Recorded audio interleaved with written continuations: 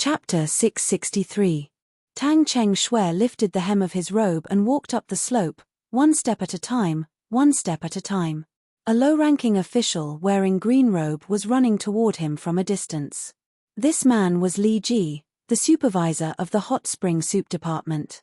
He was not young, but his movements were very agile. He was running and leaping like a big grasshopper. Seeing Shui Tang Cheng from a distance, Li Ji shouted, "Tang Cheng, Tang Cheng." Shui Tang Cheng stopped and turned his head. He squinted his eyes to see who it was and said, "What are you shouting for?" Li Ji ran up to him, panting, "Tang Cheng, Her Royal Highness and Shangguan Daidao are here. They will stay at Dragon Gate for a few days." Shui Tang Cheng was shocked. "Her Royal Highness and Shangguan Daidao are here? Why didn't Sinong Temple inform us in advance? This. Quick, send someone to clean up the princess's bedroom. Change everything that needs to be changed. Ask Tang Jian-yang to go down the mountain to welcome them. Ask Tang Jian-yang to hide the family and don't let Her Royal Highness's people see." Shui Tang Cheng was spinning around like a top. He suddenly stopped and stared at Li Ji. "Which princess?" Li Ji said blankly, "Princess Taiping." "Oh, I see." Shui Tang Cheng pinched his chin and thought for a moment. "Go find Tang Jian-yang and tell him about this. Ask him to go down the mountain to welcome Her Royal Highness. I will find someone to clean up the princess's bedroom. Don't say anything else. Don't ask too much. Don't make your own decisions. Listen to Tang Jian-yang." "Yes." Li Wen did not understand why Shui Tang Cheng suddenly calmed down.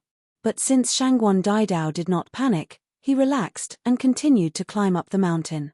When Shui Tang Cheng heard that Princess Taiping was here, he immediately understood. Princess Taiping also had a hot spring in her private residence in Golden Grain Garden. Why would she come to Dragon Gate to take a bath? Needless to say, they came for Tang Jian-yang. The appearance of Shangguan Daidao was probably because Her Royal Highness did not want to attract too much attention, so she specially invited him to cover up. Shui Tang Cheng had also heard about the romantic affair between Yang Fan and Princess Taiping. Now that he knew that Her Royal Highness the Princess had arrived, Shui Tang Cheng immediately calmed down. Her Highness the Princess had come and was accompanied by the Empress most favored Shangguan Daiji. Shui Tang Cheng immediately thought that he could blame the missing fruits and vegetables on the two most favored women of the Emperor's side. It would be fine if the higher-ups didn't investigate, but if they did, they would list these things on the menu prepared by Her Royal Highness and Shangguan Zhuo. Whether it was the Minister of Agriculture or Her Majesty herself, would they still ask these two people about such a trivial matter? But, isn't the princess pregnant? Even in such a situation, she still doesn't forget to meet her lover. The Wu clan's women are really...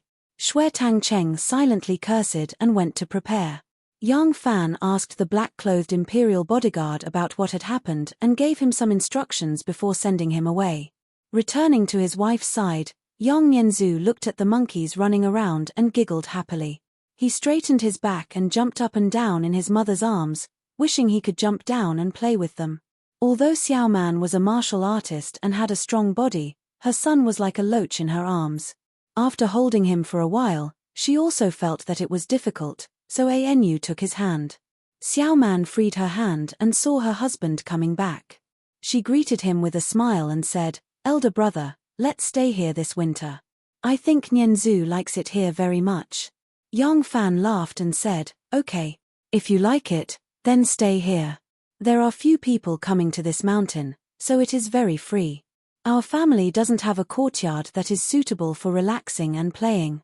Since I am the manager here now, I will treat it as a courtyard lent to us by the imperial family." "Haha." Xiao Man smiled and said, "Elder brother's words, I am really tempted. How about, next spring, I will go to Golden Grain Garden and see if anyone has a courtyard to sell, or find a place with a beautiful scenery and buy it to build my own. It is not like our family can't afford it now." Yang Fan pinched her pink cheeks and said with a smile, "You little girl, do you think those influential officials can't afford it? Dragon's Gate is the Emperor's garden. It does not allow buying and selling, and it is not allowed to build gardens without permission. And Golden Grain Garden is the gathering place for the nobles, princesses, and relatives of the imperial family. In this city, there are many families that can afford to buy a villa in Golden Grain Garden. It is not that they can't afford it, but they don't dare to buy it. If our family buys a piece of land in Golden Grain Garden, then it will be a big deal. If you like this rural atmosphere, then I can borrow a manor from someone, and our family can live there.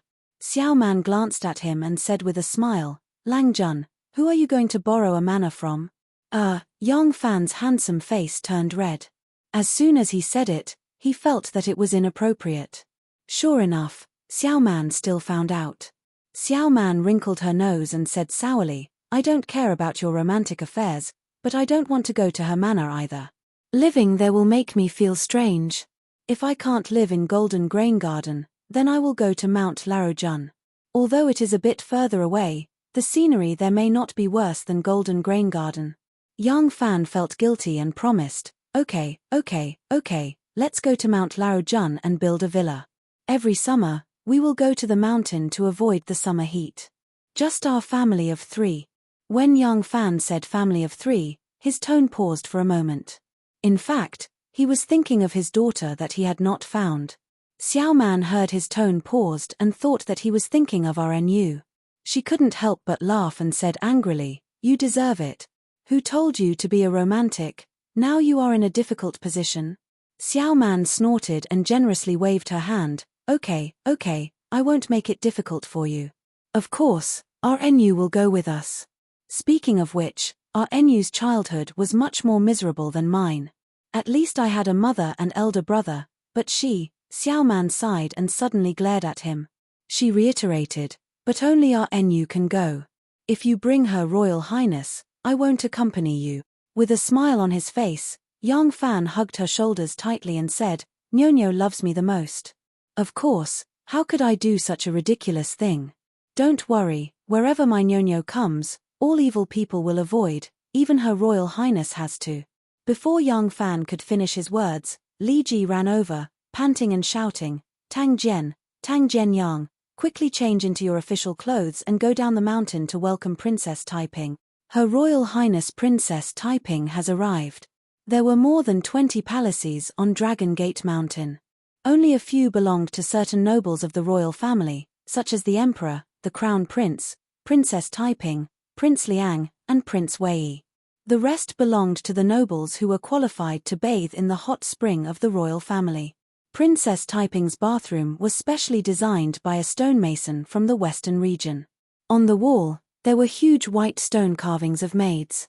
They had curly hair, deep eyes, and high noses. They were wearing bathrobes, half-naked and beautiful bodies.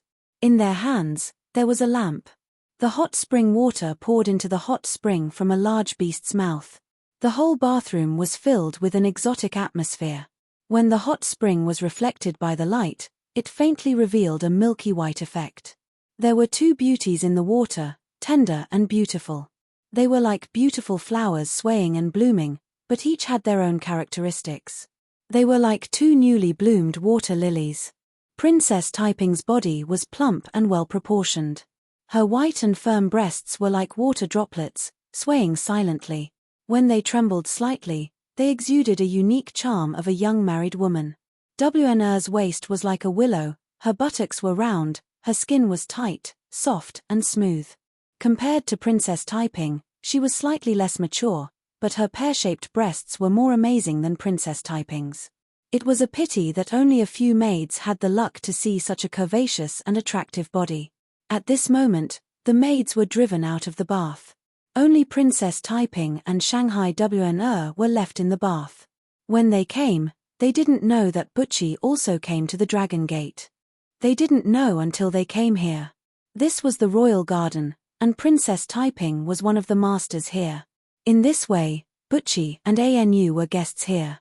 If Princess Taiping didn't come, Yang Fan would be in charge here. Butchie could take it for granted that this place belonged to her husband. She came here. Butchie and ANU were a little embarrassed. Similarly, Princess Taiping and Shanghai WNR both had hot springs in the Golden Grain Garden. The reason why they came to the Dragon Gate was that they had an ulterior motive. They didn't expect to meet Yang Fan's first wife here. Shanghai Wan didn't care. She and Yang Fan had already promised to marry each other. If it wasn't for her identity that she couldn't be free, Butchie wouldn't have gotten ahead of her. Shanghai Wan, Yang Fan, and Butchie had known each other for a long time, so they didn't feel uncomfortable. But Princess Taiping was different. She inevitably felt a little annoyed at this time. So, after the maids went out, the pool became quiet, and there was only the gurgling water. After a while, Shanghai Wan suddenly burst into laughter. Princess Taiping glared at her and said fiercely, "What are you laughing at?" Shanghai Wan glanced at her seductive figure under the water and teased, "Poor thing. Bathing in the fragrant soup, your body is exposed. I only hope to offer myself to Langjun tonight and share bliss. Who knows?" Ha ha, ha ha. Princess Taiping's face immediately turned red. She bit her lip and glared at Wan.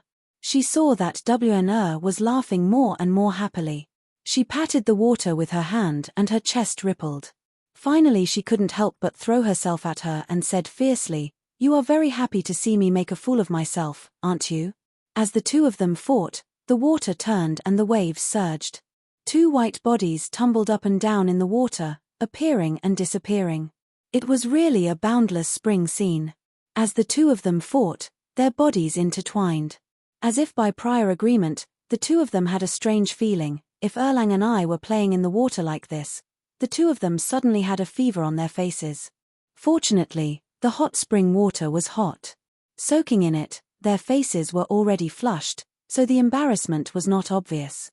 The two of them thought, although Butchie is on the mountain and can't accompany me today, can't he do it tomorrow? If he can't do it tomorrow, there's still the day after tomorrow.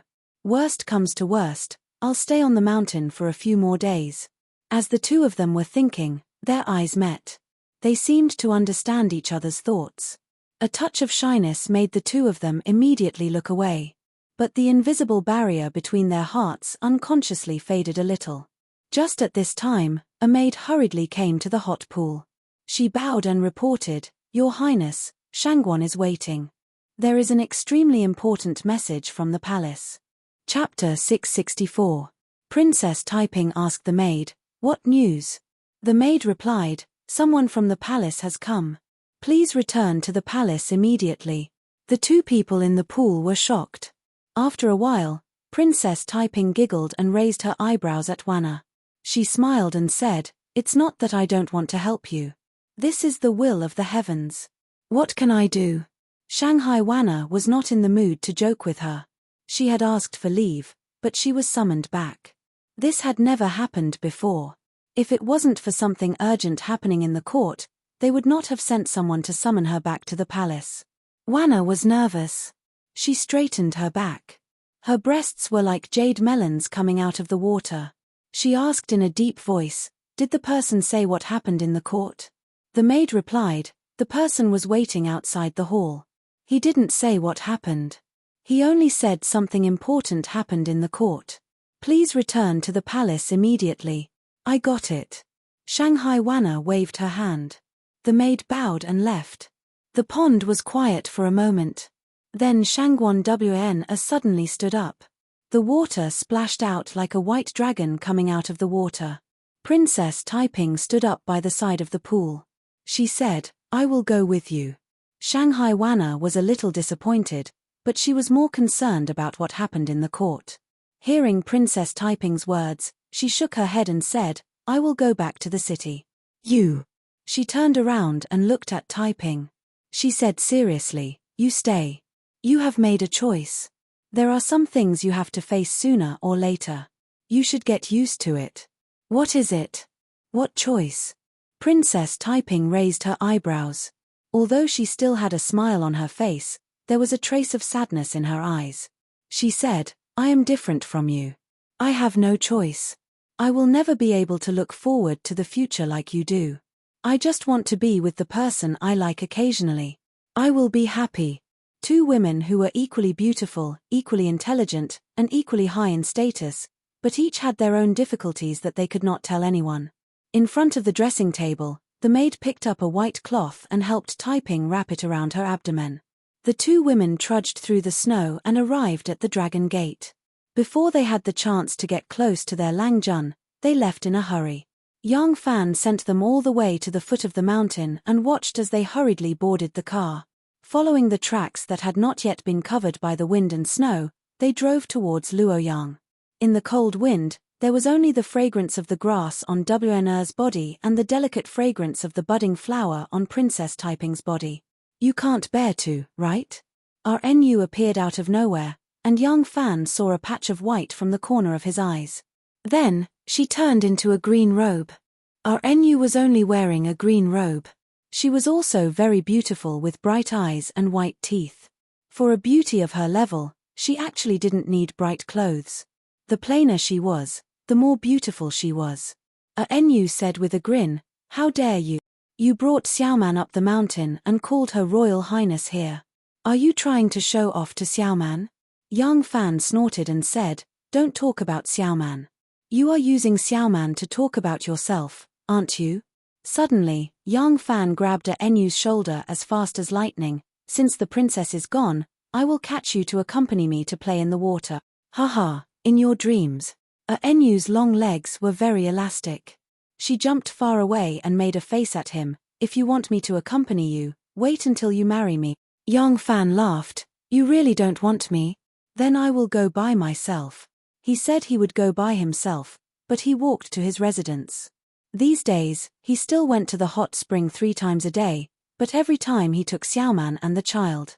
Because the child's skin was delicate, he couldn't stand the hot spring, so these days, he did not borrow the palace on the mountain which was closer to the hot spring outlet, but stayed in his own residence. The little fellow was now addicted to the hot spring. Every day, in addition to watching the monkeys jumping around and learning to jump in his mother's arms, he would happily soak in the spring at a suitable temperature to play. If his parents did not take him to the water at the right time, he would cry. Regarding Princess Taiping and Shangguan Wn leaving in a hurry, Yang Fan didn't care too much. He had already set up informants in the capital city, so he didn't need to go ask. As long as there was any information, his people would send it to him at the first time. Although Yang Fan was free and unfettered in the Dragon's Gate and was only a small supervisor, his authority and influence on the imperial court were unprecedentedly great. But this kind of power and influence, as Li Taigong said, "The elephant is invisible, the loudest sound is silent." It is there, but no one feels it. It is working, but no one thinks that the result is because of it. Watching Yang Fan go away, RNU raised her hand and leaned down. With a whoosh, she disappeared again. In the blink of an eye, she appeared in the same place again. With a wave of her arm, her white clothes were quickly changed into a green one. RNU said complacently, "Master Gu's teaching is really wonderful. I have been by Erlang's side for so long, but he didn't notice." Suddenly, a white figure appeared beside RNU. If she had not stood up abruptly, it would have been impossible to see it with the contrast of the scenery behind and the snowfield. The white figure snorted and said, "Don't be too proud too early. Just now when the Lord sent the princess away, he looked at your position 3 times. You have just learned the escape technique, and your skill is still shallow. With your current skill, you can't hide from him." With the voice, the white figure miraculously turned into the appearance of Jiyu Zhuting. "Master Jiyu." RNU hugged her affectionately. "When did you come back?" Jiyu Zhuting said, "It is when you secretly followed the Lord and saw him reluctantly bidding farewell to the princess and Shangguan Daijiao." RNU blushed and quickly coughed twice. She changed the topic and said, "Master Jiyu, have you found the whereabouts of the young master?" Jiyu Zhuting shook her head and said, "Not yet. He hid too deeply, and I was acting alone, so I couldn't rely on the power of the Lord. However, I found a person who still listens to him. Unfortunately, this person's level is too low, and it is impossible to have direct contact with him. I have asked the people of our Jiyu family to help keep an eye on him. Through him, we can definitely find more important people among them until we dig him out." Jiyu Zhuting patted RNU's shoulder, and a touch of hatred surged in her eyes. She said in a deep voice, "Don't worry, I can't not save the daughter of the Lord. The personal grievances between me and him must be solved. So, I will definitely do my best." When Princess Taiping and Shanghai WNO returned to Luoyang, they noticed that something had happened in the capital city. There was no obvious reaction. There were no officials walking around the city with chains and shouting at the common people. Ordinary people didn't notice anything, but for people in high positions like them, they could naturally notice many things that ordinary people didn't notice. When they arrived at the palace, they found that it was obviously different from usual. The number of guards here had increased, more than twice as much as usual. The expressions and behaviors of the soldiers also faintly showed a kind of seriousness and nervousness, which made the two of them feel uneasy. Today, the guards at the side gate were actually changed to the 100 Cavalry. In the past, the 100 Cavalry had always been responsible for the Black Tortoise Gate. Although the 100 Cavalry had been expanding in the past 2 years, the so-called 100 Cavalry had long become 1,000 Cavalry. However, their name had always been 100 Cavalry. They were responsible for guarding the back gate of the palace, the Black Tortoise Gate. That was the most important gate in and out of the palace. After entering the Black Tortoise Gate, they would enter the palace, and there would no longer be any obstacles. And entering the palace gate in front of them was the Wanxiang Divine Palace, the Heavenly Hall, the Political Affairs Hall, the Hanlin Academy, and many other central government offices of the Imperial Court, as well as the Son of Heaven's administration. They had to pass through layers of palace gates to reach the rear palace. Now that the 100 Cavalry had taken over the Duan Gate, it was very likely that all the gates of the entire palace had been taken over by the 100 Cavalry. The 100 Cavalry was the core of the Yulin Guard, and the Yulin Guard was the Emperor's Guard. From this, it could be inferred that, what had happened here? When Princess Taiping returned to the capital, she was originally unhappy.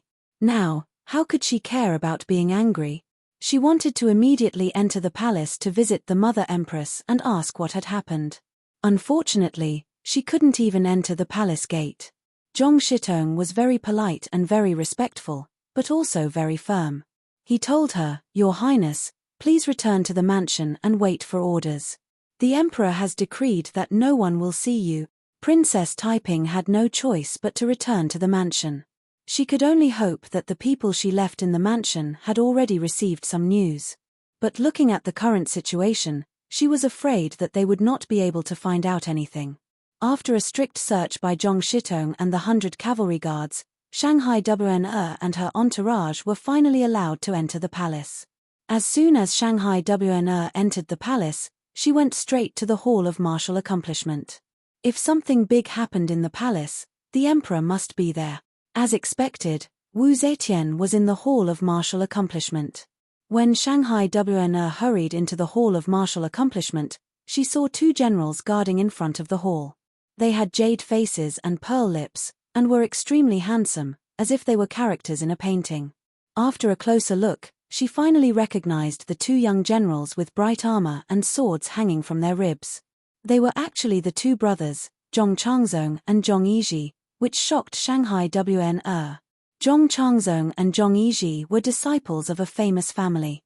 Although they had always been arrogant, especially after they received the Emperor's favor, they had always respected Shanghai WNE, who came from a famous family, had an elegant appearance, and outstanding talent. Therefore, their attitude was never arrogant. As soon as he saw her, Zhong Changzong smiled amiably and said, "Shangguan Daiji returned very quickly. Please Daiji quickly enter the hall, don't make the saint anxious." Shanghai WNE really wanted to ask them, what actually happened? But as long as she entered the door, the mystery would be revealed, so there was no need to ask the 2 of them. WNE politely nodded to the Zhong brothers and stepped into the Hall of Martial Accomplishment. In the Hall of Martial Accomplishment, there were 2 people, one kneeling and one standing, reporting something to Wu Zetian, who was sitting behind the Emperor's desk with a solemn expression. WNE glanced at their backs, but didn't dare to look too long. She bowed to Wu Zetian and stood sideways to the side. The Emperor was talking to the officials, and although she was favored, she didn't dare to interrupt. Wu Zetian saw her, raised her palm, and pressed down, interrupting the person who was kneeling on the ground. She said to her, "WNE, you've returned, come to my side." "Yes." Shanghai WNE replied and slowly walked to the side of Wu Zetian's desk. She stood still and raised her head to look. She couldn't help but be secretly shocked. The two people in front of her were not people she could often see in the palace, but she recognized them. These two people, one was the Lord of Hanoi, Wu Yizong, and the other was the palace officer Lai Junchen. Chapter 665. Wu Zetian said to Wanna expressionlessly, "Listen." Wanna bowed and said, "Yes." Wu Zetian then turned to Lai Junchen and nodded lightly. Lai Junchen, who was looking up, quickly lowered his head and continued with his unique kneeling greeting.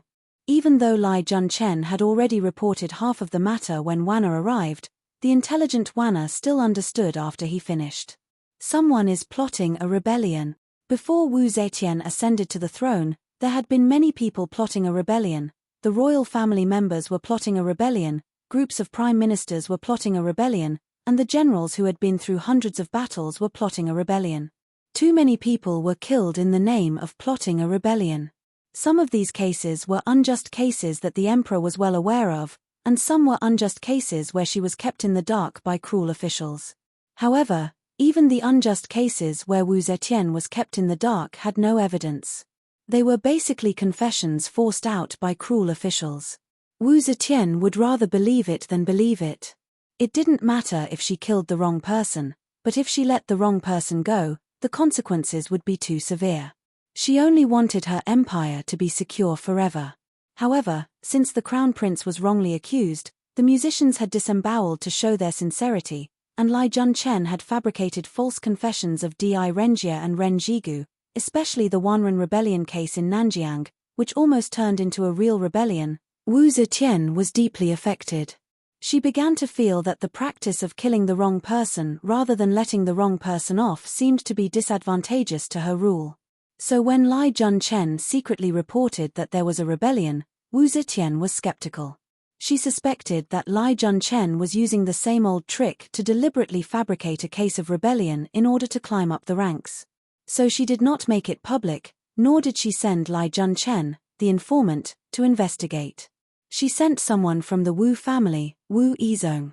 Wu Yizong was conferred the title of Prince of Hanoi and became the great general of the left.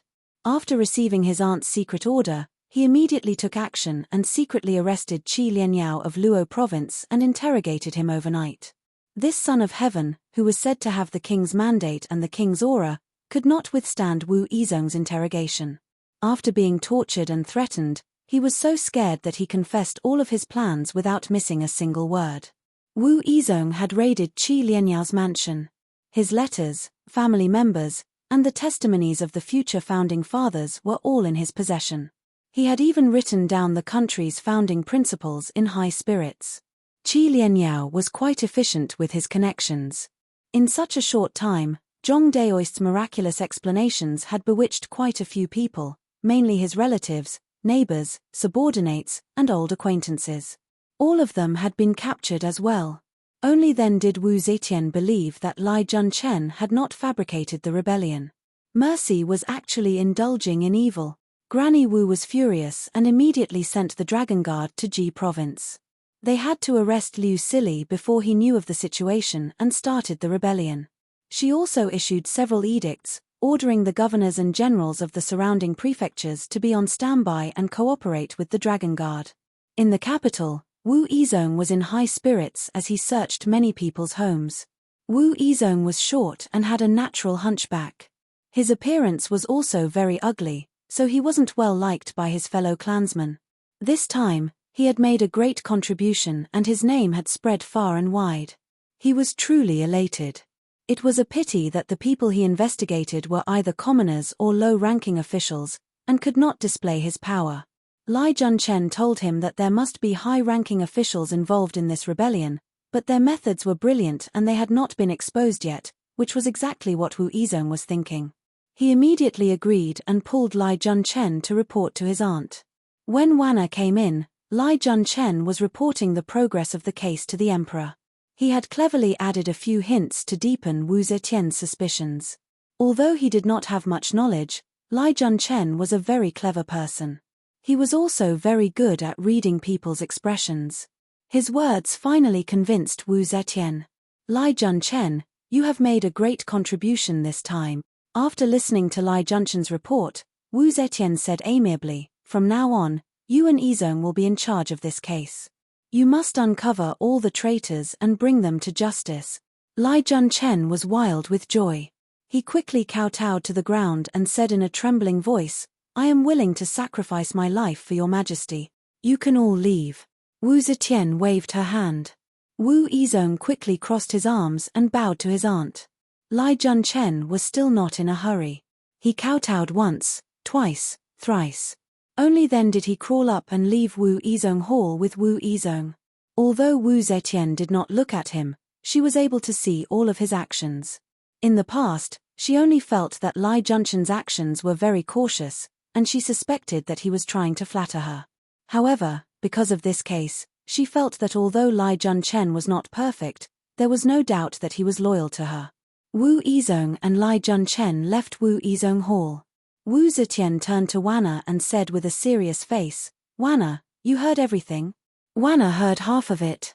Although she had a general understanding of the events and the people involved, she still had many questions in her heart. However, she could not let the emperor tell her everything in detail. She could only flip through the files and quickly said, "Yes, Wanna understands." Wu Zetian said angrily, "These rebels do not give up their evil intentions. I have already issued an edict. All the prime ministers are to stay in the political affairs hall. Before this case is resolved, no one is allowed to leave the palace. The court meeting is suspended. All the officials who left the capital to inspect and those who returned to the capital to report are to stay in their own offices. Without the edict, they are not allowed to take a step. Otherwise, they will be charged with treason. I have already read through these memorials. Follow my instructions and draft a few memorials for me." Wu Zetian handed the memorials to Shangguan Wanna and said, "All the prime ministers are staying in the political affairs hall just in case. Before they are proven innocent, some important government affairs, especially those that involve the army, cannot be allowed to touch them. These days, I will have to trouble you." Wanna's heart trembled. She quickly bowed and said, "I will serve the saint." Wu Chengxi sat behind the desk. His eyes were straight and he was mumbling to himself. Zhong Jiafu had to get closer to hear clearly. Wei Wang said, "Lai Junchen is crazy. Lai Junchen is crazy. Lai Junchen is really crazy." Once the emperor's edict was issued, Lai Junchen immediately took action. He acted decisively and decisively. It was already the 9th day since he received the edict. In these 9 days, Wu Izong and Lai Junchen did many things. He used the same method that he used to interrogate Di Renjie and the others. Because he had just regained the emperor's favor, he was still cautious. He did not dare to torture Lai Junchen like he did in the past. He only tempted Lai Junchen, telling him that as long as he obediently confessed and revealed more of his accomplices, he would be spared from death. Lai Junchen did not have the integrity of Di Renjie and Wei Yuanzhong. He immediately followed Lai Junchen's hint and began to confess. Thus, the heavenly official residence's head Shi Baozhong, Liu Qi, Zhu Pan, Lu Jingchun, and other officials all fell from their horses and became Lai Junchen's accomplices. Soon after, Liu Sili, who was still daydreaming about the founding of the empire in Ji province, was also broken into by the Longwu guards who descended from the sky. A brigade commander by the name of Ma Qiao dragged out provincial governor Liu, whose head was hidden inside the stove and buttocks were exposed. Then, he tied him up and sent him to the capital. Wu Izong, who was dissatisfied with the low rank of the traitors and the confiscation of their possessions, was overjoyed. He immediately ordered Lai Junchen to interrogate Liu Sili. This Liu Sili was the same as Lai Junchen, a spineless person. Although Lai Junchen had left the imperial court for a few years, his ferocious reputation did not diminish. When he saw Lai Junchen's sinister smile, he was scared out of his wits. After receiving the promise that he would not die as long as he confessed his accomplices, he immediately confessed. His rank was higher than Lai Junchen's, and the accomplices he confessed were also of higher rank than the people Lai Junchen confessed. In a short period of time, the assistant minister of the Phoenix Pavilion, Li Yuansu, the assistant minister of the Summer Office, Wang Kai, the provincial governor of Jingju, Wang Kai, the Renhuang of the Phoenix Pavilion, all became traitors and were arrested and thrown into prison. Because Wu Zetian had first come to see the evidence that Li Junchen had delivered, she was already certain of this matter. In addition, her nephew would be participating in the following trial and manhunt, so she did not doubt anything that Li Junchen had reported to her. Originally, the cruel officials were on the verge of death, but the case of Liu Sili's rebellion made Wu Zetian, who knew that her days were numbered, become suspicious again. The reason why Wu Chengxi was dumbstruck was because Li Junchen had been stifled in Tong province for a few years. It seemed that he had been stifled and could not restrain himself from biting people. Under Li Junchen's instigation, the two brothers, Wang Zhu and assistant minister of the heavenly official Wang Lei, also became accomplices of Liu Sili and Li Junchen and were arrested and thrown into prison. Wu Chengxi's influence in the imperial court was extremely limited. In this aspect, he could not compare to his cousin Wu Sanxi. The two brothers, assistant minister of the heavenly official Wang Lei and supervising imperial censor Wang Zhu, were among the accomplices that he had developed in the imperial court. They had extremely high positions and great power, but now they had been bitten by that mad dog Li Junchen and thrown into prison. Wu Yizong was Wu Sanxi's man, so Wu Chengxi could not ask him to be lenient. Faced with such a situation, Wu Chengxi really wanted to cry but had no tears.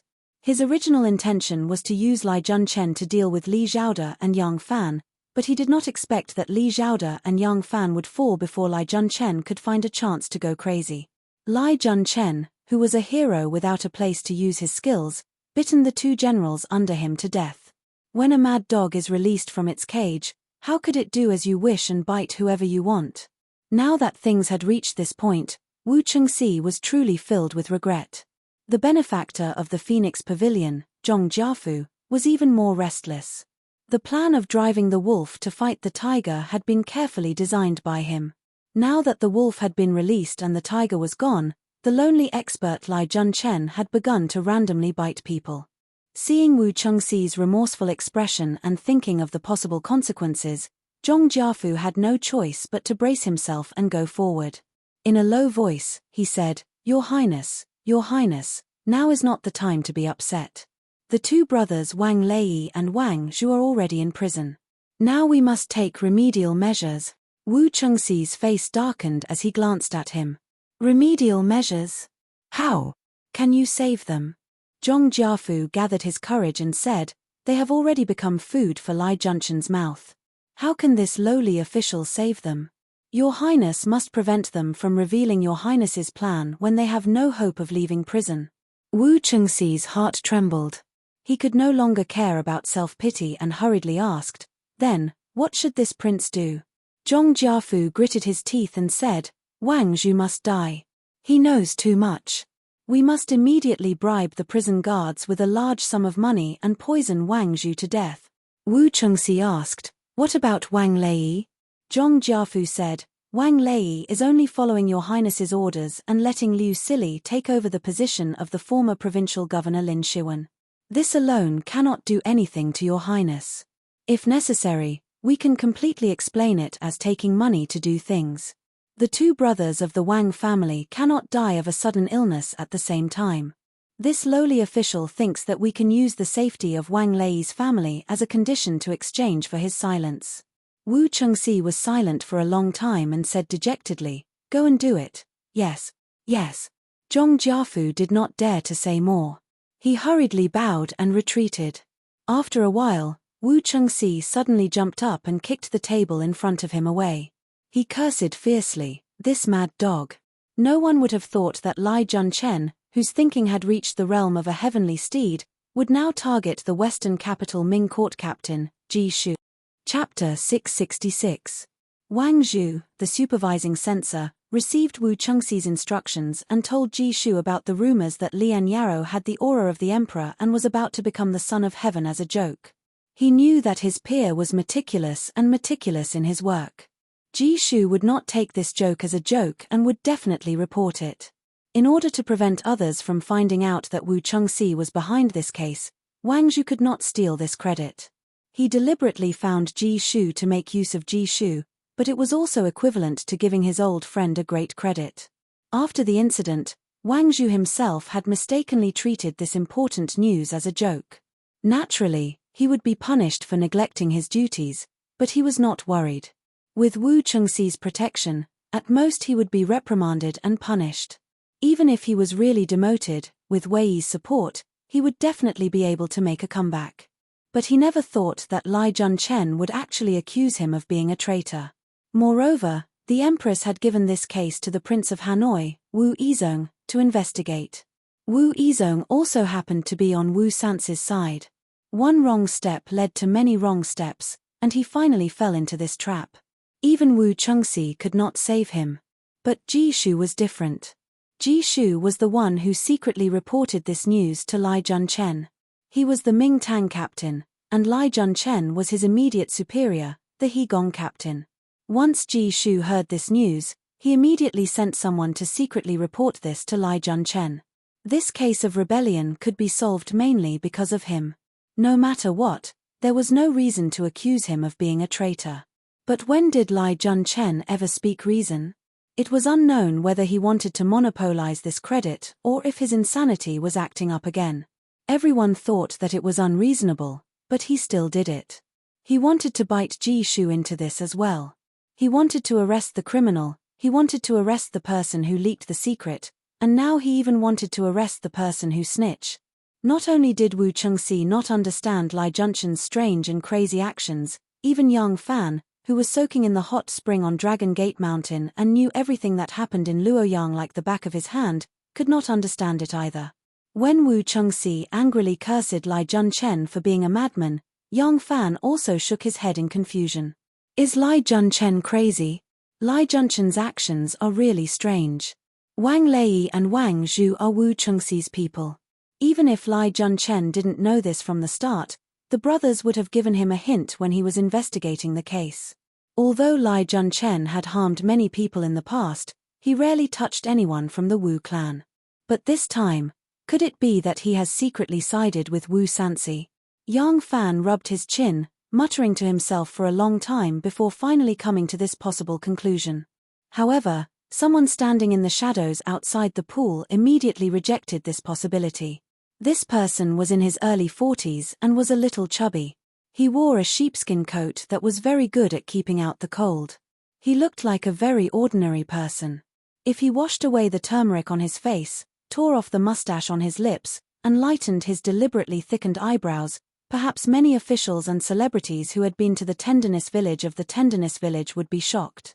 Because this person was the manager of the Tenderness Village of the Tenderness Village, known as the Master of Fragrance, Liu Qingqian. It shouldn't be. From the information this subordinate has, Lai Junchen has never had any contact with Wu Sanci.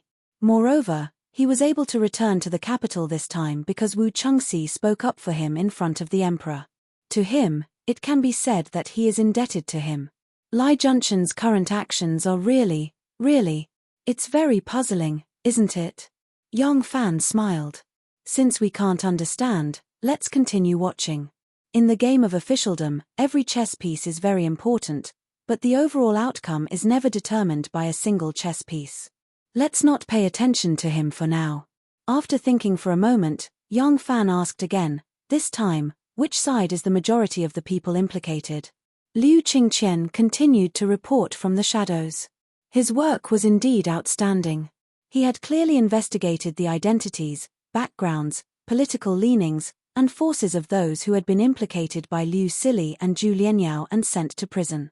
Because Zhao Gan had just taken office, the officials he had redrafted in the southern border were all idle officials or even candidate officials. They had no connection with Zhu Lianyao and Liu Sili, and they didn't even know each other's names. Moreover, these people were not the targets that Wu Yizong was keen to attack, so they were almost unaffected. Hearing this, Yang Fan secretly heaved a sigh of relief. No matter how much trouble Lai Junchen stirred up in the court, it was fine as long as it didn't affect his people. Liu Qingqian continued, most of the court officials who were arrested did not clearly belong to any faction, in other words, the so-called neutral faction. But from the conversation they had while staying in the brothel, as well as the bits and pieces of information that the ladies found out, we can infer that they are more sympathetic or perhaps loyal to Crown Prince Dan. Liu Qingqian smiled. Wine and beauties are always easy to open people's hearts. These people definitely wouldn't have thought that those who were as gentle as water would remember their drunken words and complaints. Therefore, the information we have should be credible. Yang Fan nodded. Liu Qingqian's tone was full of confidence, but he agreed. Since ancient times, there were too many outstanding people who fell into the hands of women. There were emperors, ministers, heroes, and famous scholars. In front of those women who were more beautiful than flowers, the more outstanding a man was, the more he felt that they were just a fragrant flower, ignoring everything else other than her beauty and alluring body. Because he despised her, he did not guard against her. Because he felt that she was weak, he was willing to protect her. Yang Fan suddenly felt a little proud. Fortunately, I am clean and honest, and the women in the village are all stunning beauties. I can control myself. Liu Qingqian immediately poured a bucket of cold water on the head of the self-satisfied Lord Sovereign. Her Royal Highness Princess Taiping is very anxious and is now running around trying to rescue them. Sect Master, can we lend her a hand? Yang Fan coughed and Liu Qingqian immediately closed her mouth. Liu Qingqian knew that Princess Taiping was the sovereign's woman, and the sovereign had always been committed to restoring Li Tang's empire. This goal was the same as Princess Taiping's. Because it was appropriate for both public and private interests, he dared to make a suggestion. But Yang Fan's perspective was obviously different from his. After many purges, the officials in the court who had a clear anti-martial stance had almost all been purged.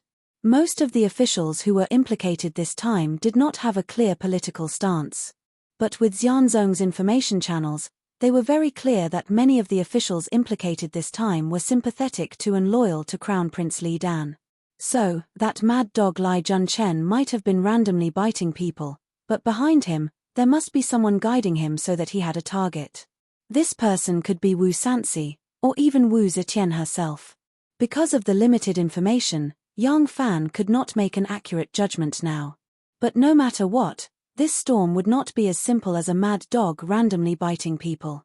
As the crown prince, Li Dan had long since become a thorn in the side of the Wu clan. He was often attacked by the Wu clan, and it was precisely because he was the crown prince that he attracted the most attention. As a result, the people who attached themselves to him were often killed before they could grow up. This wasn't the first time this had happened.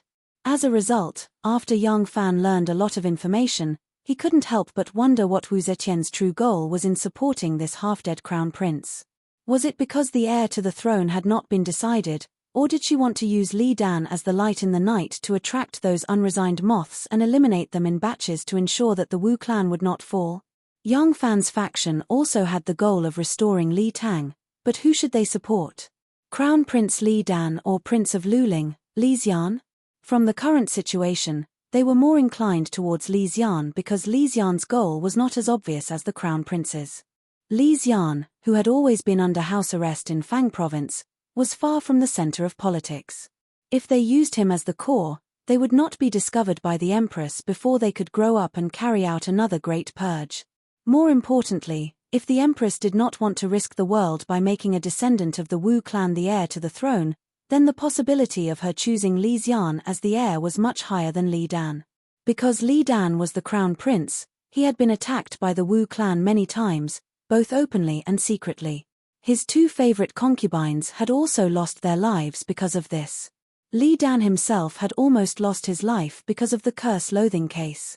In Li Dan's heart, he had probably already hated those with the surname Wu. If he really became the empress, the Li clan and the Wu clan would definitely be like that civet cat and parrot raised by Wu Zetian. They would never be able to get along peacefully. Therefore, they chose Li Xian. Although they had the same goal, the people who supported them were different, so they were destined to not be on the same side. The sky could not have two suns, and the country could not have two rulers. Since they had chosen Li Xian, they could not risk their own strength to save Li Dan's faction. Princess Taiping was different. She was a member of the Li clan. Regardless of whether it was Li Dan or Li Xian, they were both her elder brothers. No matter who ruled the world, it would be the Li clan's empire. Therefore, she could spare no effort to protect her elder brother's strength, no matter which elder brother's strength she was loyal to. Yang Fan was different. He could not be as universal as Princess Taiping.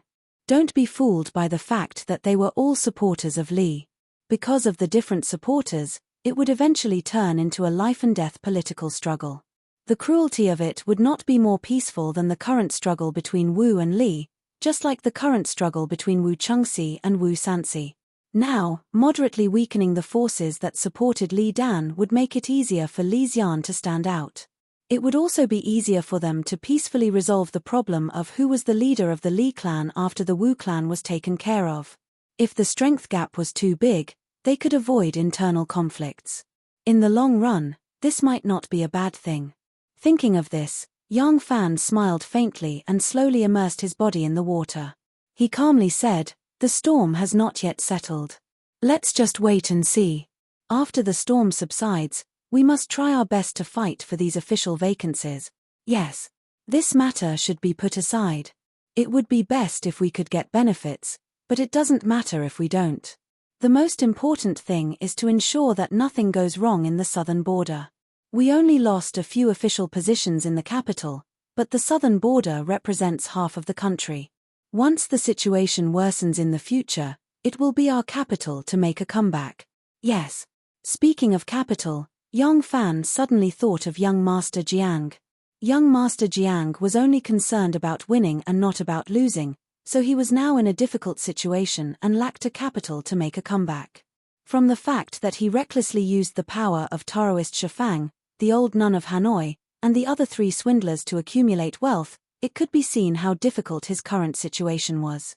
Yang Fan also deduced that he was still in Luoyang. When will the master of the illusion artiste in Chang'an arrive in the capital? Sect Master, our people have already escorted those illusion artistes from Chang'an. They must have been delayed by the snowstorm. Recently, it has been snowing everywhere. Those old artistes are old, so we don't dare to let them travel too much. Otherwise, it will be troublesome if they get seriously ill as soon as they arrive in Luoyang. Got it. There's no need to rush them. It's fine as long as nothing goes wrong. You can go now. Yes. Liu Qingqian quietly disappeared. Yang Fan breathed a sigh of relief and rested his head on the thick towel by the pool. The warm spring water enveloped his well-built body, and the mist quickly covered his face. The current situation was like the mist in front of him, confusing and confusing. However, even if the mist was thick, Yang Fan still knew where the door and the window were. If he wanted to leave, he could leave. It was not because he was more brilliant or wiser than the others in the situation, but because he held an enormous power in his hands and had eyes and ears that were far more informed than others. But he still had to be careful, as if he was treading on thin ice. Because his predecessor, young Master Jiang, also had this power, but he still fell, and lost miserably. He fell because of arrogance, stubbornness, and leaving no way out. Yang Fan did not want to repeat his mistakes. Chapter 667. Snow filled the air, and the lofty mountains and precipitous ridges turned into a sheet of pure white snow, quietly lying between heaven and earth. The 3-feet-deep river outside the small town was completely frozen. The river that usually flowed endlessly had long been frozen into a dead snake. The cold wind whistled, and even after the snow had stopped, it would still blow the snow into the air like a messy snowflake. There was no trace of people, birds, or beasts. Most of the people in the small town were hibernating, hiding in their tightly sealed rooms, unwilling to come out. However, the small restaurant at the eastern end of the town was still open, hoping that there would occasionally be customers coming and going, so that they could earn a little more money before the new year. There really were people coming. On the road outside the small town, 3 people were leading their horses, hurrying forward. The snow was too thick here, so it was faster to walk than to ride a horse. The horses were wrapped in warm clothing to keep them warm, and felt blankets were draped over them. The same was true for the people. The 3 of them were wearing wool jackets, dogskin hats, and felt boots made of cowhide. It was obvious that they had come for a long journey. The 3 of them walked into the empty town, pacing back and forth along the way, and only when they reached the eastern end of the town did they let out a sigh of relief. There was actually a restaurant open here. A man who was wrapped up tightly walked into the store. He untied the felt cloth covering his face, revealing a weathered face.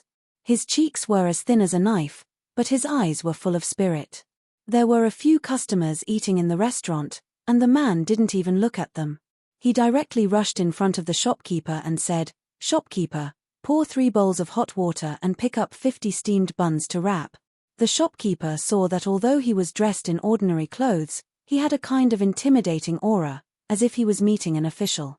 When he mentioned that the steamed buns were 4 times the usual price, he felt a little unconfident. Unexpectedly, the man didn't seem to have any intention of making things difficult for him. He only nodded and said, "Be quick."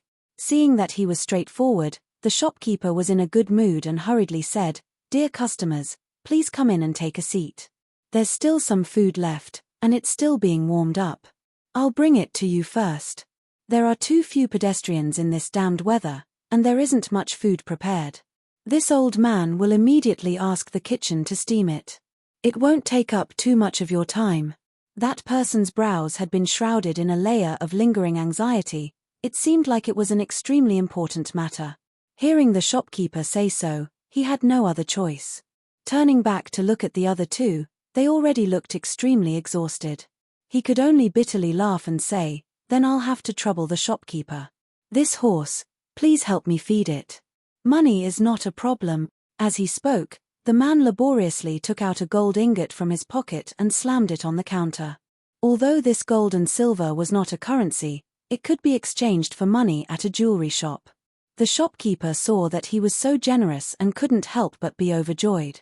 He quickly took the gold ingot and took a big bite to confirm that it was the real thing. He then beamed with joy and called out to the back. Not long after, his brothers, wife, son, and nephew all rushed out. Some were leading the horses, some were pouring water, and some were serving porridge. They were all busy serving these big customers. The customers in the store were clearly in a hurry, but they didn't seem to be in a hurry. They had already rested for a long time. Compared to the 3 people who had just come in, their faces were pale and their fingers were stiff, their complexions were much better. There were strong and old people among the customers. Among them, there was an extremely strong man with broad shoulders and a thick back. He seemed to be the leader. He was currently looking at the 3 people who had just come in with a very interesting expression. These 3 people all had sabers on their bodies. They were horizontal sabers, and there was a very clear symbol on the copper handle of the saber. It was clearly the saber of a government official. The 3 newcomers seemed to really be in a hurry. As soon as the food was served, they didn't care if it tasted good or bad and wolfed it down. The 3 of them ate and drank, and each of them even drank 2 large bowls of hot water. Only then did their complexions slightly relax. After the 3 of them had eaten, they sat there waiting for the steamed dumplings. They looked like they wanted to grow wings and fly away immediately. When the steamed dumplings were done, the 3 of them didn't care if they were too hot. They immediately carried some on their backs and hid it under their leather robes. They left the restaurant and continued eastward. These 3 people were the unfortunate Ji Shu and his 2 trusted aides. After Ji Shu learned from Wang Zhu that Shu Lianyao had an imperial order, he immediately secretly reported it to his immediate superior, Li Junchen. He then happily waited for the imperial court to reward him. In the end, the reward didn't come. Instead, the trusted aide he sent to deliver the message brought back bad news. Li Junchen wants to make him a traitor. Ji Shu was almost scared out of his wits. Fortunately, he was worried that Li Junchen would be greedy and erase his contribution. At the time, he was careful and left behind a copy. He immediately found the copy and put it away. Taking his 2 trusted aides, he rushed to the capital day and night to find the emperor to redress his grievances. As soon as the 3 of them left, a young man in the restaurant came to the strong man with broad shoulders and a thick back. He whispered mysteriously, "Boss, I think that person looks familiar. I think I've seen him in Shijing.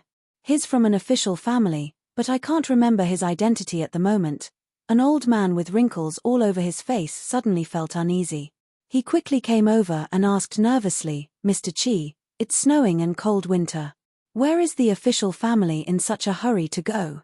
They are not coming for us, are they?" The strong man smiled and comforted him, "Old Feng, you're just a street performer in Jianghu. Who from an official family would be so bored as to come out and make things difficult for you in this weather?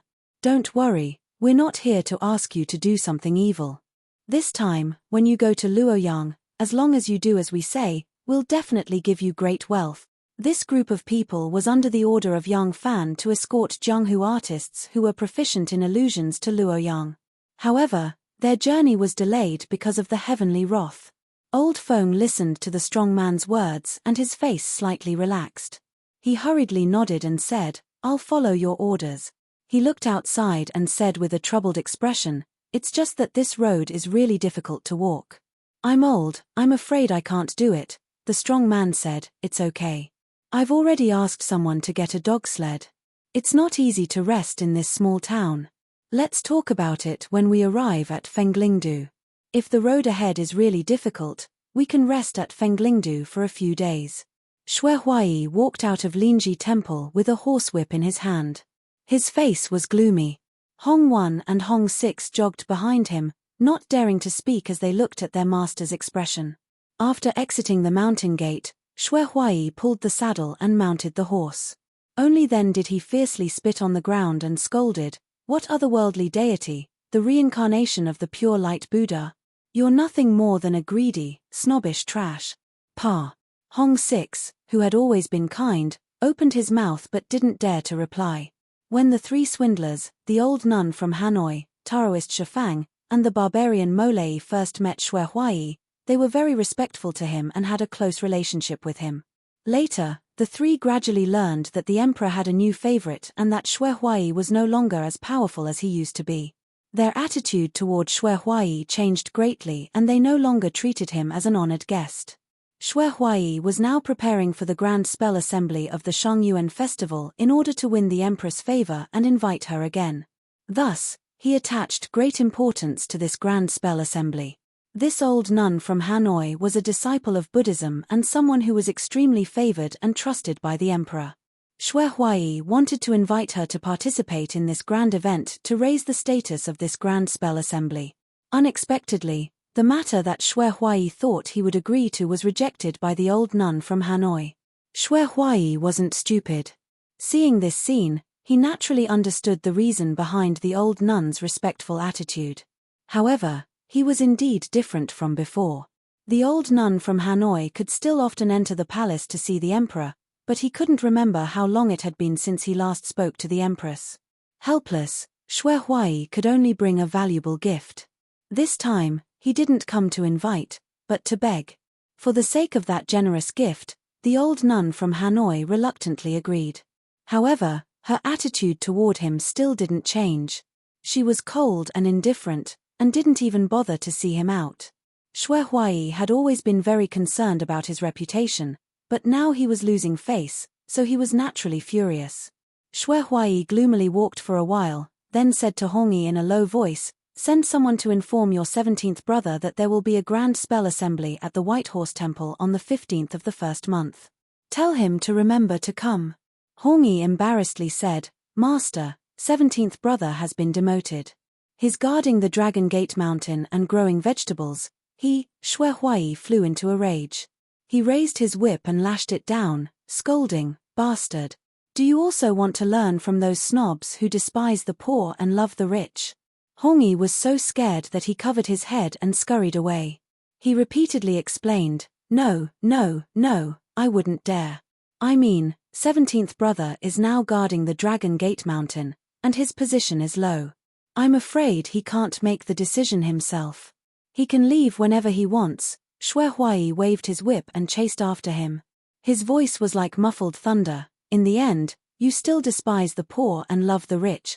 Humans are not as good as dogs. Dogs are animals, and they don't have a snobbish heart.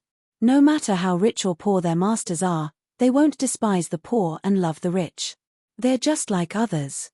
Shui Huai scolded as he chased after him. He vented all his anger on this disciple who said the wrong thing. Hongliu followed behind him listlessly. He blew his nose and thought gloomily, "It's hard to get master's favor back. Even 17th brother is so unlucky. I'm afraid the White Horse Temple's luck is at its end." The tense atmosphere in the imperial city and the palace had disappeared. The prime ministers who had been living in fear in the political affairs hall for more than 10 days were finally able to go home and reunite with their families. At this time, Wu Yizong and Lai Junchen came to Wu Zetian. Although Wu Zetian was full of smiles and repeatedly said that there was no need to greet each other in the harem, Lai Junchen still obediently knelt down and listened to the teachings. His devotion made Wu Yizong, who was standing beside him, feel uncomfortable. "You've done well," Wu Zetian said with a face full of smiles. "Not only did you discover the signs of their rebellion, but you also caught all of them in such a short period of time. I was worried that we wouldn't be able to have a good new year." Lai Junchen hurriedly kowtowed and said, "It's all thanks to the sage's wisdom and the Lord of Hanoi's wisdom that we could catch all of the core members of the rebels in such a short period of time." Wu Zetian said with a smile, "Lai Junchen is also good. You did not disappoint me after all." Wu Zetian stood up from behind the imperial desk and slowly paced a few steps. She turned her head and asked, "Has the Taoist priest who bewitched Liu Sili and Liu Lianyao to rebel been caught?" Lai Junchen hurriedly kowtowed again, "It's my incompetence. I didn't act strictly enough and let the evil Taoist priest escape. I've let you down." Wu Yizong coughed and said, "When the Dragon Guard suddenly appeared in the Ji prefecture, Liu Sili was still unaware of it. When the Dragon Guard broke into the Liu residence, he was in the toilet. When he heard the news, he fled in panic and hid in the kitchen. He was captured alive. From this, the news should not have been leaked. I wonder if that evil Taoist priest really has some attainment in cultivation to escape so early." Wu Zetian sneered, "Even if he has attainment in cultivation, it's just a small Taoist. If he could really pry into heaven's secrets, how could Liu Sili and Liu Lianyao fall into my hands?" Lai Junchen hurriedly tried to flatter her, "Your Majesty, the heavens will belongs to you. How would the evil Taoists dare to invade you?" Wu Zetian said, "Send an edict to the Clan Zheng Temple and the Ancestral Department to strictly monitor those monks who do not abide by the rules and spread lies to deceive the people.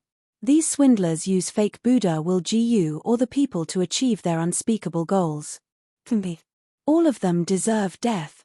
Wu Zetian was furious when she said this, completely forgetting that she had created an auspicious sign and found a rock in Luo River. She even claimed to be the reincarnation of Metria in order to ascend the throne. Shanghai WNR nodded in agreement and noted down this edict. Wu Zetian turned to Lai Junchen and her expression became calm again. "Lai Junchen has racked his brains for the sake of the country. I am very pleased. Lai Junchen, come forward and receive your edict." Lai Junchen was quick-witted and quickly placed his head on the ground, raising his buttocks high. Wu Zetian said, "Lai Junchen has made a meritorious deed in eliminating the traitors. He will be promoted to capital governor and assistant minister of agriculture. Lai Junchen has just returned from Tongju. The servants in your residence are not complete yet. Choose 10 more servants and grant them to Lai Junchen." Lai Junchen kowtowed in fear and trepidation, saying loudly, "This subject thanks your Majesty for your great kindness." The original assistant minister of agriculture was also implicated in this case. It was understandable that Lai Junchen was appointed as the assistant minister of agriculture.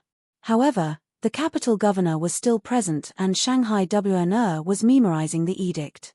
Hearing this, she had no choice but to ask, "Everyone, if Lai Junchen is promoted to capital governor, then the original capital governor." Wu Zetian waved her sleeves and said coldly, "Chu Lianyao caused such a huge disaster right under his nose, but he actually did not notice it at all. I am already showing mercy by not punishing him for the crime of dereliction of duty. Ask him to submit his resignation and retire with honor."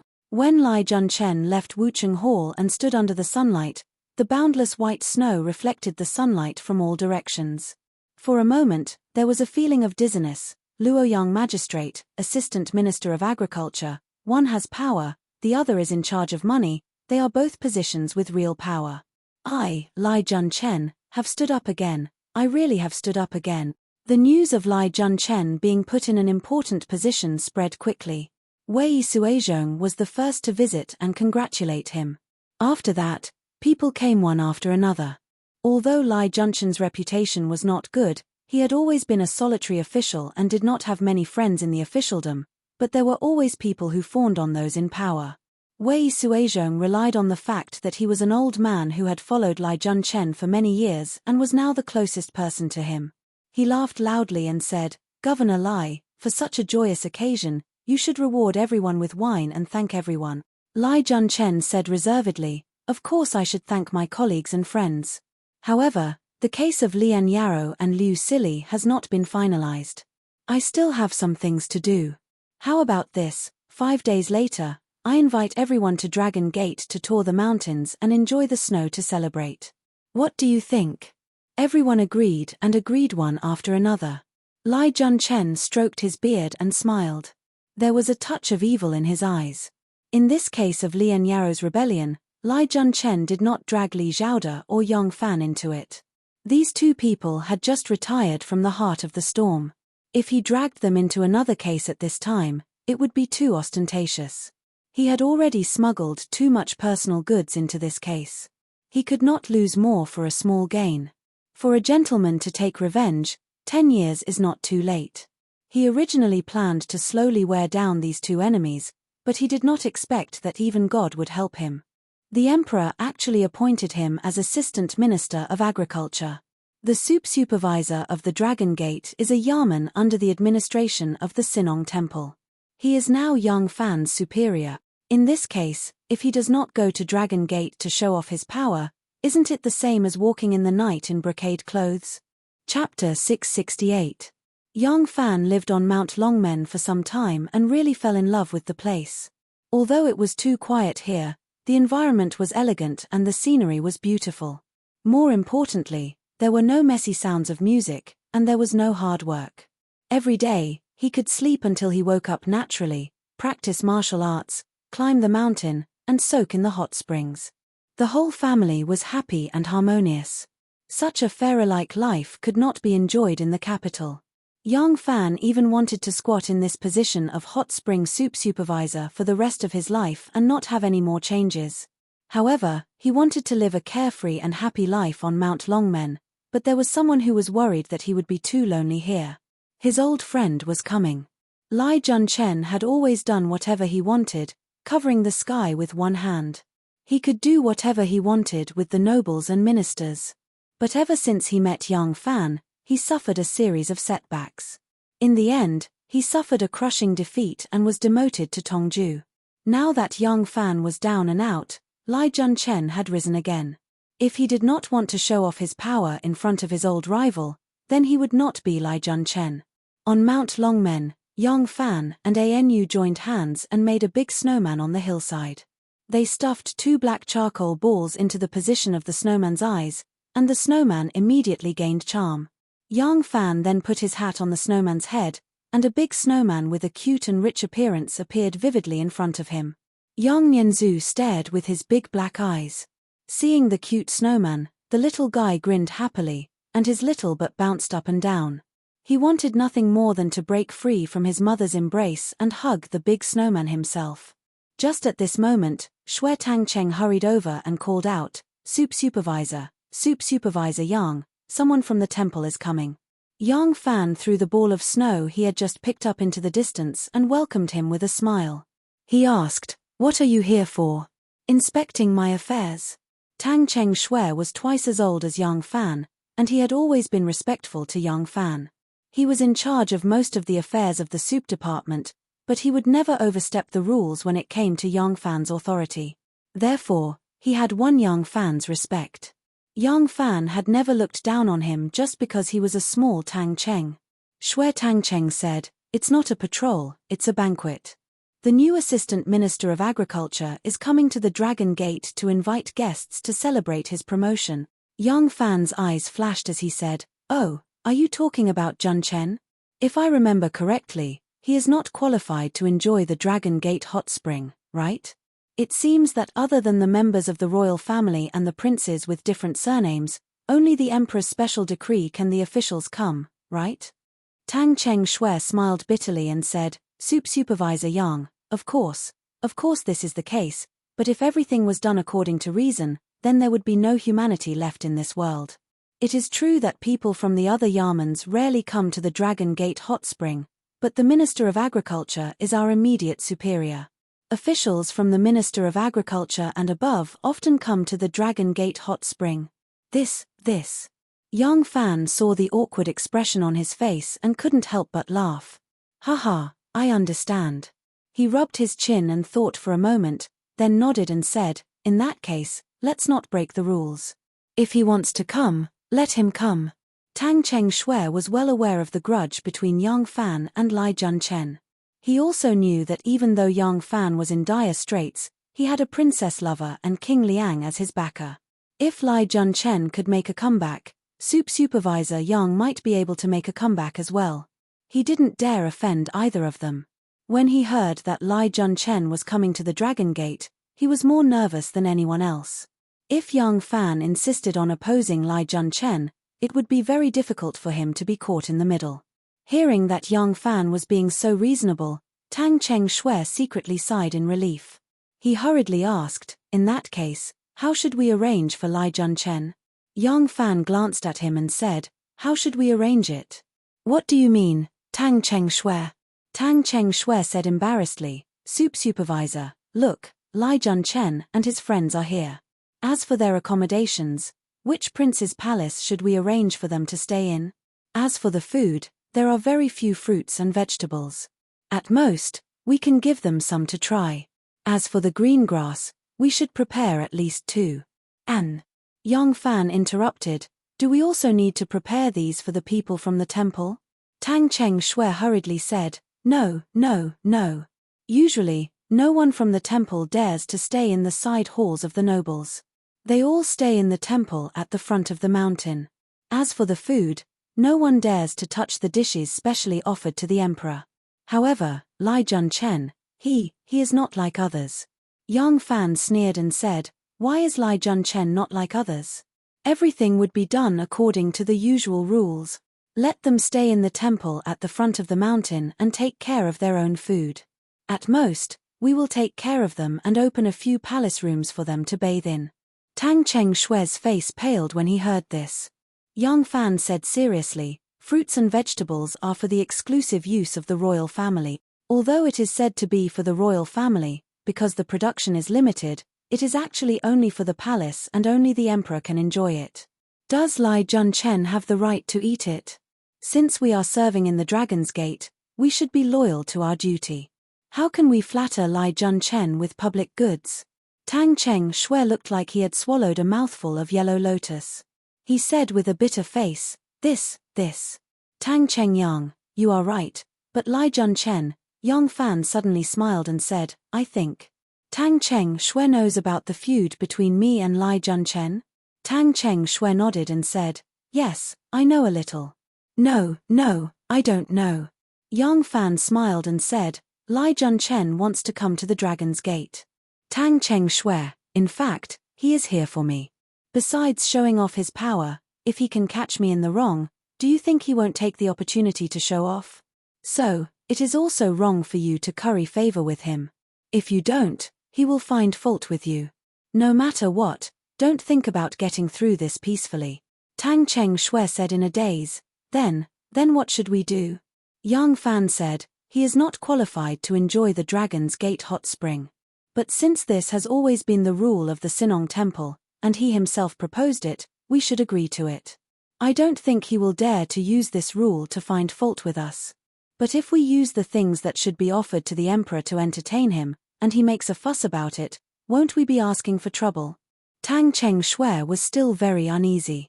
He rubbed his hands and said, but, this seems too unreasonable. Yang Fan said in a carefree manner, talking about feelings with Lai Junchen. Tang Cheng Shui, do people like Lai Junchen care about feelings? You just do as I say. He is here for me. If something really happens, he won't vent his anger on you. Lai Junchen is arrogant now, he won't put you in his eyes. Yang Fan comforted him and sent Tang Cheng Shui away. Tang Cheng went back with a heavy heart. Tang Cheng had been waiting there for a long time. As soon as he saw him, he quickly went forward and said, Tang Cheng Shui, what did Tang Cheng Yang say? Tang Cheng Shui smiled bitterly and said, say? Say what say? Now that the gods are fighting, I hope we little devils don't get involved. Tang Xiaoxiao, the secretary of the Sinong Temple, angrily walked into Tang Xiaoxiao's room and said, "Minister of Finance, the hot spring soup supervisor is too outrageous. I think they don't want to continue working as the hot spring soup supervisor." Minister of Finance Tang Xiaoxiao was over 50 years old. He had a long beard that reached his chest, his face was thin, his eyes bright, and he looked quite elegant. He was writing something when he suddenly heard Secretary Hu's complaint. He looked up and said with a smile, "Haha, what happened? How did the hot spring soup supervisor offend you that you have to be like this?" At this point, Tang Xiaoxiao seemed to suddenly think of something. His expression became serious and he hurriedly asked, "Which hot spring soup supervisor are you talking about?" "Dragon's Gate." Secretary Hu angrily said, "That's right. The soup supervisor there is too stiff." Lai Shaoqing just took office and wanted to celebrate with his colleagues at the Dragon's Gate, but the hot spring soup supervisor did not give him any face. He put on a businesslike face and replied. Oh, it was not him who replied, but Secretary Shu who secretly sent a message back. Dianshi who repeated the message sent by Shu Lu's messenger to Tang Xiaoxiao. Stroking his beard, Tang Xiaoxiao pondered for a while, and then he smiled. Secretary Hu angrily said, "Minister of Finance, do you think we should find a reason to punish him? If my subordinates all have no respect for their elders, what will happen to me?" Tang Xiaoxiao glanced at him strangely and asked, "You don't know who the Dragon's Gate soup supervisor is?" Secretary Hu was startled and said blankly, "I don't know. From what Minister of Finance said, this person. Is he someone important?" Tang Xiaoxiao shook her head and said lightly, "It's fine if you don't know. Hu Chen, if you want to be an official and do a good job, you have to keep your ears open. You can't just stare at your own little territory." Secretary Hu quickly accepted the advice and humbly asked, "A small soup supervisor. Who is this person? Even you have to give him some face." Tang Xiaoxiao sighed and said, "You can go back and check the history of the Dragon's Gate soup supervisor, then you will know. Remember, whatever you find, keep it to yourself. Don't speak carelessly. Keeping your mouth shut is also a principle of being an official." Secretary Hu was even more curious and could only nod. Tang Xiaoxiao thought for a while and said to him, "When did this news come?" Secretary Hu said, "The Dragon's Gate soup supervisor came to the palace to deliver food. He came to tell me along the way and I immediately came to report to Minister of Finance. The hot spring soup supervisor has just left. Do you need to call him back?" Tang Xiaoxiao shook her head and said word by word, "You only heard the news 2 hours later. After hearing the news, immediately report to Lai Shaoqing because I am not in the Yamen. Do you understand?" Secretary Hu was startled again. Seeing the Minister of Finance's sharp eyes staring at him, he quickly nodded and said, "Yes, I understand." Tang Xiaoxiao waved her hand and said, "Go." Tang Xiaoxiao sent Dianshi Hu away and casually flipped through the desk. She pulled out an official letter and put it in her sleeve. With a sly smile, she got up and left her office, hurrying towards the office of the Junior Minister of Agriculture, Lai Junchen. Chapter 669. Lai Junchen was both the governor of the capital and the Minister of Agriculture. Between these two positions, the capital governor was naturally more powerful. It was also the position that Lai Junchen cared about the most. Therefore, he had been handling official business in the capital governor's office for the past few days. Especially since it was the new year, he had a lot of work to do. That was why he only reported to the Sinong Temple today. Lai Junchen was in his office, flipping through some backlog of official documents to familiarize himself with the work he was responsible for. Tang Xiaoxiao suddenly pushed the door open and came in. She laughed and said, "Minister Lai, can you handle the work at hand?" Lai Junchen looked up and saw that it was his office. He quickly stood up and said, "Minister Lai." Tang Xiaoxiao said with a smile, "From the perspective of the Sinong Temple, worthy brother Lai is my subordinate. But from the capital governor's side, you and I are both officials of the same palace. There is no difference in who is superior. You don't have to be so polite. Worthy brother Lai, the capital governor's office is especially busy. If you really can't handle it, you can let your subordinates handle it." Mingxi and Li Jun, the two Minister of Agriculture, have been working in the Sinong Temple for many years. They are very experienced. I have specially assigned them to worthy brothers' side. They can be your left and right hands and help you share some of the work. Lai Junchen smiled and said, "Thank you for your care, Minister Lai. Little brother is new here. I hope Minister Lai can give me some pointers." Tang Xiaoxiao laughed and said, "I don't dare to give you pointers. You and I will work together to take care of the Sinong Temple. Just don't make any trouble and make His Majesty unhappy." Tang Xiaoxiao said and took out an official letter from her sleeve. She handed it to Lai Junchen and said, "Come, worthy brother. Take a look at this." Lai Junchen took the letter and looked it over. It was a notice from the Political Affairs Hall, ordering the Sinong Temple to step up their inspection of various places during the Spring and Shongyuan period, so as to ensure that the palace's various supplies would not be delayed. Lai Junchen did not understand this matter very well. Thereupon he asked Tang Xiaoxiao, Minister of Finance, "What is this?"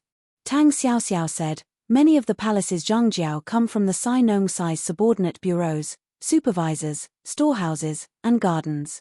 During the New Year's festival, these zhangjiao must not have any mishap. Therefore, during this time, you and I must go everywhere to check the supply situation, to ensure that there is no problem with the supply." Lai Junchen still did not get the gist of it, so he smiled and said, "I have just been appointed and do not know much about the affairs of the Sinong Temple. May I ask, Minister of Finance, what do we need to do?" Tang Xiaoxiao said, "For example, we need to check the capital's several large warehouses and check the accounts to ensure that the treasury is full.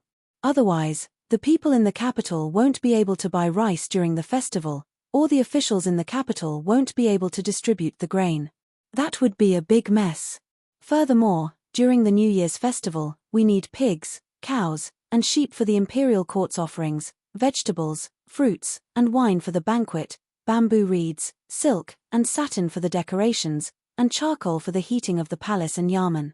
These are all provided by our Sinong Temple, so we need to ensure that the reserves are sufficient."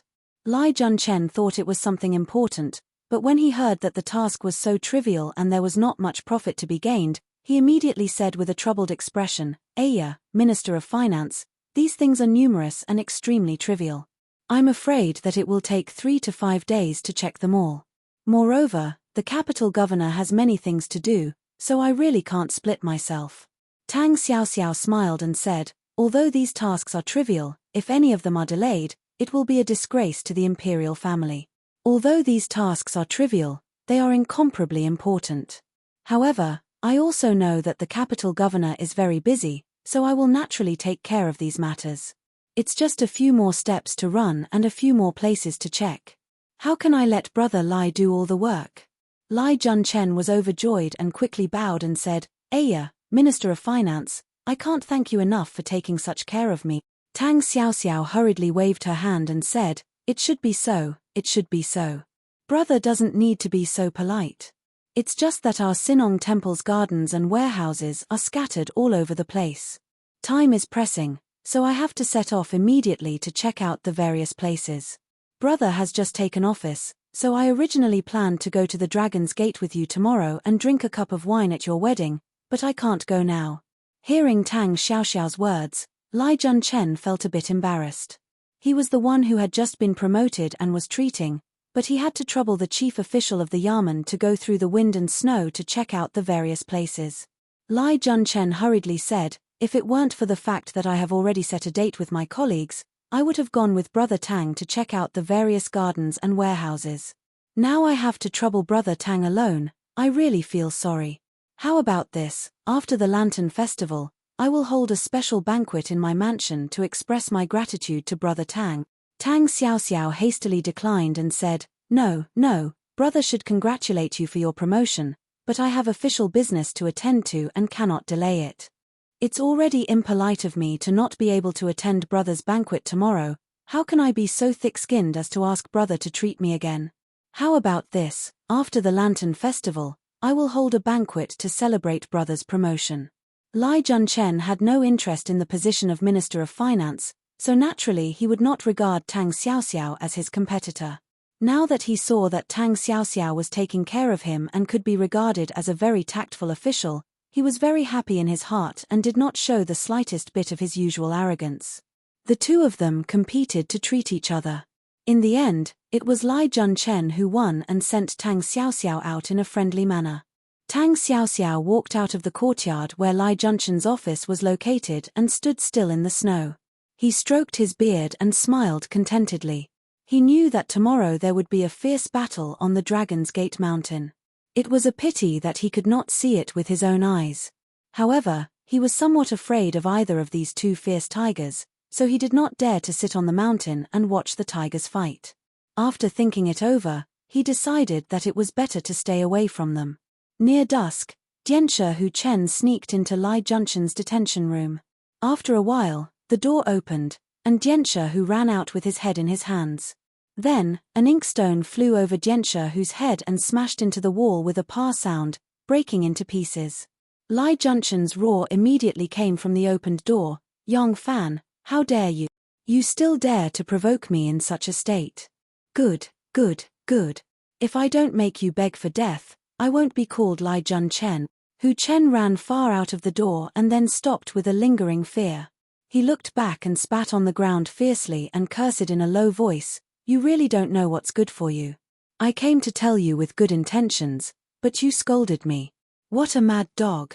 As he spoke, a person came from afar. When he came close, he raised his chin and asked arrogantly, "Is Lai Shaoqing's office here?" Hu Chen looked at the person's official robe. In terms of rank, the person was several ranks higher than him. He did not dare to be negligent and quickly cupped his hands and said, "Lai Shaoqing's office is in the house behind. I wonder which Yaman's official you are from. Do you need me to report on your behalf?" The person said in surprise, "I am Lai Shaoqing's old friend. I never need to report when I enter a room."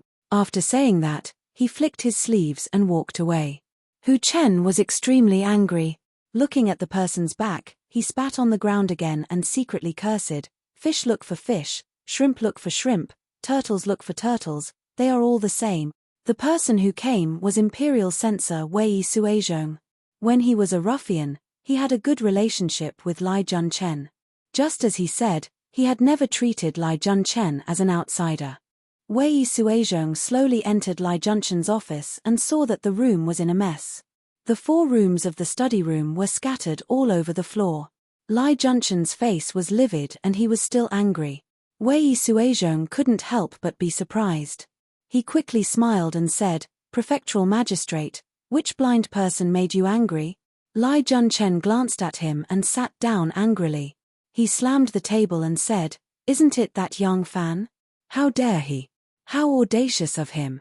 If it wasn't for the fact that your Majesty knows about the grudge between him and me, I would definitely make him Lianyao's accomplice and grind his bones to ashes." Wei Suizhong said in surprise, "Yang Fan? Wasn't Yang Fan demoted to Dragon Gate to grow vegetables? How did he provoke the prefectural magistrate?" Lai Junchen briefly explained what happened.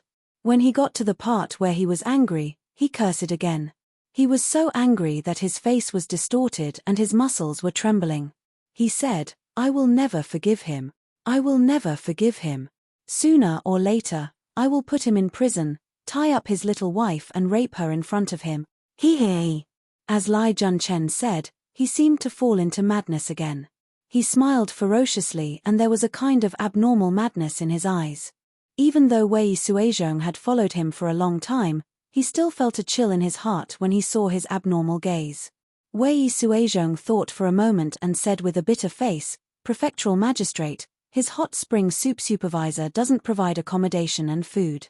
What should we do? Isn't this a loss of face for the prefectural magistrate?" Lai Junchen said disdainfully, "What can a mere hot spring soup supervisor do to me, Lai Junchen? I am his immediate superior now." Wei Suizhong said, Yes, we naturally have to vent our anger. But even if we live in the Dragon Gate Palace, we won't have time to prepare the food, dance, and other things needed for the banquet." Lai Junchen looked at the wide-open door. The sky was already dark. He couldn't help but frown and said angrily, "Then what should we do? Do you want me to prepare my own food and drink tomorrow and take it all the way to Dragon Gate?" Wei Suizhong quickly smiled and said, "How can we do that? Prefectural magistrate, don't worry. Suizhong will think of a way. Wei Suizhong lowered his head and thought carefully for a while. Suddenly, he patted his thigh and said, I have an idea. Lai Junchen looked at him and said, What? Wei Suizhong smiled and said proudly, Prefectural magistrate, don't ask too much. Just go to the Dragon Gate banquet tomorrow and leave everything else to me. Prefectural magistrate, don't worry.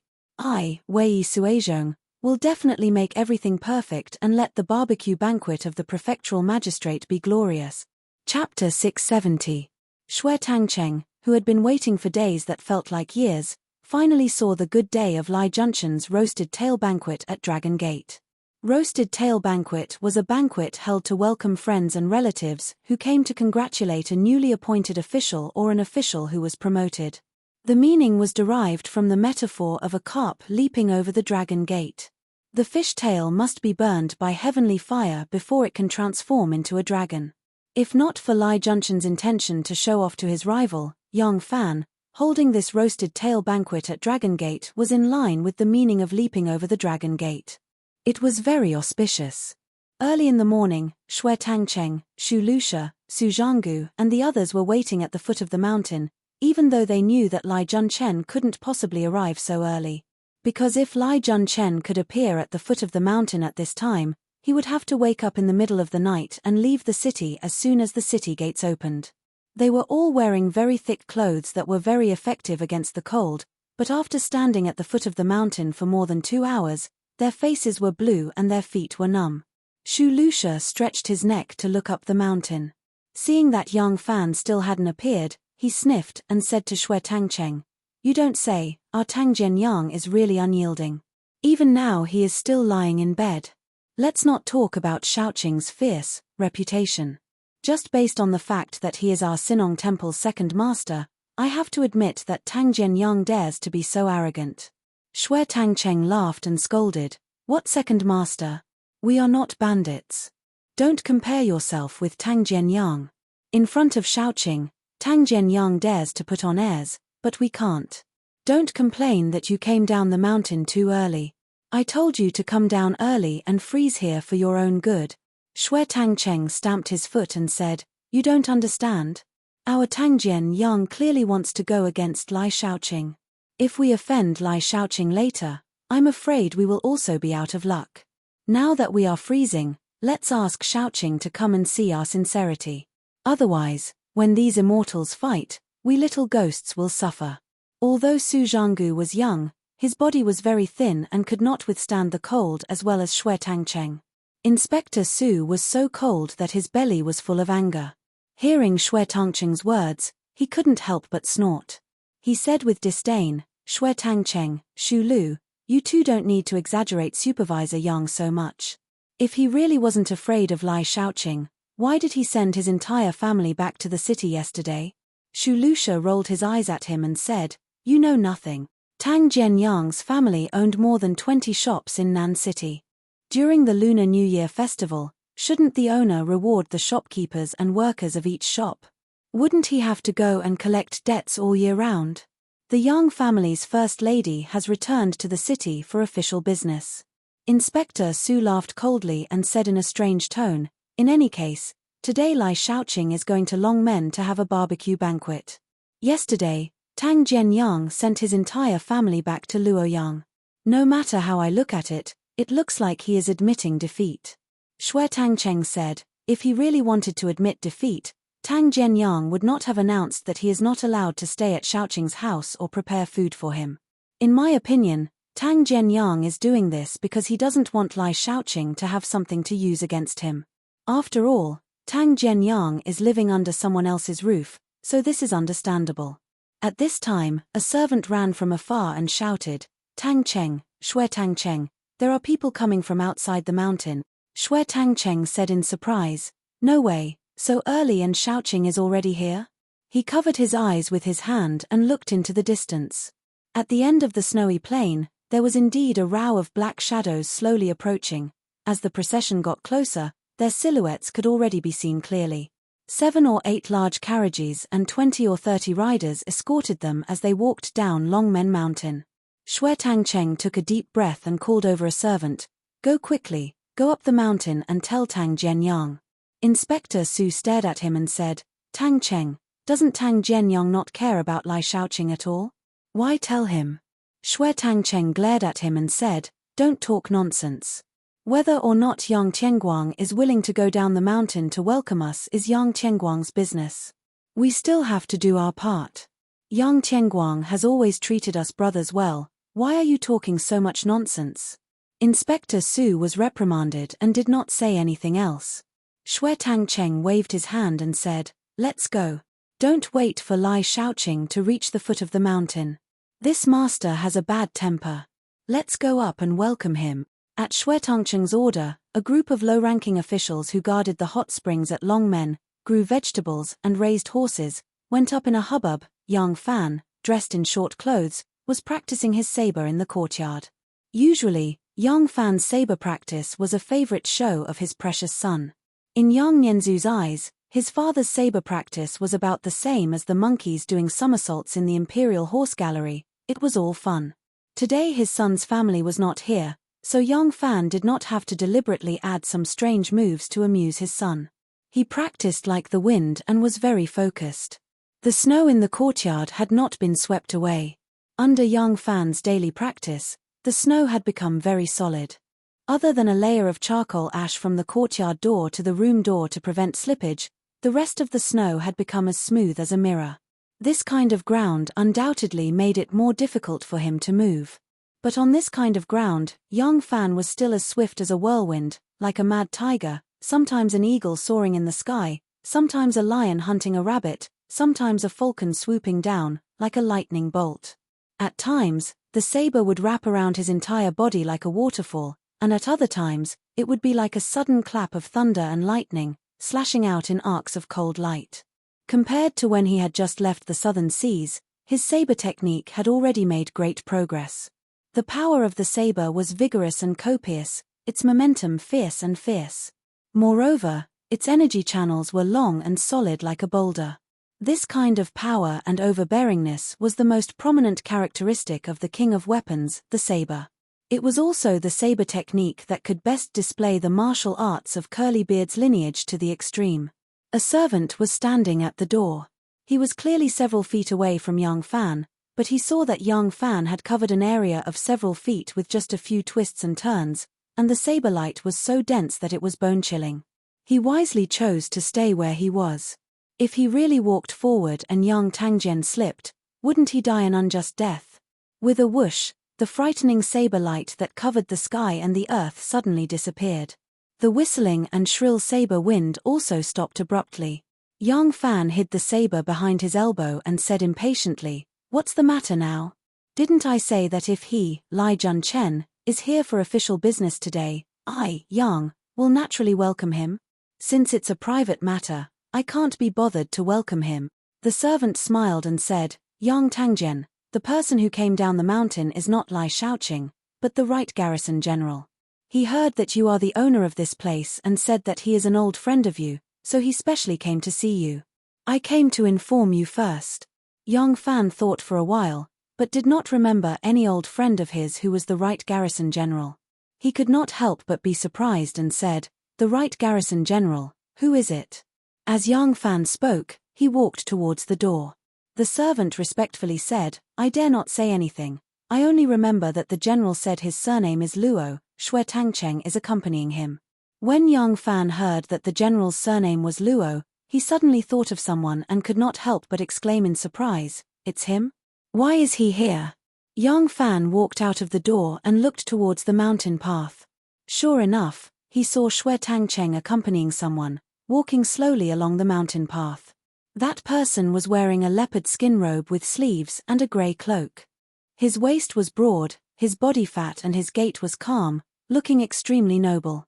Yang Fan had already thought of someone, but when he saw this person's appearance, it was very different from the person in his impression, so he could not help but hesitate. At this time, that person had already seen Yang Fan. He immediately grinned and laughed out loud. From afar, he opened his arms and welcomed him cheerfully, saying with a smile, "Erlang, long time no see." When young Fan was practicing his saber on the mirror-like snow in the courtyard, he did not slip even once. Now that he heard him speak, he slipped and almost fell. The person in front of him had rough red skin, a red brandy nose, the wings of his nose were fat, the muscles on his fat face were loose, his eye bags were very deep, and he looked to be around 40 years old. If not for his light blue eyes and his slightly Western accent, young Fan would not believe that this person was actually the loyal Khan Ashina Huzeruo who gave himself the Han name Luo Kedi. He remembered the first time he met Huzeruo at White Horse Temple. At that time, Huzeruo's skin was fair, his nose was sharp, his facial features were handsome and he looked valiant. But, how did he become like this in just a few years? His body was fat and his face was as wide as a basin. Young Fan really could not bear to look at him. Speaking of which, Huzeruo was only 5 or 6 years older than young Fan. Right now, he was at most in his early 30s, but looking at his appearance, he was more than 10 years older than his actual age. Huzeruo rushed over with large strides, his fat and large hands grasping young Fan's hands. He shook them repeatedly and affectionately said, "Erlang, long time no see. Haha, looking at your appearance, compared to when we first met at White Horse Temple, you haven't changed at all. I really envy you. I can't, I'm old." Huzeruo grabbed young Fan's hands and shook his head enthusiastically, his round and fat belly trembling. That belly was almost touching young Fan's body. Young Fan smiled bitterly and said, "Khan, this change of yours is really too shocking. I don't even dare to recognize you." Huzeruo laughed heartily. "That's right. I used to have a bow and a horse by my side, and now I have wine and women by my side. Although I have followed the customs of the Han, I can't get used to eating grains and vegetables. I still need fat cows and sheep to eat to my heart's content. I don't have anything to worry about, so how can I not be fat?" Because of the deal he had made with Shunmu to protect Wu Jila, young Fan always felt that he had let his good friend down. Therefore, when Huzeruo did not come looking for him, he rarely asked this old friend out to drink and chat. In addition, he had always been caught up in all sorts of bureaucratic disturbances and did not want to implicate this old friend. Therefore, this was the first time they had met in years.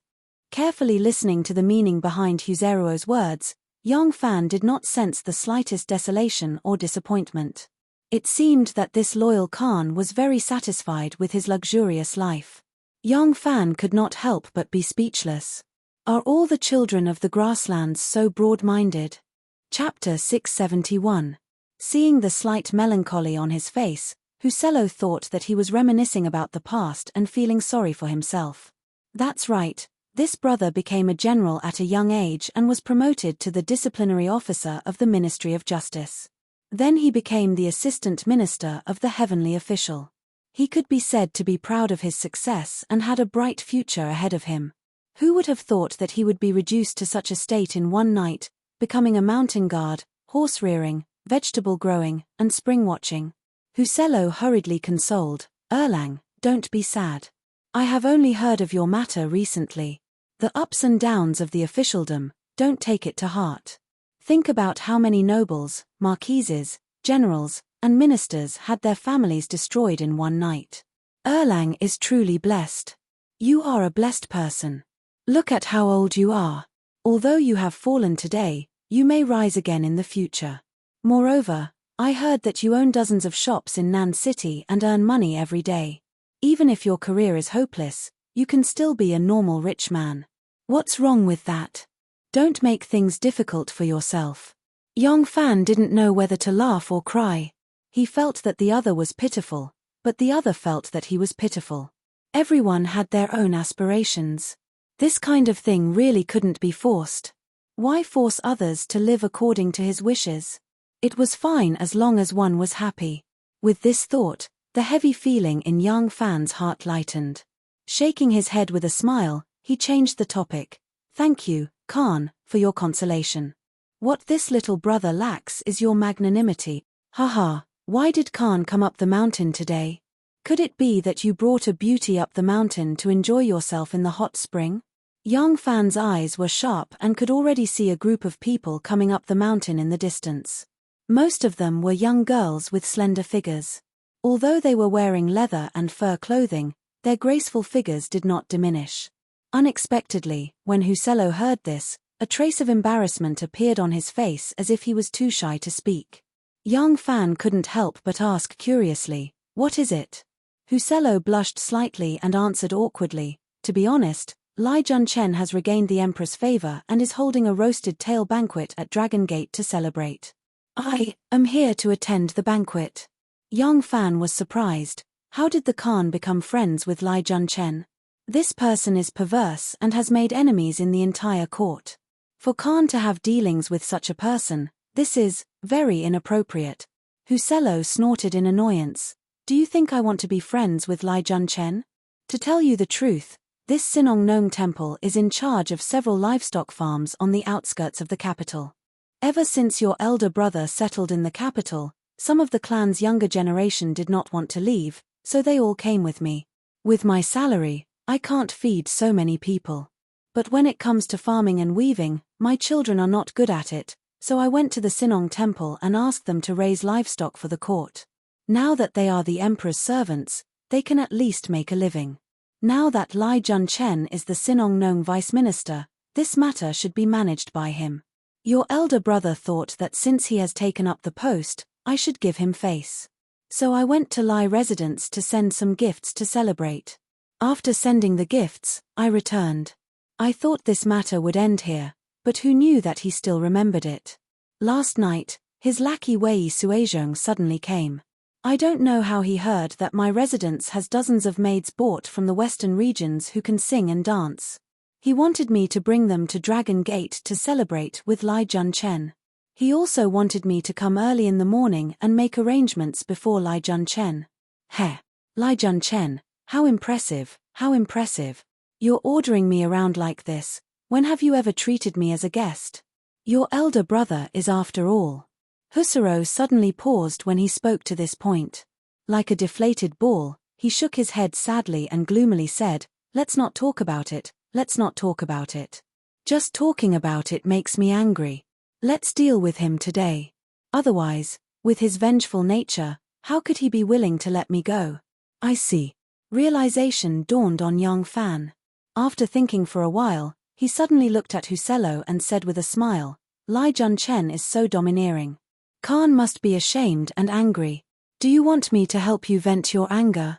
Husello became nervous and quickly said, "Absolutely not. Erlang, you are now working in the Sinong Nong temple and are his subordinate. You must not stand up for me. Moreover, if your elder brother offends him, then I won't teach my clansmen how to raise livestock. My clansmen will have no way to survive." Young Fan smiled and said, "Don't worry, Khan. No matter what, I will not let him blame this debt on you." Husello said, "That won't do. How can you fight him now? Erlang, bear with it for a moment to avoid 100 days of worry." "You should." Young Fan smiled and shook his head, "No matter, no matter. Khan can just watch from the sidelines. I know what I am doing." Minister Xuetang was a shrewd old man. When the two of them were talking, he had been standing far away. Seeing that the two of them had finished their conversation, he coughed and walked forward. Unexpectedly, before he could say anything, another servant ran up the mountain and shouted, "Minister Yang, Minister Xuetang, Assistant Minister Huangfu of the Qiuguan Yamen, has come up the mountain."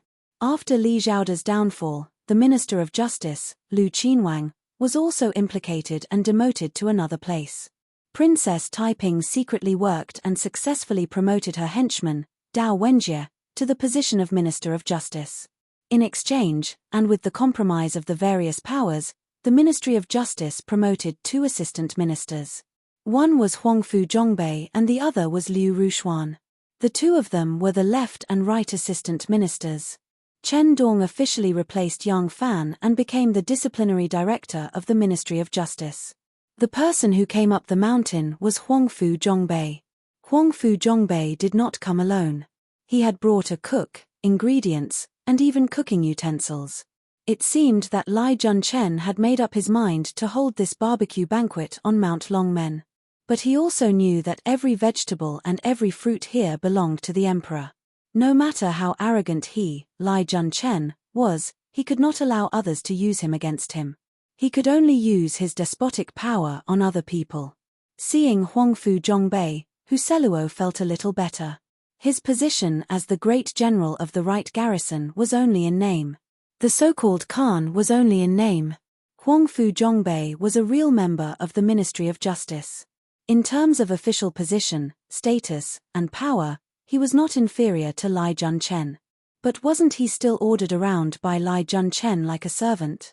Yang Fan and Huseluo stood side by side on the mountain and watched as Assistant Minister Qiu Guan, Huangfu Zhongbei, led the family members carrying pots and vegetables up the rugged mountain path like a chief cook. Huseluo let out a long sigh and said with a wry smile, "Originally, I was a little unwilling to accept Lai Junchen's arrogance, but now it seems that I have no choice but to accept it. The entire court is read and ordered around like dogs. Even King Wei and King Liang cannot compare to such awe-inspiring might. Who else in the world can have such awe-inspiring might?" Yang Fan put his hands in his bosom and said with a smile, "At least there is one more." "Oh!" Huseluo glanced at Yang Fan, his eyes filled with confusion. Yang Fan continued to smile as he looked down the mountain. He replied indifferently, "There is still Li Zhaoda." Huseluo's gaze sharpened slightly. Yang Fan said, "Some people are too close to power. Over time, they think that they possess that power. They do not know that their power is only bestowed by others. If this power is taken away, they will immediately lose everything." Huseluo's eyes brightened slightly. He asked tentatively, "Erlang, you are saying?" Yang Fan said with a smile, "I am not saying anything. I am only saying that when flowers bloom to their peak, they should wither. When the snow falls to its peak, it should stop. When the moon is full, it will wane. When the sun is full, it will erode. Everything in the world follows the same logic." Li Zhaoda was so awe-inspiring, but didn't he also wither after reaching his peak? Lai Junchen should be the same. This is the great logic of the world. Although Huseluo's body was fat, his face was oily, and he had put on a lot of weight, his heart was even clearer than before. How could he believe Yang Fan's words? He asked impatiently, "Erlang, you and I are brothers. If you have something to say, why don't you say it? Have you heard something?" In his view, Yang Fan could only rely on his relationship with Princess Taiping and King Wu Sansi. What had he heard? There was no way he could topple Lai Junchen. Yang Fan raised his chin toward the foot of the mountain and said with a smile, "Lai Junchen is here. If Khan does not go and welcome him, he will be late. Ayo, he really came." Huseluo hurriedly lifted his robe and ran down the mountain in a hurry. When Lai Junchen would be unlucky was a matter for the future. As long as he was still alive, he had to be careful. When this fellow bit people, there was no reasoning at all. Lai Junchen came, followed by a few court officials. These court officials did not need anything from Lai Junchen, and Lai Junchen would not give them anything. The reason why they were currying favor with Lai Junchen was not because they wanted anything from him. They only hoped that if there were any more disturbances, Lai Junchen would remember today's friendship and not carelessly implicate them. A group of people also came from the Sinong Temple. After Chief Minister Tang Xiaoxiao sensed that there would be a fierce battle on Dragon Gate Mountain, she immediately slipped away, saying that she was inspecting the various gardens. But there were still a large number of officials left in the Sinong Temple. These people could not help but show their support, especially the two farming officials, Ming Shi and Li Jun, who had been assigned to work under Lai Junchen. As soon as Ming Shi saw Xue Tangcheng, she angrily reprimanded him. "This young Fan, does he still have any manners? Does he know how to respect his subordinates? Lai Junchen has come to the hot springs, but he did not come to welcome him. This is too outrageous." Xue Tangcheng deliberately straightened his frost-blue face and replied awkwardly, "Originally, Director Yang was waiting respectfully at the foot of the mountain for Lai Shaoqing and other officials. But because the great general of the Right Garrison Guard and Assistant Minister Qiu Guan arrived a step earlier, Director Yang accompanied them up the mountain to make arrangements. As a result, I missed the time to welcome Lai Shaoqing and other officials." Even though everyone knew that Yang Fan did not want to give Lai Junchen face, Xue Tangcheng could not say it directly. This was his duty as a subordinate. Moreover, this would make Lai Junchen look better. Lai Junchen did not expect Yang Fan to lower his head to him. But when he heard that Hu Seluo and Huangfu Zhongbei had already gone up the mountain, he was curious. He thought that these two people had not come. He secretly swore in his heart and was waiting for an opportunity to retaliate. At this time, hearing Xue Tangcheng's words, he could not help but exclaim in surprise. He looked at Wei Suizhong in surprise. He had already guessed that this was probably the method that Wei Suizhong had mentioned. Chapter 672. Wei Suizhong laughed and said, Assistant Minister Huangfu and Khan Huzero considered the lack of food and wine on the mountain and there are no songs and dances to liven things up, so they volunteered to take on these two tasks. Khan Huzero brought a dozen dancers up the mountain while Assistant Minister Huangfu invited the famous chef of Drunken Golden Hairpin to serve the banquet. They did not inform the prefectural magistrate beforehand as they wanted to give him a surprise. When Lai Junchen heard this, he was pleasantly surprised. He laughed heartily and said, Khan Jiezhong and Assistant Minister Huangfu are too courteous. Today, I am here to invite my colleagues to a banquet. How can I let them go through so much trouble? Too courteous, too courteous. Come, let's quickly go up the mountain. Don't let Khan Jiezhong and Assistant Minister Huangfu wait for too long. The others could not help but flatter him. Amidst the tide of flattery, the group of people slowly climbed the mountain. When they were about to reach Dragon Gate's magnificent stone archway, they saw Yang Fan standing there with his arms crossed, looking at them with a slight smile, as if there was no one else around. Lai Junchen's face immediately darkened and he snorted coldly. Minister of Agriculture Ming Shi hurriedly said, This Yang Fan is too arrogant, I will go teach him a lesson. Ming Shi's feet tightened and he angrily rushed towards Yang Fan.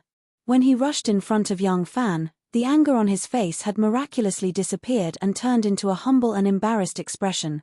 Minister Yang, Lai Shaoqing has just been appointed and today he brought his colleagues and friends to visit the Dragon's Gate. You see, we are all from the Sinong Temple after all, it is not good to let outsiders see any unhappiness. Take a step back, don't you think so? Yang Fan did not expect this person to change from arrogance to deference and change his attitude so quickly. He couldn't help but find this person familiar and asked, When I reported to the Sinong Temple that day, I seem to have met you once.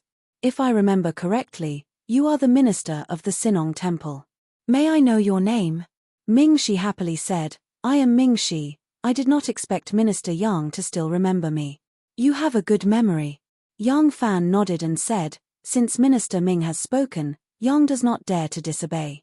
However, this is the Imperial Forest Park. According to reason, non-members of the imperial family are not allowed to enter. This Yang is certainly not an unreasonable person. If the officials of this yamen come here to bathe and relieve their fatigue, it is not a big deal. However, I still have to abide by the rules. Everyone can enter the door behind me, but the second door is the territory of the imperial palace. No one is allowed to enter without permission. Since I am the supervisor of the hot spring, this is my responsibility. I hope that Minister Ming Nong will not take offense. Ming Shi's expression became somewhat ugly. Then, where do you want Lai Shaoqing to stay? Yang Fan said, he can either come today and leave today, or go to the monastery at the front of the mountain, offer some incense oil, and ask for a place to stay. Bullshit. Lai Junchen climbed up the stone steps. He did not hear how Ming Shi taught Yang Fan a lesson, but he clearly heard Yang Fan's words. Lai Junchen's suppressed anger suddenly rose. He walked over with a calm face and pushed Ming Shi aside. He pointed at Yang Fan's nose and said word by word, You listen to me clearly. I will stay here today. Of course you can stay. The corners of Yang Fan's mouth gently curled up. If Lai Shaoqing is so interested, this Yang will naturally accept. Not far from here is the residence of the supervisor of the hot spring. I can ask someone to vacate a few rooms and invite Lai Shaoqing and the other guests to stay.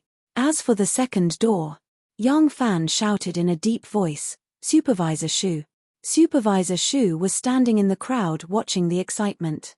When he suddenly heard Yang Fan call his name, he unconsciously responded. It was only after he took a step forward that he reacted. This was not the time to stir up trouble. He could only ask hesitantly, Supervisor Yang, What is it?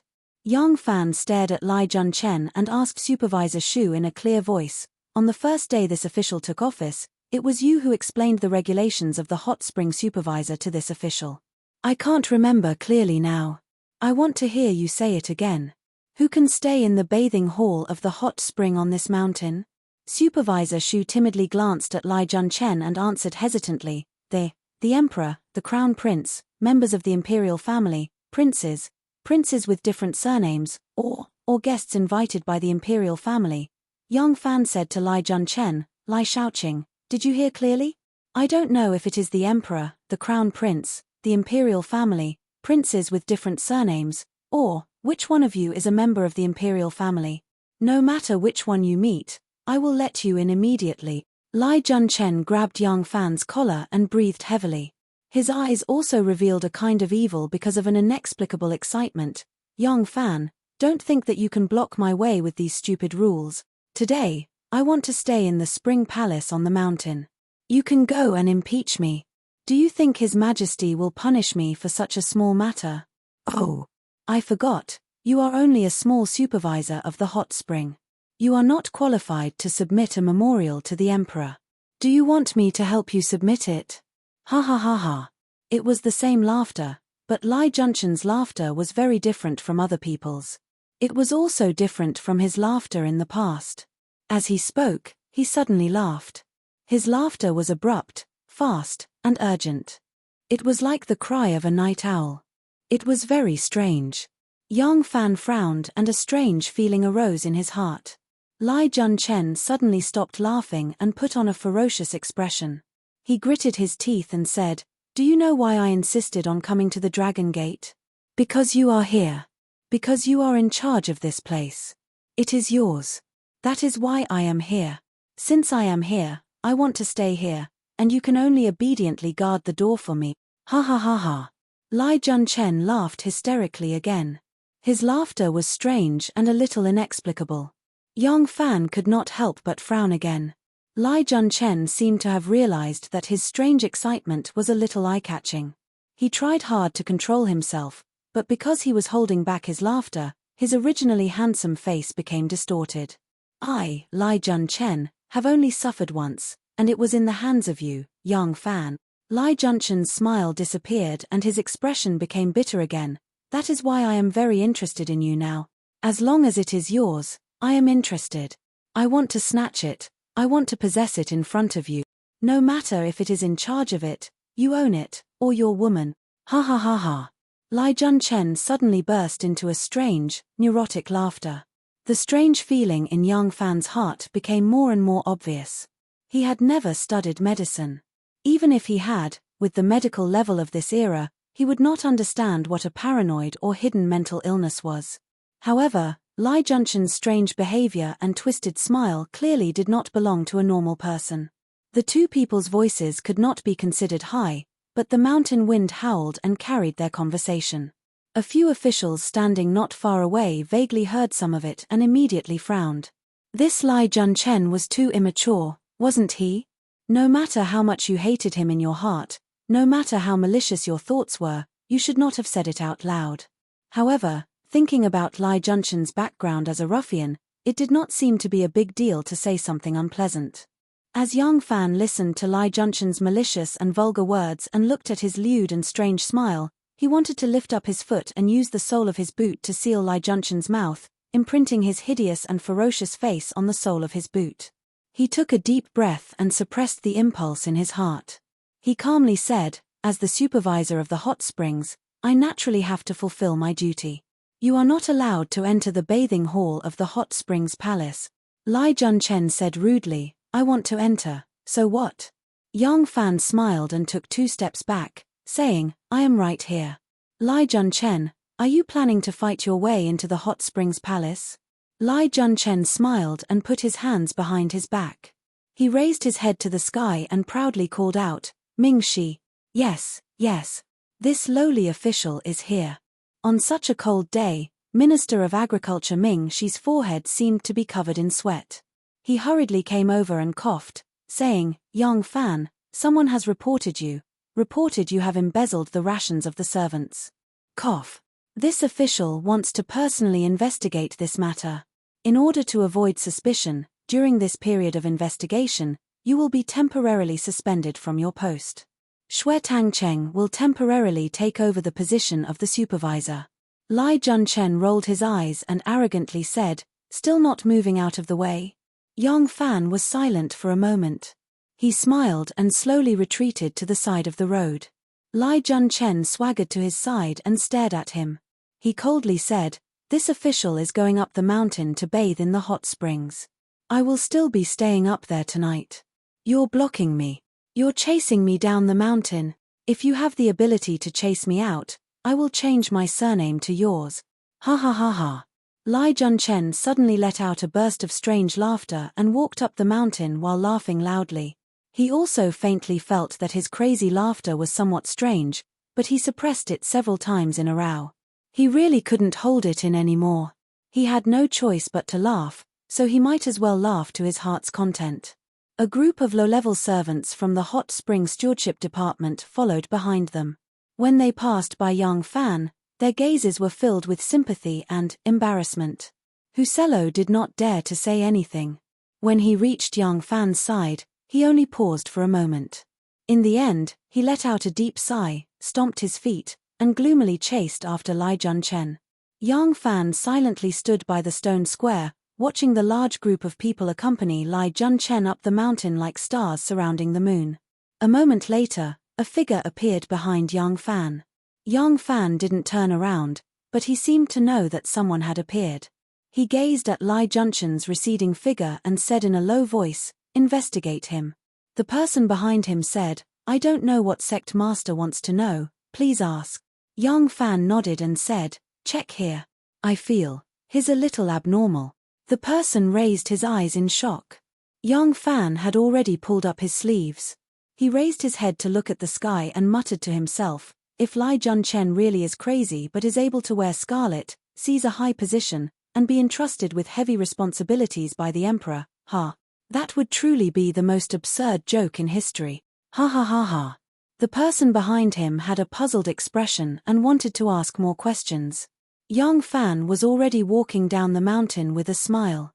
Looking at the time, he should be here soon. Chapter 673. In the vast snowfield, Yang Fan and the others were walking towards the Dragon Gate. It was the spring festival and the yamen was sealed. The officials were resting at home and most of the businesses had stopped doing business. People were visiting their relatives and friends. Therefore, even though the road leading to the Dragon Gate had always been desolate, there were still farmers, hunters, and people visiting their relatives and friends. Of course, there were also devout believers who went to the Dragon Gate to offer incense. Among the few pedestrians, there was a group of people and horses that was particularly eye-catching. It was a few double-axle oil cleaners, all pulled by strong yellow horses. Most of the carriages were made of precious wood such as nanmu and red sandalwood. If someone who did not know wood could not see that the wood used in these carriages was expensive, they could see that these carriages were not used by ordinary people from the tiles on the crossbar of the rear end of the carriages, the hidden nails on the carriage, the hooks on the curtain, and the package on the shaft of the carriage. Moreover, there were dozens of black-robed guards around the carriages, which was enough to prove the noble status of the people in the carriages. There was only one person sitting in the first carriage. The window was open and there was no wind at the moment. The sun was shining brightly and the snowfield was bright. The person in the carriage was sitting elegantly with a long neck, white teeth, and bright eyes. A golden buyao swayed gently on her head, exuding infinite charm. As the carriage passed, pedestrians could see the beauty in the carriage through the window. It was like a painting. This person was Princess Taiping. There was also a person sitting in the second carriage, but this person was meditating. The carriage would bump from time to time in the snowfield, but his body was motionless. It was enough to show that his Zen skills were excellent. This person was a monk. Looking at his age, he was only about 30 years old. He was handsome and clear. From his slightly sunken eye sockets, high nose bridge, and slightly blue eyes, he seemed to have the blood of the Hu people. This monk's Buddhist name was Hui Fan. He was originally born in a Hu merchant family in the western regions. His family was wealthy, and because he loved Buddhism, he became a monk at a young age. The Shungshan temple that he lived in was a family temple specially built for him. Therefore, although he was young, he was already the master of the temple. Unlike Xue Huaiyi, the master of the White Horse Temple, Hui Fan was quite proficient in the Buddhist scriptures. In addition, he was born with a good appearance, so he was an influential figure among the eminent monks of Luoyang. His two senior brothers, Hui Yang and Hui Ling, were eminent monks who had participated in the compilation of the commentary on the Great Cloud Sutra. Although this Buddhist scripture annotation was a political propaganda material to promote Wu Zetian's ascension to the throne, except for Xue Huaiyi, the other 9 were real Buddhist masters. The Da Yun Jing Shu was announced to the world. The 10 eminent monks were awarded Purple Kasaya by the emperor. Hui Fan also became famous because of his 2 older martial brothers. Now that Buddhism was suppressing Taoism, there were many believers in all walks of life. To be able to obtain the support of an eminent monk, one would unknowingly grasp a lot of power. Therefore, monk Hui Fan also became a guest of Princess Taiping. In the third carriage, there were 3 people. The 3 of them were not old. The oldest was only 23 or 24 years old, and the youngest was not even 20 years old, but they all had sword-like eyebrows, starry eyes, and faces like jade. They were all very graceful and beautiful young men. These 3 people were originally the children of a declining family, but because of the protection of their ancestors, they inherited an idle position. Now, it was different. Now, they all held important positions in the important yamen, such as the Ministry of Appointments, the Ministry of Revenue, and the Ministry of Rights, because their brothers from the same family were Zhong Changzong and Zhong Yizhi. These 3 people were Zhong Tongxiu, Zhong Changyi, and Zhong Changqi. They were all children of the Zhong family, and also the core members of the emerging Zhong party. At this moment, the 3 of them were in high spirits. They opened the curtains, looked at the scenery outside the window, pointed, and laughed wittily. In the 4th carriage, there were also 2 young men dressed like scholars. They were about 30 years old, and they were very handsome. One of them was also surnamed Zhong, but he was not from the same family as the 3 Zhong brothers in the previous carriage. His name was Zhong Shuo, originally from Fanyang, and he lived in the east of the river. Now, he was the Crown Prince's school secretary and the left supplement. Zhong Shuo was not like the 3 Zhong brothers, who relied on their own brothers to be the empress's gigolo, and used nepotism to get to the throne. He was a talented scholar with real ability and learning. In the 4th year of the imperial court, Wu Zetian tested the virtuous and virtuous, and she personally acted as the chief examiner. Zhong Shuo was rated as the first in the imperial court in the imperial court. The person next to him was tall and elegant, and he was even more elegant than Zhong Shuo. He was Zhong Shuo's close friend, Gao Jian. Gao Jian was now the Minister of Rights of the Ministry of Rights, and he was also a successful rising official in the imperial court. In the last carriage, there were also 2 people. These 2 people young Fan had seen in Chang'an before. They were the sons of the Kui clan of Bowling, Kui Pai, and Kui Di.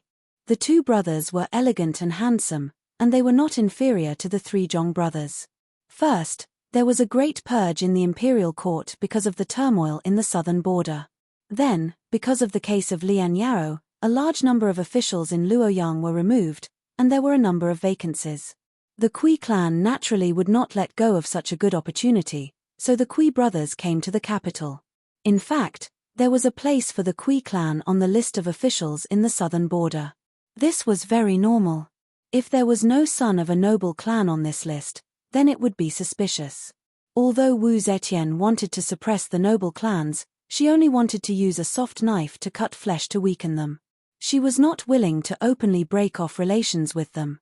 Although the empress was decisive, she was not willing to declare war on a colossus without leaving a way out, so she still had to give the noble clans some benefits, so that they would not starve to death and would not take risks out of desperation.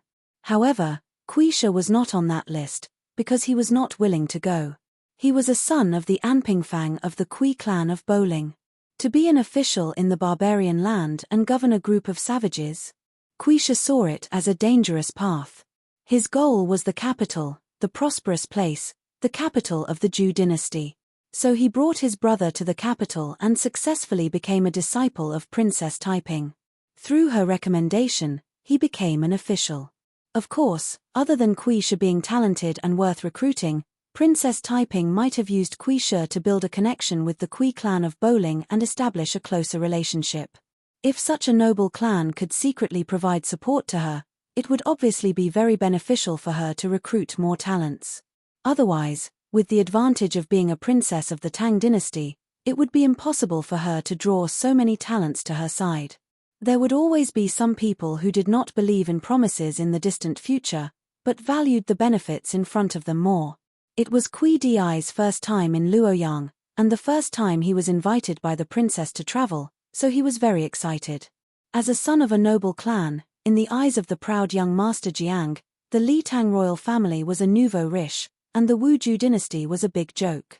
He looked down on them from head to toe and did not take them seriously. However, Kui Di was different.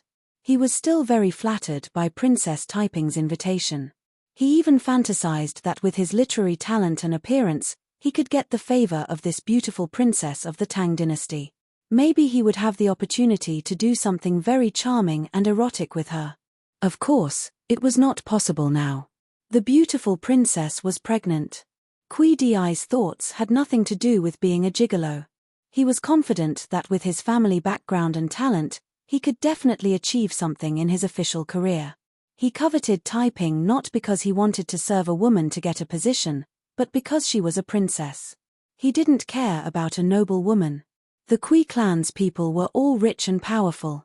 He had seen many noble women. He didn't care about beautiful women either. He had beautiful women by his side.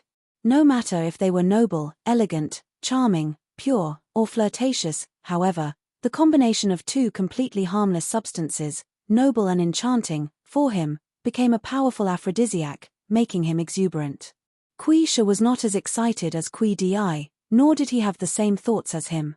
When Kui Di once again mentioned Princess Taiping's beauty and elegance to him, faintly revealing a covetous look, Kui Shi lightly reminded him, "You seem to have forgotten about the matter between the princess and young Fan." "Of course I haven't forgotten." Kui Di, who was in heat, was pricked by him. He immediately sneered disdainfully, "If the princess can like him, of course she can also like me. If the princess likes me, what does it have to do with him?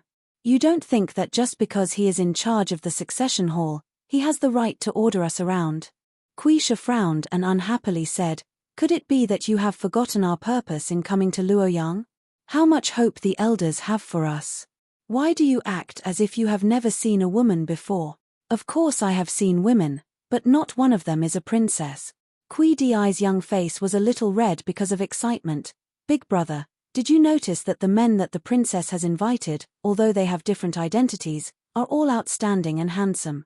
Hey, I think the princess likes handsome men." He turned his eyes, lowered his voice, and said in an ambiguous tone, "Maybe they are the princess's guest.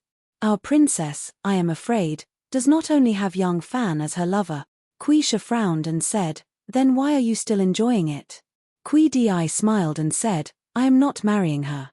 What does it matter to me how many men she has? In a luxurious tent, in a gentle village, to be able to take off one's shoes with a beautiful and noble princess, go to Mount Wu together, have a night of ecstasy. Don't you think this is the happiest thing in the world?" "Enough." Kui Shi slapped the wall of the carriage. "If I had known this, I would have brought a Ji or a Yi this time, instead of." Kui Di saw that his big brother was angry, so he bitterly shut his mouth. The carriage suddenly stopped, and the driver's voice came from outside, "Your Highness, we have arrived at the foot of Dragon Gate Mountain. The road ahead is impassable, we have to walk up the mountain." "Oh!" Princess Taiping, who was staring at the snowy field leisurely, woke up. She bent over and was about to lift the curtain to go out. The personal maid sitting on the side of the carriage hurriedly whispered, "Your Highness." Princess Taiping was reminded by her, and only then did she realize that she was a pregnant woman. She said in annoyance, "I still have to pretend for a few months, so annoying." She sighed, stretched out a hand, and let the maid hold her. Then the maid opened the curtain of the sedan, and slowly walked out. Her footsteps were soft, as if she was afraid to step on ants. Chapter 674.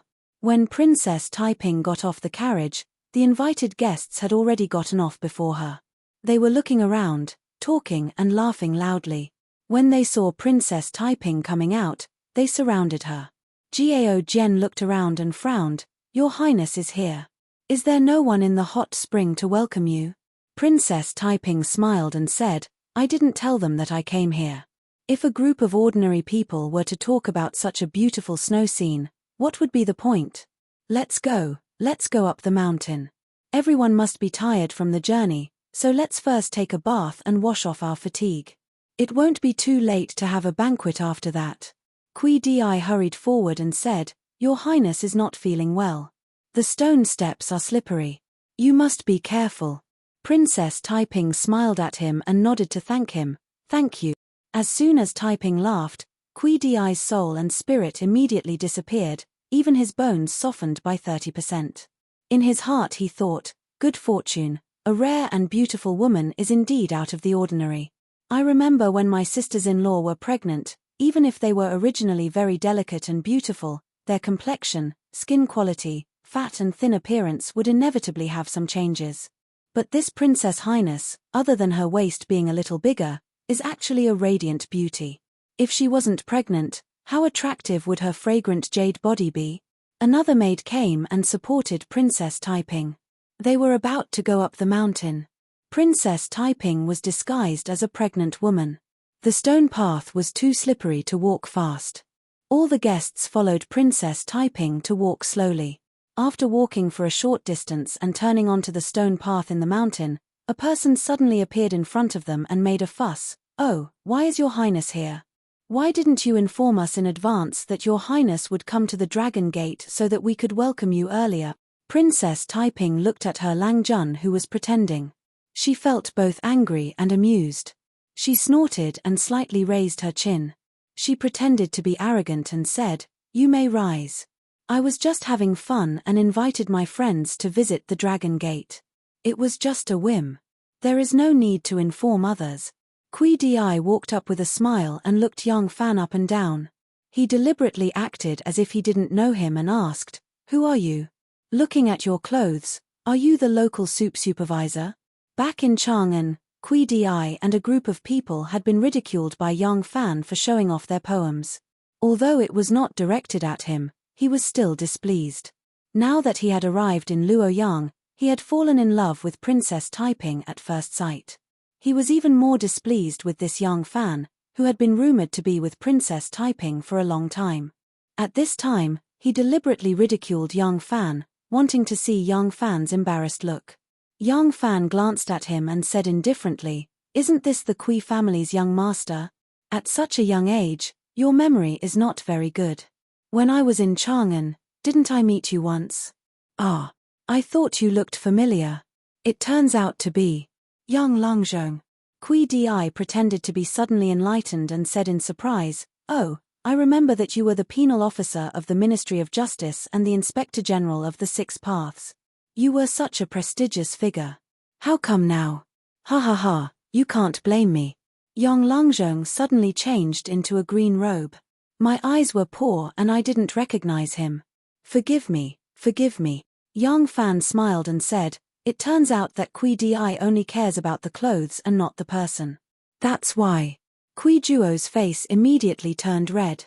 She retorted sarcastically, "You were originally wearing a scarlet robe with a fish pouch at your waist. You were awe-inspiring and insufferably arrogant. You suddenly changed into a green robe and even lost your fish pouch. You stood alone on Dragon's Gate Mountain and became a mere sixth-rank official. With such a contrast, how could I recognize you?" Yang Fan smiled and said, "Young Master Kui comes from a prestigious family. Even if you don't enter the officialdom, you are still of noble status. Of course, a sixth-rank official like me is nothing in your eyes. But since I am called an official, it is an errand and a duty to serve the emperor and the people. Whether it is a sixth-rank official or a first-rank official, they are equally precious to me. I only have reverence in my heart. I dare not belittle myself." As soon as he said this, the expressions on the faces of the people who came with the princess became somewhat unnatural. because these brothers were not yet qualified to wear the silver fish pouch.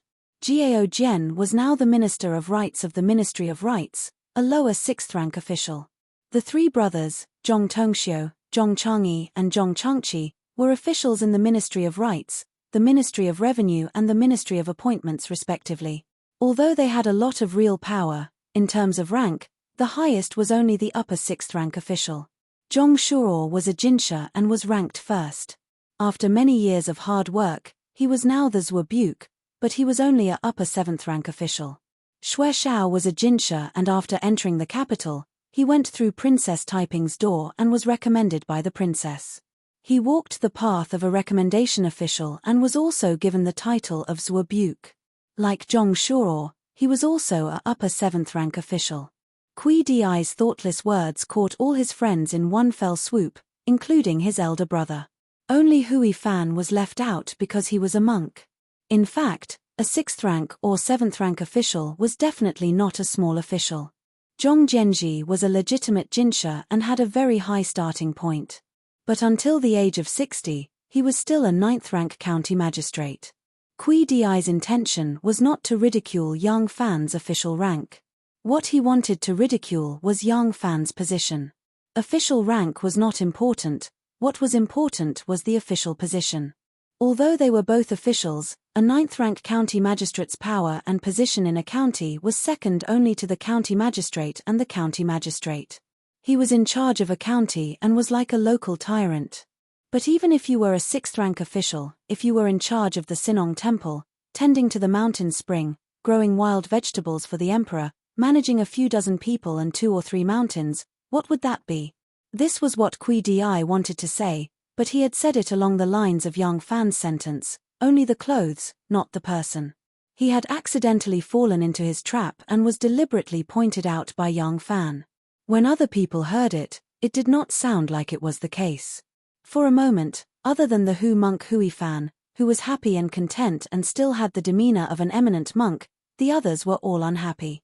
The three Zhong brothers did not have enough self-cultivation and directly showed their unsightly expressions on their faces. Kui Di stuttered and explained, "No, that's not what I meant. I mean, you, although you are a 6th rank official, but you, can you compare to my eldest brother who is a 6th rank official? I mean, enough." Kui Di's face was ashen and he sternly stopped his brothers.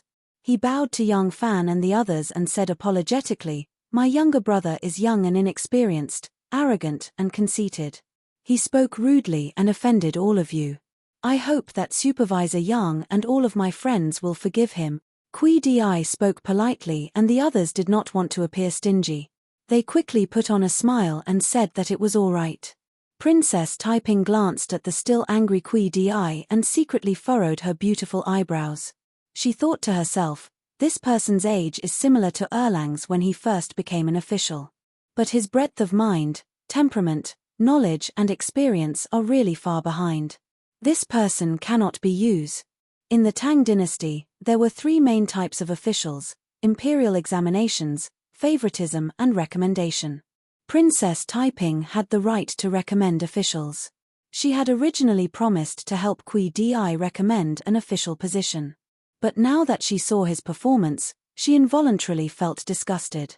Kui Di was looking forward to gaining Taiping's favor, climbing onto the princess's bed and tasting the taste of the son of heaven's daughter. He did not think that because of a moment of rashness, not only did he offend a large group of people, but he also ridiculed the princess's beloved Lang Jun. Kui Di was judged to be out of the game and he did not know it. Seeing that the atmosphere was a little awkward, Hui Fan chanted the name of Buddha. He twirled his prayer beads and walked forward to smooth things over. He, 4th young Master Kui was only joking with Supervisor Yang. Please do not take it to heart. The princess's body is delicate and cannot stand the cold. Let's ask Supervisor Yang to lead the way and go up the mountain. As he said this, Hui Fan looked at Yang Fan with deep meaning. He thought to himself, the rumors in the streets say that Yang Fan has already lost the princess's favor. Now that the princess has brought me up the mountain, she and Yang Fan are like strangers. Could it be true? Yang Fan cupped his hands and returned the greeting. He said, "Master, Her Highness did not inform you in advance that we are coming. Therefore, this mountain. I wonder if Her Highness and all the honored guests are going up the mountain to bathe, or are you planning to stay here for a few days? Zhong Tongxiu's expression was unfriendly. He said, "What? Does Her Highness and I need to report to you if we want to stay at the Dragon Gate?" The reason why the Zhong brothers were friendly with Princess Taiping was mainly because the Zhong family was able to rise again thanks to the two brothers, Zhong Changzong and Zhong Yizhi, who were favored by the Empress. Zhong Changzong became the Emperor's new lover because of Princess Taiping's recommendation. Therefore, Princess Taiping became a noble in the eyes of the Zhong family. Therefore, when Princess Taiping spoke this time, the Zhong brothers readily agreed. The Zhong brothers were now like Xue Huaiyi in the past. Relying on the Emperor's favor, they were very arrogant and domineering. There were not many people who could be taken seriously by them. Moreover, Zhong Tongxiu was now a little interested in the beautiful Princess Taiping. A beautiful woman with a bad reputation now took the initiative to invite him out for a trip. How could he not have some thoughts? Therefore, Zhong Tongxiu also had some enmity towards Yang Fan. Yang Fan said, naturally, there is no need to inform this Yang in advance. But, to be honest, today Lai Shaoqing has just brought some friends up the mountain. They also said that they want to stay on the mountain. If you all want to go up the mountain, I'm afraid, the palace in the mountain is not enough. Zhong Tongxiu frowned and asked, Lai Shaoqing?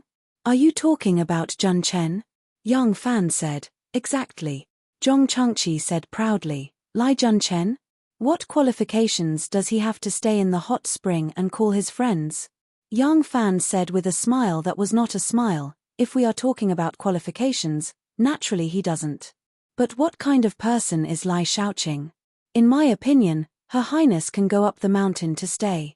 As for the other honored guests, if you all are interested, this Yang can go to the front mountain to help you contact the guests. They can stay in the temple. In everyone's eyes, Yang Fan's smile was not very friendly. It seemed that because they were accompanying the princess, Yang Fan felt threatened.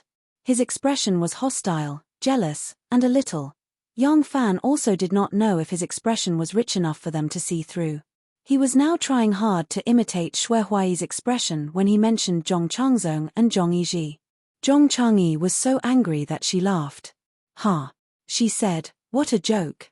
We were invited by Her Highness. Now, just because Lai Jun Chen is on the mountain, we have to obediently stay in the front mountain? This is ridiculous. Who does Lai Jun Chen think he is? Yang Fan said coldly, this Yang doesn't know who this young master is, but you better listen to this Yang's good advice. Lai Shaoqing is not someone that just anyone can offend. Kui Di could not help but say, in the past, when Director Yang was in charge of the Ministry of Justice, he was tit for tat with Lai Jun Chen, not yielding an inch. Now that he has been demoted, why is his arrogance gone?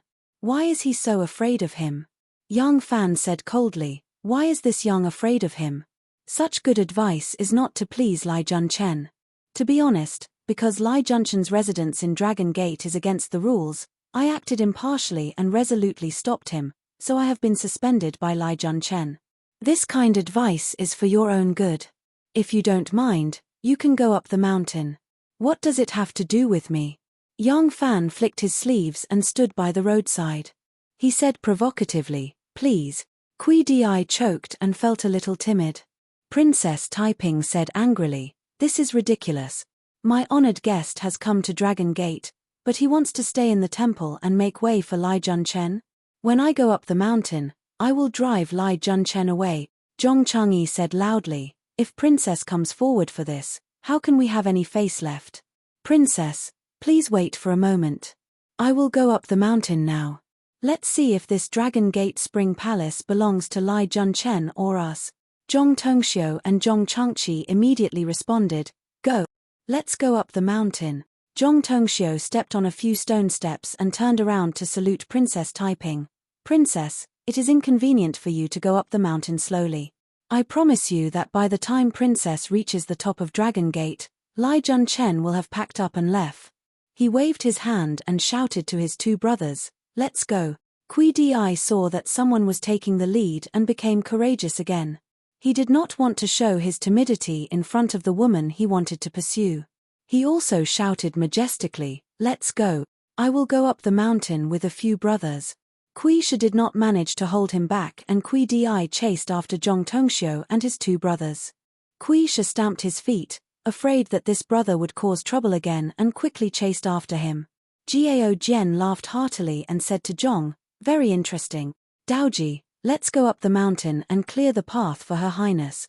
Men were always eager to stand up for beautiful women, just like proud peacocks competing to show their tail in front of the female, or two male horses trying to fight for the female. Humans were also animals and had animal instincts. Humans were also superior to other creatures, so the starting point of this fight was more complicated than that of male animals. They did not care whether Yang Fan wanted to use them to deal with Lai Junchen, his political enemy, or to use Lai Junchen to attack their potential rivals in love. Whether it was to win Princess Taiping's favor, or to satisfy their own vanity, or just because they did not want to show weakness in front of a beautiful woman, these men, who were at most in their early 30s, were arrogant enough. Like male gorillas, they used their fists to hit their broad chest muscles, bared their teeth and roared as they ran towards another group of male gorillas on the mountain. "Young masters, please wait. Everyone." Princess Taiping did not stop them and could only anxiously say to Monk Hui Fan, "Master, it is inconvenient for me to walk.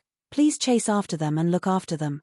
They are all officials in the imperial court. If they fight over such a small matter, it will be a disgrace to the imperial court." Monk Hui Fan put his palms together and said with a smile, "This poor monk will go now. Princess, don't worry, these young masters have always been courteous, nothing will happen." As Hui Fan said this, he flicked his sleeves and floated up to chase after them. Looking at his skills, it seemed that he had some foundation in martial arts. Princess Taiping looked at them rushing up the mountain. Her anxious expression gradually disappeared and turned into a charming expression with a faint smile. She looked at Yang Fan with a pair of watery eyes and said with a sweet smile, "I am standing up for you. How are you going to thank me?" Chapter 675. The two maids who supported Princess Taiping were still standing on the side, but Princess Taiping did not seem to care about their existence. However, as soon as she said this, the two maids knew that they should not listen to her anymore. They immediately let go of Princess Taiping's elbow and walked away without moving their shoulders or skirts. Yang Fan winked at Princess Taiping and whispered, "Then how do you want me to thank you?" Princess Taiping stuck out her proud breasts and said in a pretentious tone, "Supervisor Yang, tonight you will sleep with me. You have to do your best." Yang Fan could not help laughing and said, "I am afraid that your highness will not be able to bear it. I don't know who will be sad when the time comes." Princess Taiping blushed and patted him coquettishly. Yang Fan joked for a bit before withdrawing his smile. With a stern expression, he said, "If your highness thinks that I took great pains to trouble Princess to make this trip just to help me vent my anger and make Lai Junchen unhappy, then you are gravely mistaken." He looked up at the mountain and said, "Come on, let's talk on the way so that we will not miss the show." On the hillside, Zhong Tongxiu and his group had disappeared behind a rock. Princess Taiping did not need the help of the two maids and could also climb the mountain. The two walked along the stone steps to the top of the mountain. The family guards began to move their belongings from the carriage. Princess Taiping and Yang Fan went up the stairs and continued the topic. She looked at him and said, "You called me here not to help you vent your anger, but to..." Her eyes turned mischievously and she suddenly smiled coquettishly. Her cheeks were slightly red and she said shyly, "Is it because you miss me?"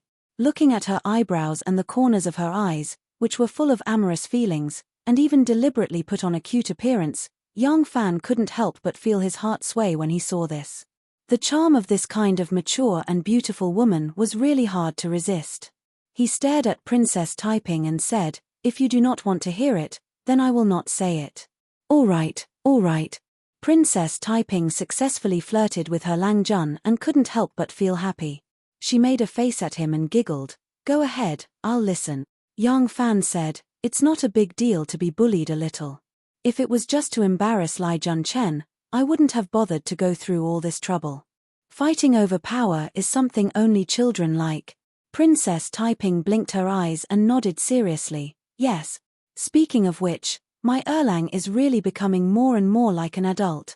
Yang Fan rolled his eyes at her and said, "Am I not an adult?" Princess Taiping glanced at him and leaned over. She gently bit her red lips and asked maliciously, "How big is it?" Yang Fan did not know whether to laugh or cry. If not for the guards and servants of the princess mansion following them from afar, Taiping's buttocks would have been slapped. "My Royal Highness, can't you be a little more serious?" Princess Taiping said worriedly, "If I'm too serious, will it annoy you?" Yang Fan snorted and ignored her double entendre. He said slowly, "Wealth is a shack that will collapse in 10 years. Power is a stone palace that will not collapse in 1,000 years. But what is this kind of glory?" Yang Fan pursed his lips and blew away a snowflake that was floating in front of him. Yang Fan said, "It's just a fleeting snowflake. I really don't understand why some people are so happy about it and fight over it." Although Princess Taiping was clever, she really didn't guess Yang Fan's purpose this time. She really thought that Yang Fan was angry with Lai Junchen for deliberately showing off his power in the Dragon Gate, so he asked her for help and wanted to make Lai Junchen suffer. That was why she successfully angered a group of flower protectors and made them go up the mountain to find trouble with Lai Junchen. That was why she was happy. At this time, listening to Yang Fan's funny tone and contemptuous metaphor, she realized that her thinking seemed to be wrong. Thinking of when Yang Fan sent someone to send a message, he specifically asked her to bring the Zhong brothers. Princess Taiping suddenly realized, "The Zhong brothers? Your target is them?" "Yes." Yang Fan smiled. They were both smart women, but because of their different backgrounds and environments, it was obvious that Princess Taiping was more sensitive to politics and conspiracies. If it were WN Xiao Man or RNU, they would not understand his intentions so quickly. Yang Fan said, "Frankly speaking, when Lai Junchen first returned to the capital, I also looked down on him. I thought that the Empress was only remembering Lai Junchen's heroic contributions to the Empress when she first ascended the throne, so she transferred him back to the capital as repayment. But after the case of Liu Sili and Su Lianyao, I understood." Yang Fan took a deep breath and slowly exhaled. He looked at the white fog that quickly dissipated in the air. Lai Junchen has always considered himself a lonely official, and the Empress has always been aware of this. So, her trust in Lai Junchen has never disappeared. As long as Lai Junchen does not go too far, no one can really put him to death. The Empress may punish him because he has gone too far, but whenever she needs to use cruel means to sweep away a possible threat, she will still think of him, and then promote him, and put him in an important position. Because the Empress feels that such a person can be trusted, and it is convenient to use him.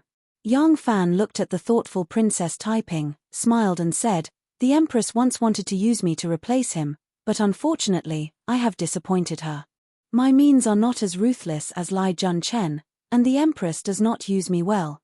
Moreover, no matter if I walked with Li Zhaoda or Wu Sanxi, she wouldn't be happy in her heart. Perhaps she is very confident in me, but it does not mean that she will rely on me as a confidant. She wants a confidant. As long as she is on the throne, she will always be the only master in her eyes. As long as she gives the order, he will not hesitate to bite anyone for her." Princess Taiping's expression also became serious, and she said word by word, "But there are fewer and fewer people like this around the Empress. The Empress originally thought that the throne has been settled, and there is no problem without such people. But the case of Liu Sili and Su Lianyao made her feel danger again." Yang Fan nodded and said, "That's right. So, it is very difficult for us to use normal means to bring him down. Even when he is working for the Empress, he continues to smuggle personal goods into the palace.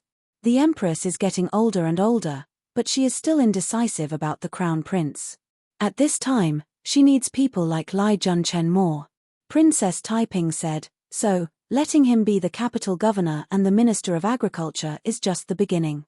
It will not be long before the Empress will transfer him back to the Three-Law Division." Yang Fan said, "Then, he will become the Empress's eyes and ears and fangs again. The ruthless officials of the censorate have been swept away, but Lai Junchen does not stick to one pattern when selecting talents.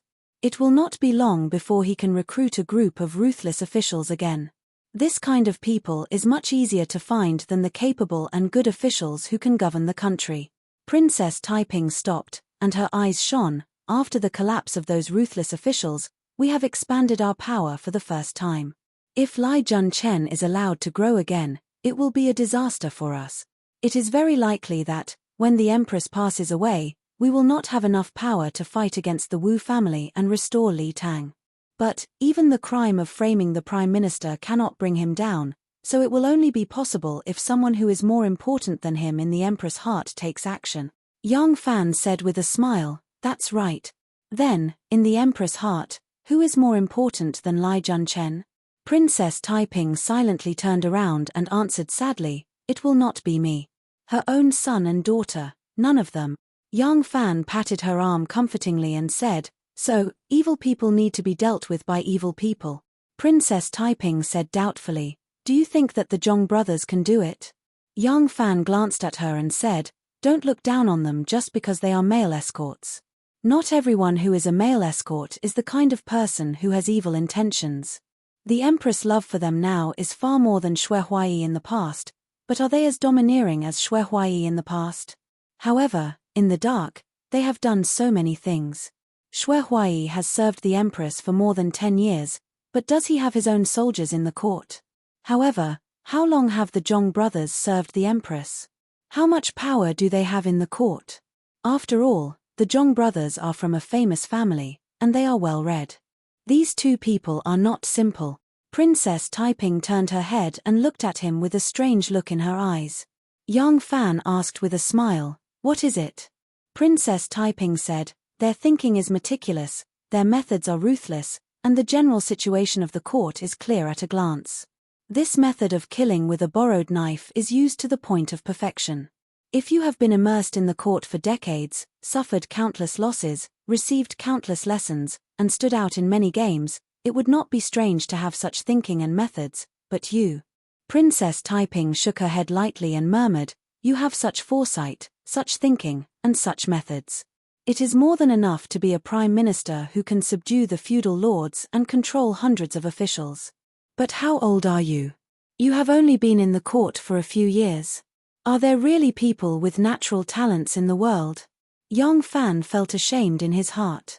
If this princess knew that he was the master of the succession hall that was jointly established by the 7 largest aristocratic families in the world, if she knew that the most important department under him was not those Jianghu people recruited from the 3 mountains and 5 peaks, not those rich merchants who secretly controlled the economic lifelines of the world, and not those officials who had infiltrated all levels of the court, but the Sky Observation Department, she would not have said so. Sky observation, observing the changes of the sky, deducing all things. In the succession hall, there were some people like this. They were either well-read scholars or old officials who had worked in the court for half their lives.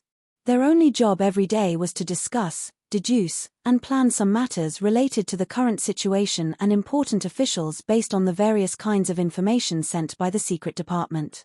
These people often reviewed the successful or failed people and matters of the past dynasties and summed up their experiences and lessons. Based on the various kinds of information they had, they could see the political situation of the court in time. They would deduce and analyze the political struggles in the court and the changes in the situation inside and outside the court, and then come to a conclusion. Perhaps 1 or 2 of these sophisticated and experienced people would make a lot of mistakes in their analysis, but if many wise men came to the same conclusion, then the possibility of them making a mistake would be very small. Yang Fan had been influenced by Dragonbeard Guest since he was a child, so his starting point and knowledge were far higher than that of an average person. With the assistance of such a powerful think tank, he could already be considered to be very low-key by not displaying his demonic wisdom like Zhuge Liang. However, even the sharpest weapon had to be in the hands of people who knew how to use it. This Sky Observation Department gathered a large number of wise people who could be recruited by the aristocratic families. Most of them were not from the aristocratic families. Therefore, in order to prevent the succession hall from being controlled by them, these people were only responsible for research and judgment. As for whether the results of the deduction were accepted or executed by the headmaster, they had no room to ask. They did not even know whether the headmaster would take a look at the results of their deduction. Yang Fan looked at Princess Taiping's appreciative and even worshipful gaze. He smiled tenderly and said some sweet words without thinking. There is no such thing as a heaven-bestowed talent. Isn't it because of you that I can be like this? As the saying goes, one is stained by the company he keeps. After being with you for a long time, I have unconsciously become smarter. Princess Taiping giggled. Although she was still curious why Yang Fan's analysis of the plan was so shrewd, she knew that he didn't want to say it, so she didn't ask further. Well, listening to what you said, what you did today, is it for me, for our Li family? Yang Fan said with a smile, that's right. I have painstakingly worked so hard for your highness. Why would your highness thank me? Princess Taiping sighed and pretended to be pitiful. She said, I have nothing valuable. I really have no way to repay such a great kindness. How about I devote myself to you? Yang Fan touched his nose and said helplessly, this seems to be the same as the result of your highness standing up for me. Princess Taiping said confidently, how can there be no difference? When I threw myself into someone's arms, according to that person's words, there is a big difference. Oh no, she was going to settle old scores with him. Yang Fan hurriedly begged for mercy. Okay, your highness said. Yang Fan, you are good. You are good. A strange scream like the cry of an ape suddenly sounded, interrupting Yang Fan's words. Yang Fan and Princess Taiping suddenly raised their heads and saw Lai Junchen was standing on a hillside. His clothes were untidy, he did not even wear his headscarf, his hair was disheveled, he was stamping with rage while pointing at Lai Junchen and shouting, Yang Fan, you are really something. Ha ha ha ha. I will follow your surname.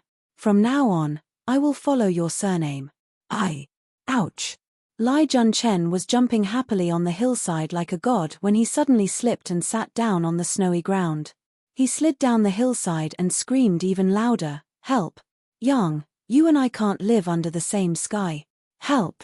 Yang Fan covered his eyes with his hand and gazed into the distance until Lai Junchen's figure disappeared behind a hill.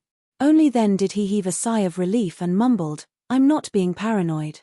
I really feel that he's a little abnormal. Chapter 676. A few more people appeared on the hillside. They were Hu Seluo, Huangfu Zhongbei, and Lai Junchen's Sinong Temple subordinates.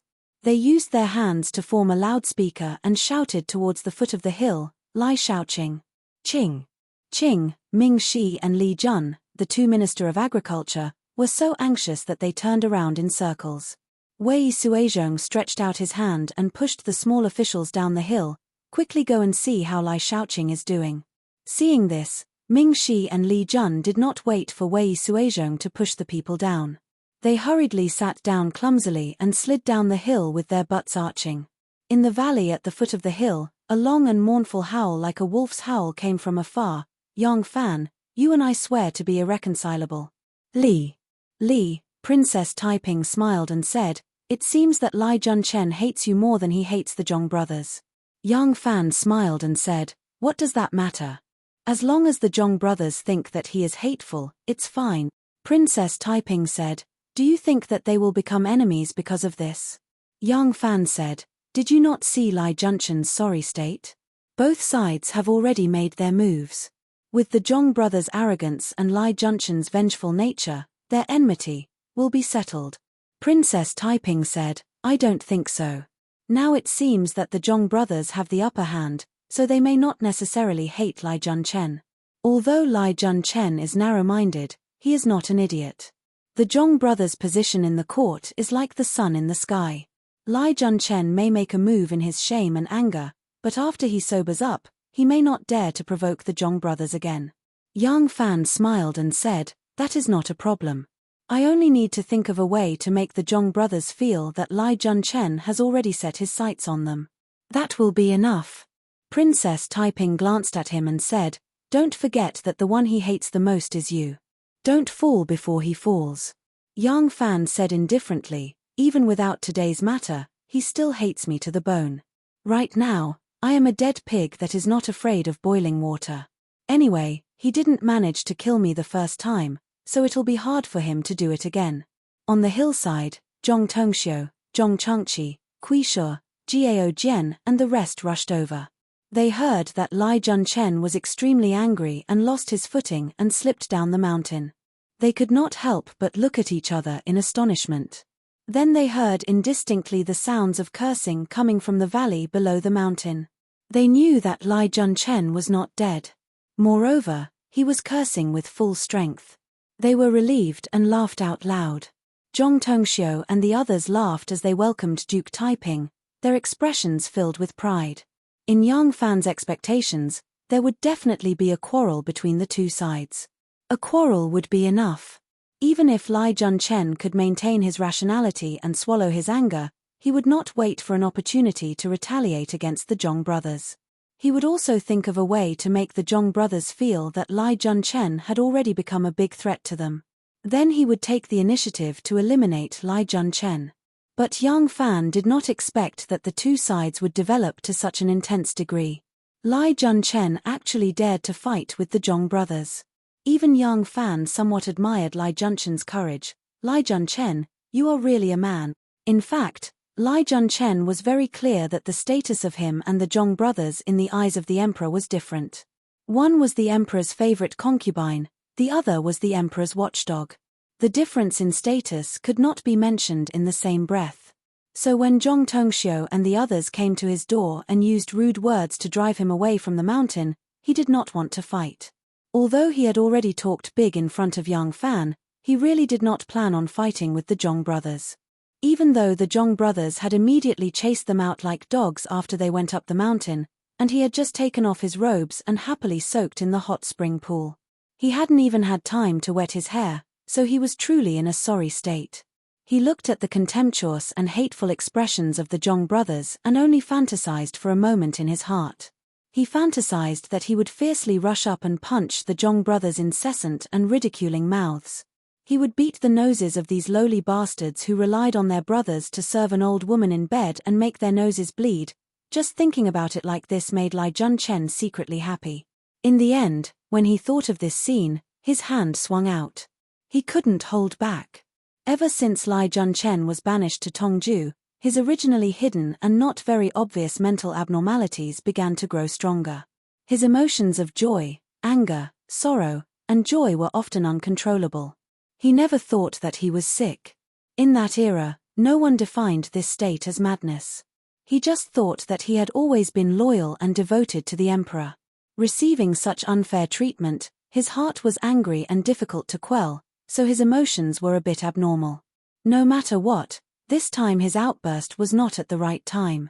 When his fist swung out, he realized something was wrong. In his shock, his fist sank. He didn't hit Zhong Chengyi's mouth but his chest. Zhong Tongxiu and the others never thought that Lai Junchen would be so arrogant. They had already reported their identities and clearly stated that they were invited by the princess to the Dragon Gate hot spring. Lai Junchen, whose status was not as noble as theirs and who originally did not have the right to enjoy this royal hot spring, actually dared to attack them. The enraged Zhong Tongxiu and his brothers immediately fought back. 3 against 1, they beat Lai Junchen into a sorry state. This Lai Junchen was also a lowly person. The more he was beaten, the clearer his mind became and his madness stopped acting up. He didn't believe it was such a coincidence that when he came to the Dragon Gate, Princess Taiping and the Zhong family's disciples also came. Not to mention that Princess Taiping and Yang Fan's scandal was known to everyone. He was sure that all of this was planned by Yang Fan.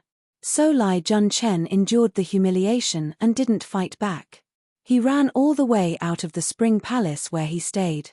He angrily cursed at Yang Fan. In the end, he lost his footing and slipped down the hill. When Zhong Tongxiu and the others went to Princess Taiping, the 2 maids had already returned to her side and held her arms. Zhong Tongxiu and the others went to Princess Taiping's side and proudly cupped their hands, saying, "Your Highness, fortunately we didn't disappoint you. Lai Junchen, that disgusting thing, has been driven away. Your Highness, please go up the mountain." Princess Taiping sighed and said, "After all, Lai Junchen is a high-ranking official of the imperial court.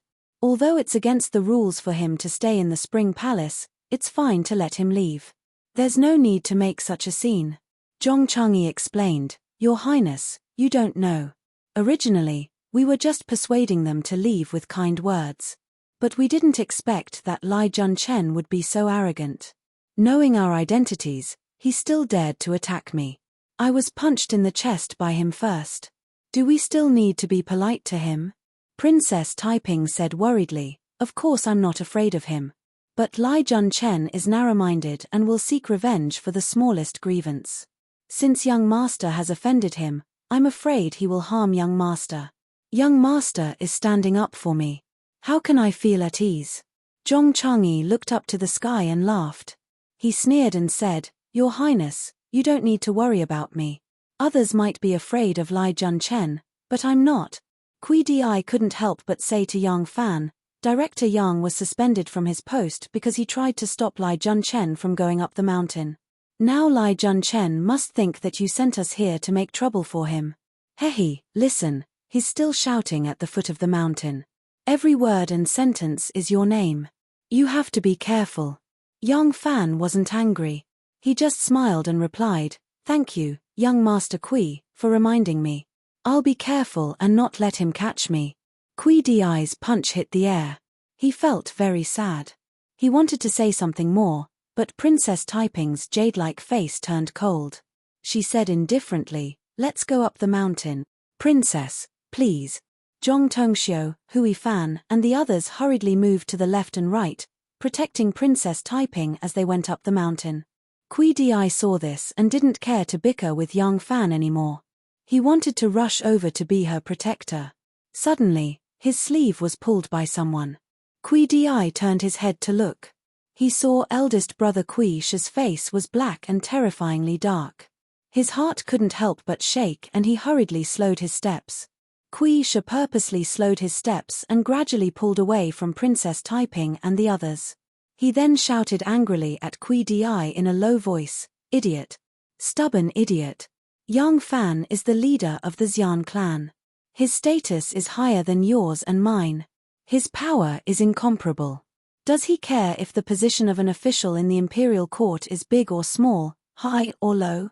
If you use this to attack him, how can it hurt him at all? It's you and I who are seeking protection everywhere in order to become officials. Once we successfully step into the Shilin world, we will have to cooperate and help Yang Fan. If we offend someone like him for no reason, what benefit is there for the Kui family? The relationship between the Kui brothers and Yang Fan, using a more modern explanation, was that the 7 wealthy families of the Kui, Lu, Wang, Zheng, and Li families had invested in a company. Yang Fan was the CEO of this company, and the father of the 2 young masters, Kui Shi and Kui Di, was one of the 7 directors of the company. Just any one of the directors would not be able to touch Yang Fan, and it was even more impossible for these 2 young masters. But because of this layer of relationship, the 2 sides had a relatively close relationship. Now that the 2 brothers Kui Shi and Kui Di had come out to make their way into society, if Yang Fan was willing to take care of them and use his connections and power to make things convenient for the 2 brothers, it would naturally be beneficial for their development. However, if Kui Di blindly became enemies with Yang Fan, then if Yang Fan didn't want to break off his relationship with Director Kui, he wouldn't do anything detrimental to them because of their rude and provocative words. However, he would have sufficient reason not to give them help and care. Kui Di also understood the logic of what his elder brother said, but he had already made Princess Taiping his prey. As soon as he saw Yang Fan, he couldn't resist the flames of jealousy burning in his heart. Kui Shi saw him raise his head to glance at Princess Taiping's back and couldn't help but laugh out of anger. He said resentfully, Which eye of Princess Taiping's has taken a fancy to you? The 2 of them flirted right in front of you, and you couldn't even tell. Zhoulang, oh Zhoulang, you are completely blind. If you don't improve, you'd better return to Dingju. Otherwise, sooner or later, you will be like Lu Binji and become a sinner of the family. Kui Shi finished speaking and left with a wave of his sleeve. Kui Di stood in a daze, looking at his elder brother's back with a blank expression. Chapter 677. The night was deep, the curtains were heavy, and the 4 glazed lamps made the bathing pool in the Spring Palace look magnificent. The round bathing pool with a radius of several feet was made of fine white marble. 4 streams of running water flowed out from the mouths of the 4 copper carps and slowly poured into the pool. Princess Taiping stood at the edge of the pool and gently raised her arms. A gauze dress as thin as a cicada's wing floated down to the ground, revealing an enchanting jade body like a snake or a water demon. That pair of slender and perfectly round thighs was just like the legendary mermaids of the East Sea, pink and delicate, moving people's hearts. She untied the extremely gorgeous rose-colored bra, and before the pair of white and tender and firm breasts could be seen a little, she stepped into the bathing pool. Her plump and smooth and firm fragrant snow-white buttocks, in that breathtaking sway, broke the waves and sank a large piece of dazzling snow-white light to the bottom of the water. The hot spring water was slippery, and the steam was dense, wrapping a plump, well-proportioned, and delicate body in it. It was as if she was wrapped in a layer of undergarments made of mist, adding some color to her body. Yang Fan was like a thief, or it could be said that he was a thief now, a flower thief. He leaped over the eaves and vaulted over the walls, passing through the houses and the ridges, until he quietly appeared in Princess Taiping's bathing palace. Yang Fan easily sneaked in. The outer guards, the inner servants, and the palace maids had already been sent away by Princess Taiping. He entered the room very calmly. As the mermaid swayed, Princess Taiping, who was immersed in the hot spring with her eyes slightly closed, came into his sight. A pair of proud and delicate breasts were half floating and half sinking in the water mist. The smooth fragrant silk was delicate and creamy, a few strands of black hair scattered in the snow-white light, looking especially enchanting. Yang Fan originally wanted to quietly walk over, but suddenly appeared in front of her, which surprised her. Who would have thought that as soon as he reached out to touch the soft gauze curtain, a sweet sound of wind chimes came from the top of the gauze curtain. Yang Fan couldn't help but stop and smiled bitterly. Hearing the bell, Princess Taiping suddenly opened her bright and beautiful eyes. When she saw the familiar figure in the curtain under the light, a bright and happy smile appeared on her face, but her voice revealed a coquettish tone. "Humph. Why are you acting so sneakily? Could it be a thief?" Yang Fan held back his laughter and replied in all seriousness, "I'm not a thief. I'm here to accept a challenge." Princess Taiping's pretty face turned red, and her voice became somewhat vague. "What battle?" Yang Fan walked forward slowly and pushed aside the curtains. He said leisurely, "This morning, I fought with a madman with the surname Lai. This afternoon, I fought with a young boy with the surname Kui. As for now," Princess Taiping sat up a little straighter, and her face became redder, but her eyes became brighter and brighter, brighter than the stars in the winter sky. "Now, who are you going to fight?" Yang Fan pushed aside the curtains, and along with the sweet sound of wind chimes, he drove away the layers of mist on the spring. He saw the beauty bathing in the water. As Princess Taiping sat up straight, a pair of snow-white and plump breasts proudly leaped out of the water. Looking at the two bright red spots at the tips, Yang Fan swallowed his saliva subconsciously, and murmured with a sigh, "Water of calamity." Very quickly, a strong and masculine male body leaped into the mist-shrouded calamity with a pu-pu sound, in a meditation room in Qianxi Temple. Lai Junchen was wrapped in white strips of cloth, lying on the bed like a mummy. Husello, Huangfu Zhongbei, and the others surrounded a brazier in front of him. There was no wine or meat in the temple, and Huangpu Zhong did not bring the wine and meat that he had brought with him out of the temple in a hurry. Therefore, the few of them only ate some porridge and flatbread, and held the most humble barbecued tail banquet in history. One of Lai Junchen's legs was propped on a stone pillow, and his upper body was leaning on a pile of bedding. He gritted his teeth and cursed, but the others did not make a sound, and their faces were a little dirty. Lai Junchen's injuries weren't serious. It was just that when he rolled down the mountain and passed by some protruding rocks and shrubs, he was scratched in many places. His injuries weren't serious, but there were a lot of wounds. The leg he used to prop himself up knocked heavily against a large rock. His thigh swelled up, but it wasn't fractured. Wei Suizhong did not know medicine, but seeing that Lai Junchen's body was full of injuries and looked scary, he wrapped him up like a dumpling. Lai Junchen cursed for a long time. He was originally a ruffian, and usually remembered that his status was different now, so he often played the role of a gentleman and pretended to be polite.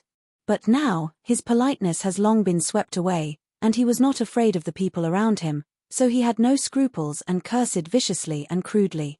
But after Lai Junchen cursed for a long time, other than Wei Suizhong, no one made a sound. Lai Junchen was also discouraged, and lay there gloomily, not saying a word. Wei Suizhong picked up a few more pieces of charcoal and put them into the brazier. He watched as the fire grew stronger, and the red light reflected on their faces. Lai Junchen suddenly laughed. Wei Suizhong had long been used to his old superior's temperamental personality, and was not surprised at all. But he still had to ask, and hurriedly said, "Why is the prefectural magistrate laughing?" Lai Junchen said with a sly smile, "Suizhong, what do you think Her Highness is doing on the mountain now?" Lai Junchen's thinking was too jumpy, and Wei Suizhong could not keep up. He replied, "This. I really do not know." Lai Junchen laughed twice, and said, "Of course you do not know, but you can guess." Lai Junchen sat up in high spirits, and said excitedly, "The princess is either asleep now, or she is still bathing in the hot spring." Wei Suizhong was greatly discouraged, and said with a wry smile, "The prefectural magistrate is wise." Hu Zeruo, Huangfu Zhongbei, and the others secretly looked at each other. Lai Junchen's strange behavior made them somewhat uneasy. Lai Junchen hurriedly waved his hand, and said, "But I dare to conclude, whether the princess is asleep now, or bathing in the hot spring, she will not be alone." Lai Junchen looked at everyone strangely, and said, "It is not even two people. Ha ha ha ha." Lai Junchen laughed strangely again, and laughed so excitedly that he slapped his thigh, and then immediately cried out in pain. Huangfu Zhongbei's cheek twitched a few times, and said embarrassedly, "It is already late at night, Prefectural Magistrate Lai, please rest early." Lai Junchen waved his hand, and continued to enjoy himself. "Everyone is sleeping together. Ha ha ha ha. I don't know how young Fan is feeling at this moment. Ha ha ha ha, just thinking about it makes me happy." Princess Taiping was indeed asleep at this moment, but there were not many people sleeping together, only two people, a man and a woman. Princess Taiping did not sleep on the pillow, she curled up her body, and rested her head on young Fan's strong arm. She spread her beautiful hair on the pillow, and made young Fan's pillow towel. She opened her arms, and tightly hugged young Fan's body, and her legs were tightly intertwined with his, like a vine wrapped around his body. Her beautiful face was still hot after extreme pleasure, and her burning cheeks were tightly nestled against young Fan's chest, and listening to his powerful heartbeat, she was incomparably satisfied. Ever since her husband was sent to prison by her mother and starved to his last breath in prison, she was no longer an ordinary woman. She no longer regarded serving her husband and educating her children as a woman's only mission in life. However, she still longed for love and comfort, and young Fan was the harbor where her feelings poured out. Only when she was naked, lying in his arms, containing him, absorbing him, and completely integrated with him, she was not a princess, not a wife, not a mother, not a politician who was determined to restore Li Tang's power. At this moment, she was just a woman, a pure, little woman. In the early morning, young Fan opened his eyes, and subconsciously touched his side. The little devil who had been nestling in his arms all night was no longer there. Princess Taiping got up earlier than him, which surprised young Fan a little. A smart woman only wanted to show her most beautiful side to the man she loved. Perhaps in young Fan's eyes, a beautiful woman with disheveled hair and rosy cheeks, who had just woken up from thirst had a special taste, but Princess Taiping didn't think so. After she became young Fan's woman, she paid special attention to this point. Therefore, she got up early, before young Fan. When young Fan opened his eyes, she appeared as if she had been there for a long time. The temperature in the hot spring palace was very high, and the surface temperature here was completely different from that in other places. Vegetables and fruits could be grown in a shed here, which showed the temperature here. In order to dehumidify the palace, several braziers were lit, so the temperature inside was even higher. Therefore, Taiping's clothes were gorgeous but simple. She wore a narrow-sleeved muslin shirt and a long skirt. Under the thin muslin shirt, her plump breasts were wrapped in a tight, strapless hezi. The attractive cleavage was deep, and the high and deep breasts outlined the hot curves. "You're awake." Taiping smiled sweetly, and her eyes were bright and full of spirit. Her white and rosy face was like a cabbage that had just been watered by the spring rain, and it was so fresh and tender that water would come out of it if you pinched it. Seeing young Fan's amazed and appreciative eyes, Taiping was satisfied, knowing that this morning's effort was not in vain. She was like the most virtuous and gentle wife, waiting on young Fan to get up and helping him put on his underwear. The green salt for rinsing his mouth was prepared. The toothbrush was made of ivory, which was not the kind of crude products made by Ma Xiao's family. It was made of pearl powder, honey, ginseng, lotus root powder, almonds, and dang kernels. Young Fan really enjoyed it. Needless to say, after using it, his face became as smooth as jade, elastic and tight. The effect was indeed excellent. Young Fan began to think about how to get some for Xiao Man and RNU as gifts for the Shongyuan festival. Things that could make women more beautiful were more attractive than jewelry. Princess Taiping did not want 2 personal maids to serve her. She could not do anything about Wan Xiao Man, and RNU. But if she let other women touch her man, she would really be jealous. She personally waited on young Fan to brush his teeth, wash his face, and comb his hair. Looking at the handsome and free look of her Lang Jun, she happily held his arm and said, "Lang Jun, eat breakfast with me." Outside the Jade Spring Palace where Princess Taiping resided, Kui Di was slowly strolling in the snowy forest. He deliberately dressed rather lightly, which made his tall stature look even more like a jade tree in the wind. However, the leaves of this jade tree were a little green. He thought about his eldest brother's words for half a night, and finally came to a conclusion. Eldest brother probably has a little interest in the princess, so he wants me to quit. He had to fight for the opportunity himself. So far, the princess really did not pay much attention to him. That was because there were too many excellent men around Her Highness. He thought that a chance encounter might make him the guest of this beautiful Luoyang peony. So, Kui Di was not happy. Chapter 678. Breakfast was relatively simple. There was fragrant jade japonica chicken porridge in a casserole, and a white porcelain plate made from ukil was filled with lush green vegetables. This was picked early in the morning from the royal vegetable shed, and was a privilege that only Her Royal Highness the Princess could enjoy. There were all kinds of small pastries on a mysterious porcelain plate that was as lustrous as ice. There were also steamed cakes that had just come out of the oven early in the morning, and then there were salted deer jerky, redworm jerky, stirring, boiling, roasting, broiling, scalding, stir-frying, deep-frying, steaming, preserved, marinated, and gutted.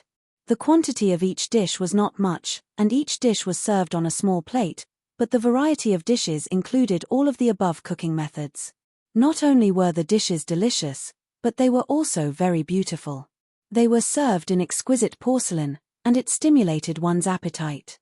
Young Fan ate with great relish.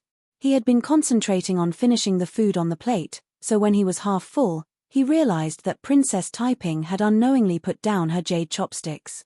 She rested her chin on one hand, and looked at him with great interest as he ate.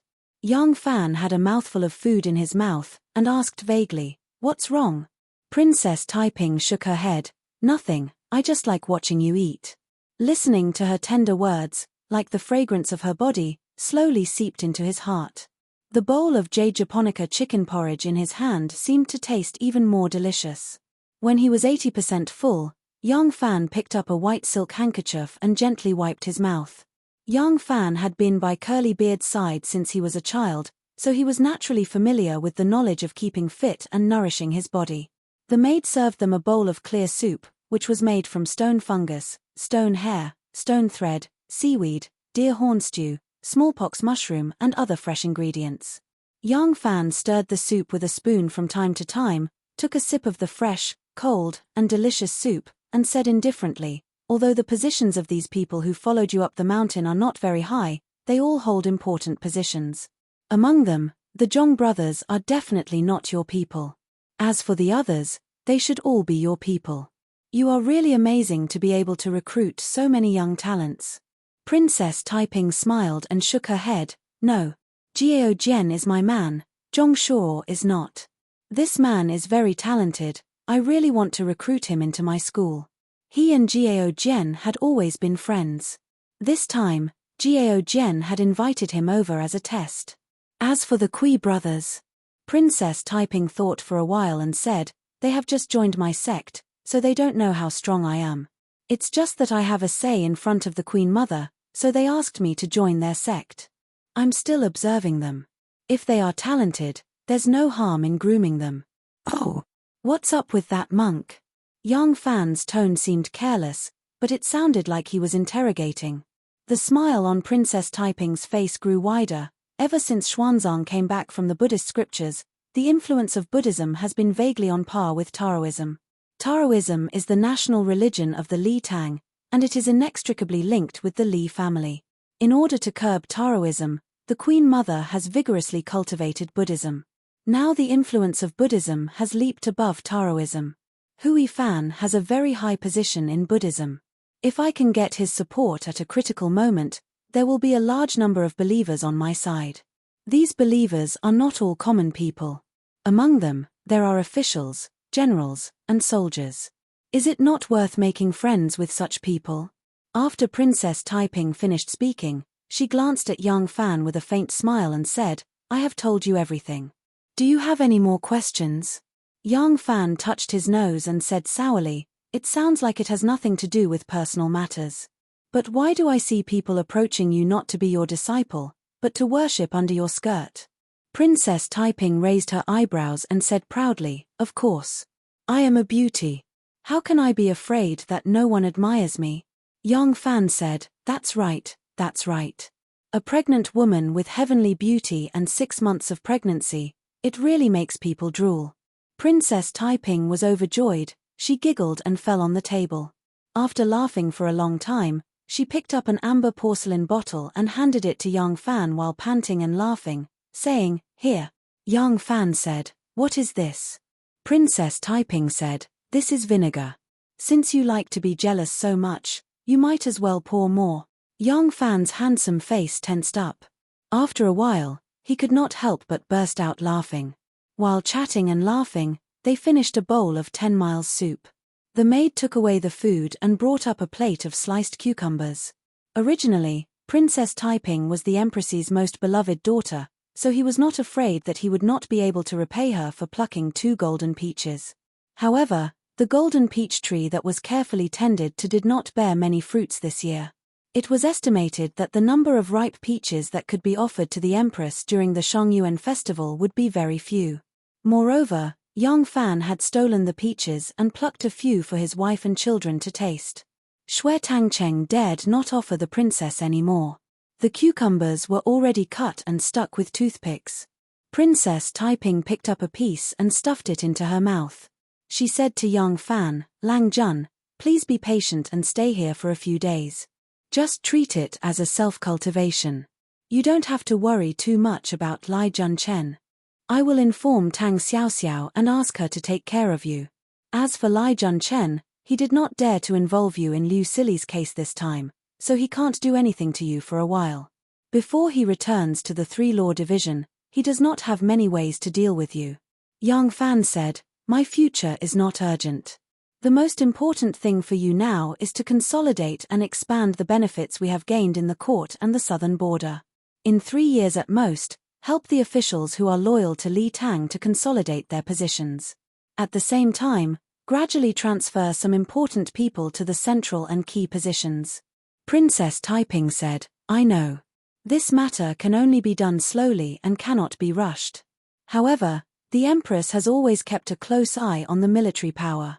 Not to mention the northern Yamen, even the southern Yamen has little military power in the hands of the Prime Minister. Almost all the generals are surnamed Wu. It is as difficult as ascending to heaven to put someone in there, and it is easy to arouse the Empress's vigilance." As she spoke, her beautiful eyebrows slightly knitted. She said worriedly, "But once the future changes, I am afraid it will not work if there are no soldiers." Yang Fan's eyes suddenly brightened. He asked hurriedly, "If there are any changes in the future, how do you think it is most likely to change the world?" Princess Taiping thought for a moment and slowly answered, "The succession of the throne and the change of the regime. If it is not through legal succession or one country replacing another, it is natural that the palace coup is the most common. Wuju is said to be a country, but in fact, people still regard it as a part of Li Tang. Therefore, the Empress replaced the Tang with Ju, and the generals who have a large number of troops do not rebel. If one day we can restore Li Tang, they will not rebel either.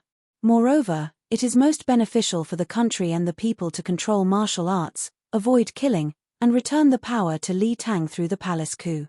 Yang Fan said, "That's right. The Empress is the most concerned about the military power. We have spent a lot of effort to install civil officials in the imperial court. This time, if it was not for the sudden appearance of a large number of vacancies in the southern border, and the imperial court did not have time to investigate one by one, we would not be able to occupy so many seats. If we want to get involved in the military power, it is even more difficult. Even if there are a large number of vacancies, we can only fill them from the bottom to the top. We will not put a large number of scholars who have never been soldiers or fought in the war into the military to be generals. But if we really want the Wu family to hand over their power without bloodshed, they will not agree. The palace coup is the most likely thing to happen in the future, so military power is also very important." Yang Fan stood up and slowly paced around the room. He said in a deep voice, "So, we only need to have a group of people that can be mobilized in the most critical places. We do not need too many people. Even if it is only 1,000 or a few hundred people, as long as we use them properly, we can still change the situation." Princess Taiping's eyes lit up. "You mean, if we can't interfere with the upper levels, we can grab the lower levels, a captain, or even a brigade commander?" Yang Fan said, "That's right. If we install some people in these positions or recruit some people, it will not cause the Empress and the Wu family to be vigilant. But at the critical moment, these few hundred people are enough to decide the ownership of the dynasty." "That's right." Princess Taiping was so happy that she forgot herself. She suddenly jumped up and hugged Yang Fan. She kissed his face and left a bright red lipstick mark. "I can't just focus on recruiting civil officials. They can plan strategies before the success, and after the success, they can govern the country. But if we want to succeed, we still need martial people. Martial power is the key to change the world. Abandon the upper levels and go to the lower levels. Recruit those lower-level officers." "Good idea. It is really a good idea." The more Princess Taiping thought about it, the brighter her heart became. But after thinking about it carefully, she could not help but feel embarrassed. "But, how can we recruit them? I have never thought about this before. My subordinates are all scholars, so I don't know where to start. If I rashly send people to contact them, once the slightest information is leaked, it will be a disaster." Yang Fan grabbed the silk handkerchief and wiped the lipstick mark on his face. Looking at her worried look, he could not help but laugh. "Why are you so anxious? I don't want you to start immediately. This matter can be planned slowly." Princess Taiping shook her head and said, "The Mother Empress is old. We do not know when she will. Once there is a change, it will be a matter of life and death. How can I not be anxious? I did not think about it before. Now that I have thought about it, I have to make arrangements as early as possible. It is not a matter of a day to rope them in. There is no time to cram at the last minute." Princess Taiping's voice suddenly stopped. She suddenly turned around and looked at Yang Fan with a thoughtful face. Yang Fan wiped his face and asked, "Why are you looking at me? Haven't you wiped it clean? Come, help me wipe it." Princess Taiping took the silk handkerchief from Yang Fan's hand and suddenly threw it outside. She cheered and jumped into his arms again. Yang Fan was a little embarrassed and looked at the two beautiful maids who pretended not to see them at the entrance of the hall. He whispered in Princess Taiping's ear, "Be careful in front of outsiders." Princess Taiping spat and left a bright red lipstick mark on Yang Fan's cheek that had just been wiped clean. She said happily, "I know, it is you. No one is more suitable than you." Yang Fan was stunned. "Me? Me what?" Princess Taiping said, "You are a soldier, moreover, you have made great contributions in the army, you have served as a general, you have a lot of friends in the army, especially the Yulin Royal Guards, especially the 100 horsemen stationed at the Black Tortoise Gate, you have friends in all of them. There is no one more suitable than you in this world." Yang Fan slowly opened his mouth. "Me?" Princess Taiping nodded hard. "Yes, it is you." Yang Fan said hesitantly, "I am afraid. Am I suitable? Will the Emperor transfer me back to the army? I think." Princess Taiping patted her chest hard, and her breasts suddenly surged. "Leave this matter to me. I will go to the Mother Queen as soon as I return to the city. Just wait for my good news. When young Fan walked out of the Jade Spring Palace, he was in a trance and even forgot to wipe the bright red lips on his face. I, the leader of the Shenzong clan, was transferred back to the army. It will be inconvenient for me to contact my subordinates in the future. I have really shot myself in the foot. But how could he refuse? Could he say that he liked the job of guarding the mountain spring, growing vegetables, and raising horses? In the forest, Kui Di held a tall pine tree and looked at young Fan, who walked out of the Jade Spring Palace in a daze. He walked out from inside, early in the morning, and he walked out from the Princess Palace. Then last night, young Master Kui's heart was broken. On top of the pine tree, a cute little squirrel stretched out its claws and tried its best to pull. Under its unremitting efforts, the big pine that weighed 4 to 5 kilograms finally fell from the sky like a ripe melon falling off a stalk of pedicel. Bang! Young Master Kui did not say anything and smashed into the snow. The pine cone made a big hole next to his hand and sank into the snow. The little squirrel squatted on the treetop and stared at the spot where the pine cone landed with its big round eyes. It then looked at the human's snow-covered palm and wagged its tail indignantly before running away. Chapter 679. Princess Taiping stayed in the Dragon Gate for 2 days and spent a sweet holiday with young Fan. Kui Di completely gave up. He persistently swayed back and forth in front of the princess, showing off his literary talent, showing off his elegant demeanor, but in the end he did not win the princess's favor. On the contrary, Princess Taiping's patience was exhausted, and she showed a clear disgust toward him. Kui Di was discouraged, and the thought that made his heart run like a monkey and gallop like a galloping horse did not resurface. In the past 2 days, Lai Junchen and Wei Suizhong, who had left in a sorry state, had spread the rumor that Princess Taiping had invited many dissolute scholars, handsome young men, and even an elegant and refined monk to the Dragon Gate, where they would fool around and bathe in the river of love. In view of the dissolute traditional style of Tang princesses, especially seducing their families, the princess had already set an example for them. This kind of love affair was immediately recognized and spread by the common people. It became a topic of conversation during the Spring Festival. Even the fact that Princess Taiping was several months pregnant could not stop the spread of this rumor. Zhong Shuo had been in the Dragon Gate for 2 days. He had been persuaded by his good friend Jiao Jian to join the Taiping sect. But as soon as he returned to the city, he heard these rumors and immediately gave up the idea of joining the Taiping sect. He had been in the Dragon Gate for a few days and naturally knew that these rumors were not true. But gossip was a fearful thing. He was a gentleman who cherished his reputation very much. How could he ruin his own reputation? But he did not want to offend Princess Taiping. He just made up his mind to have less contact with her in the future. Princess Taiping knew nothing about his plan. From the news from Jiao Jian, she thought that this trip to the Dragon Gate had successfully touched the scholar's heart and it was very likely that she could win him over. After Princess Taiping left the Dragon Gate, she immediately went to the palace to persuade the emperor for her Longjuan's return to the military camp. It had been a long time since the Han and Jin dynasties that the aristocratic families worked together to pressure the imperial power for common interests. But no aristocratic family had set up a special organization for this.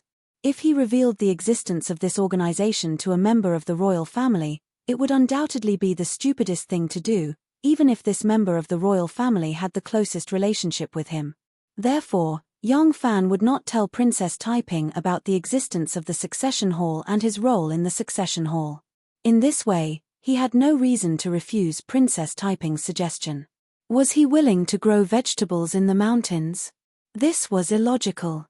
He had been working hard to bring back Li Tang, but now he refused to return to the army. This was also illogical. Therefore, at least in the eyes of Princess Taiping, her husband readily agreed. At this moment, Wu Zetian, Zhong Changzong and Zhong Yizhi were admiring the plum blossoms in the Flying Fragrance Hall. Zhong Changzong and Zhong Yizhi stood on the left and right of Wu Zetian, who was holding a dragon-headed walking stick. They were talking to each other tenderly and affectionately.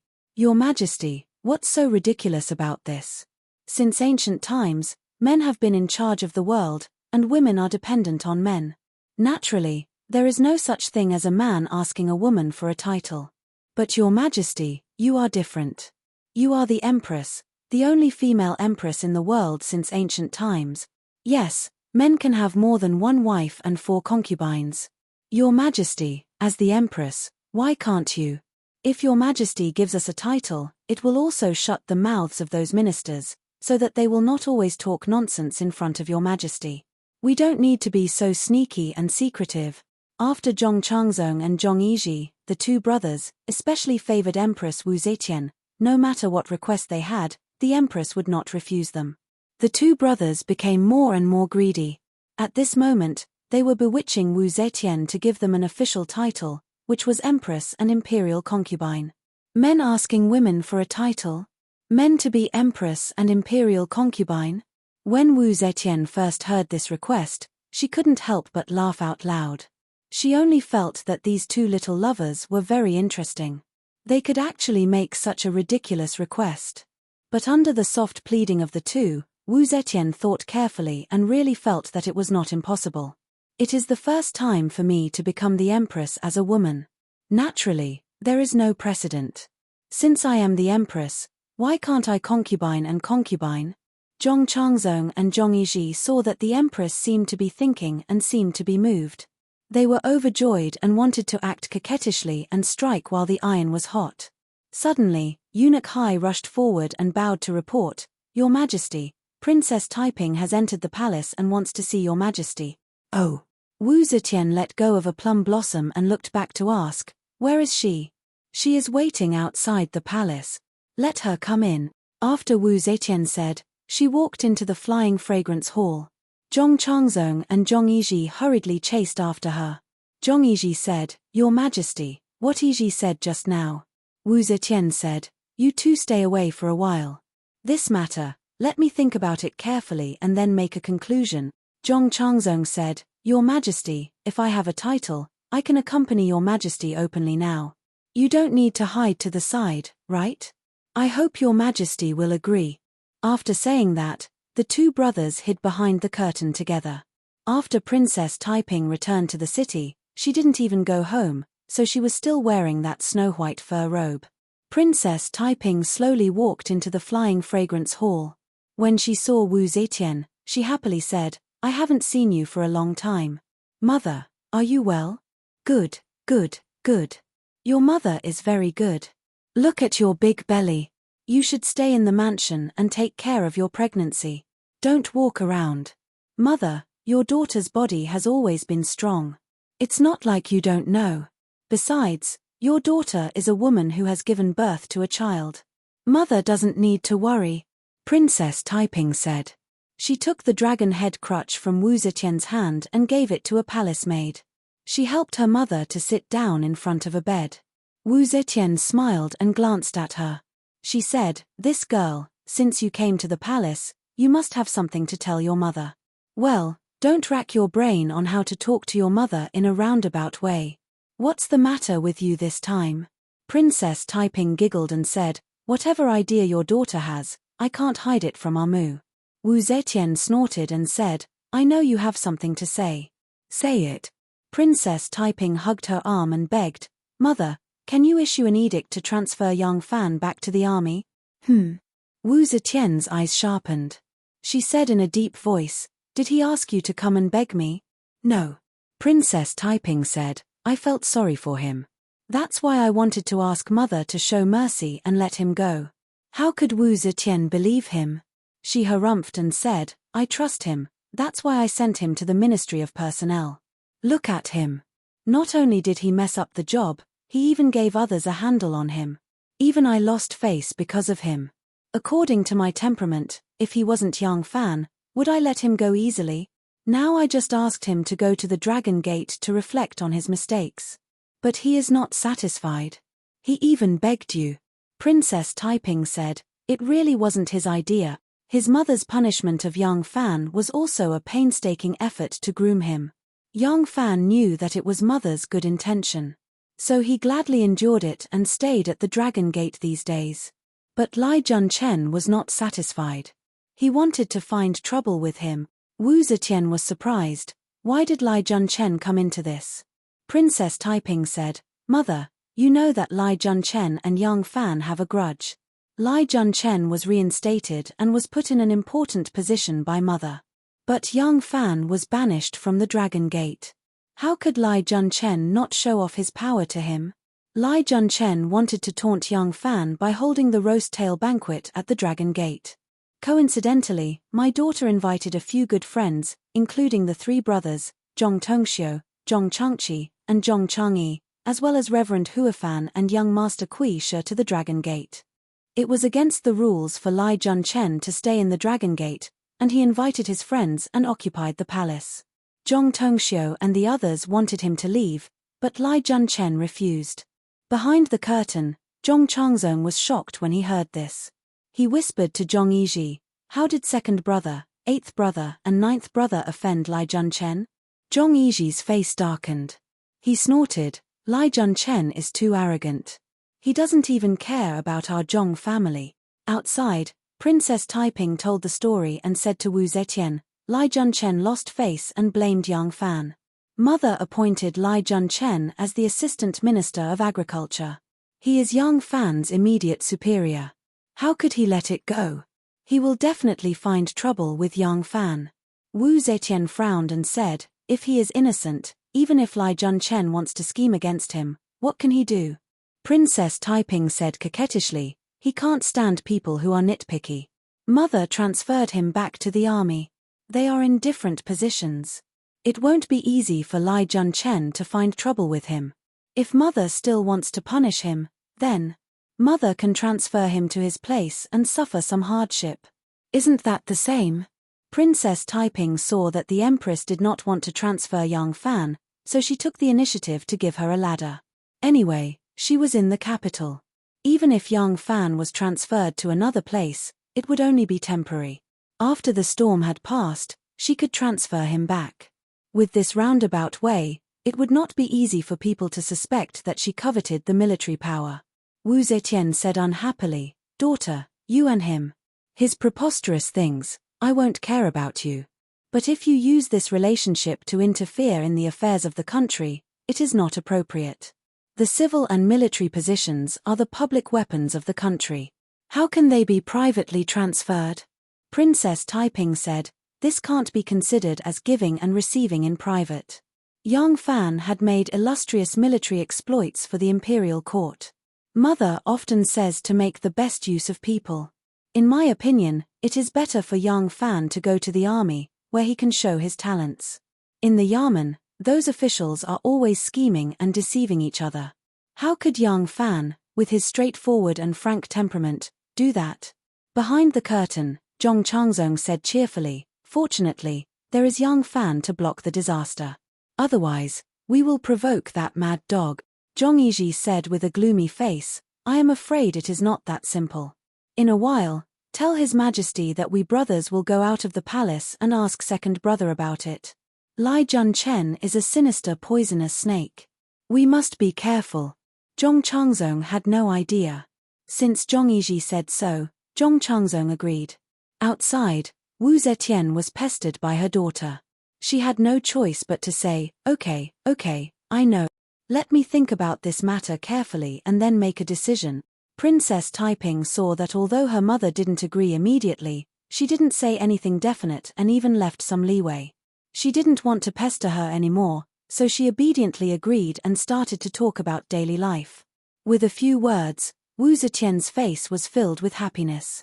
At this moment, the eunuch Xiao Hai tiptoed in. He bowed and said, "Your Majesty, the Master of Whitehorse Temple asks for an audience." Chapter 680. Wu Zetian inadvertently furrowed her brows and asked, "What is he doing here?"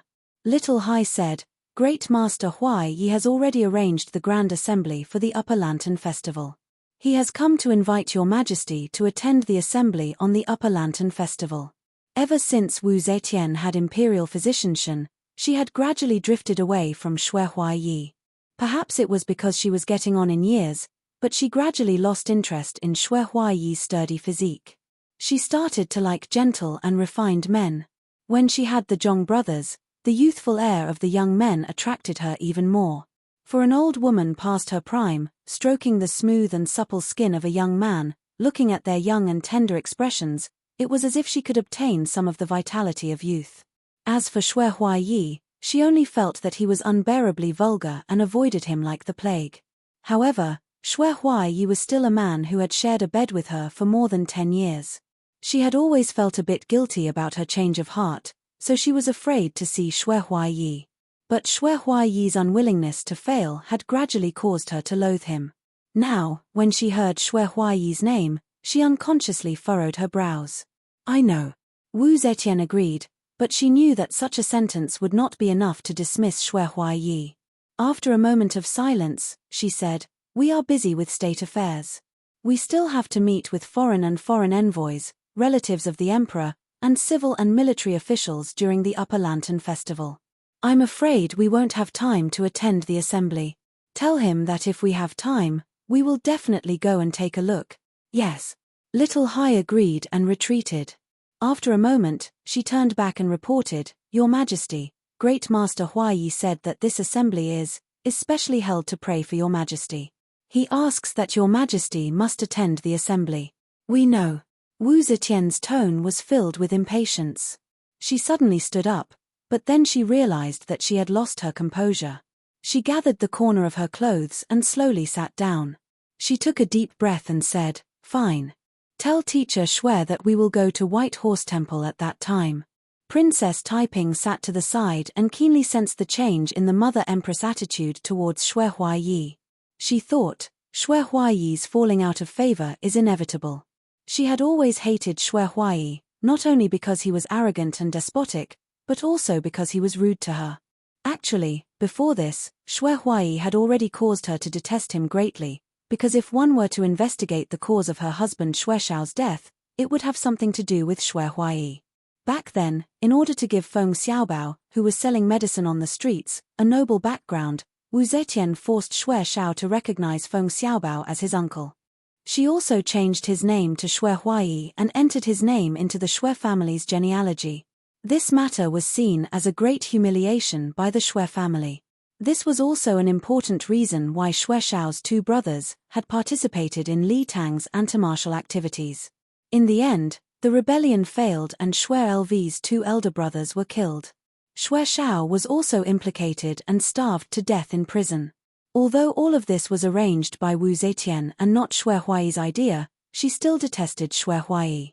However, looking at him now, she felt that Xue Huaiyi was very cute. Xue Huaiyi was domineering, reckless, and rude, but he had no political ambitions. Although he was disagreeable, he did not cause great harm. The Zhong brothers were different. They were rapidly strengthening their political power. This time, because of Liu Sili's rebellion, there were some vacancies in the court that had appeared, and it was the people of the Zhong family who filled the most of the vacancies. Although Princess Taiping looked down on the Zhong brothers from the bottom of her heart because of their status as gigolos, she also knew that if the Zhong brothers were allowed to develop like this, the Zhong brothers would become great harm. However, the Zhong brothers were the Queen Mother's treasures. They were the Queen Mother's exclusive property, and at the same time, they were the Queen Mother's reverse scale. They could not be offended. Little Hai went out for a walk and then came back. He said slowly, Grandmaster Huaiyi said, He still has many details of the Great Assembly that he wants to discuss with Your Majesty. He asks for Your Majesty's permission to see him. Hearing this, Princess Taiping frowned slightly. This Xue Huaiyi is too blind. This kind of entanglement will only make the Queen Mother sick of him. Why bother? As expected, Wu Zetian's expression darkened. She waved her sleeve and said in a low voice, Just say that I am chatting with my daughter. Regarding the Great Assembly, tell him to arrange it himself and be fully responsible for it. Little Hai also saw that the Empress's patience was about to reach its end. She did not dare to say anything more and quickly retreated. Behind the curtain, Zhong Changzong said worriedly, Fifth brother, Xue Huaiyi has not given up. He still wants to invite the Emperor's favor. Zhong Yizhi laughed coldly and whispered in his ear, When the time comes, we will also go. We definitely cannot give the Emperor a chance to be alone with him. Zhong Changzong understood immediately and nodded happily. Not only that, but we also have to show off in front of him. He wants to use the Great Assembly to invite the emperor's favor again, so we will make him look bad." The two brothers looked at each other and smiled. The Tang dynasty's holidays around the Spring Festival were 7 days of the winter solstice, 7 days of the Spring Festival, and 3 days of the first Lantern Festival. Now that the Lantern Festival was around the corner, the Yamen was once again busy preparing the seals and paste to seal the seal.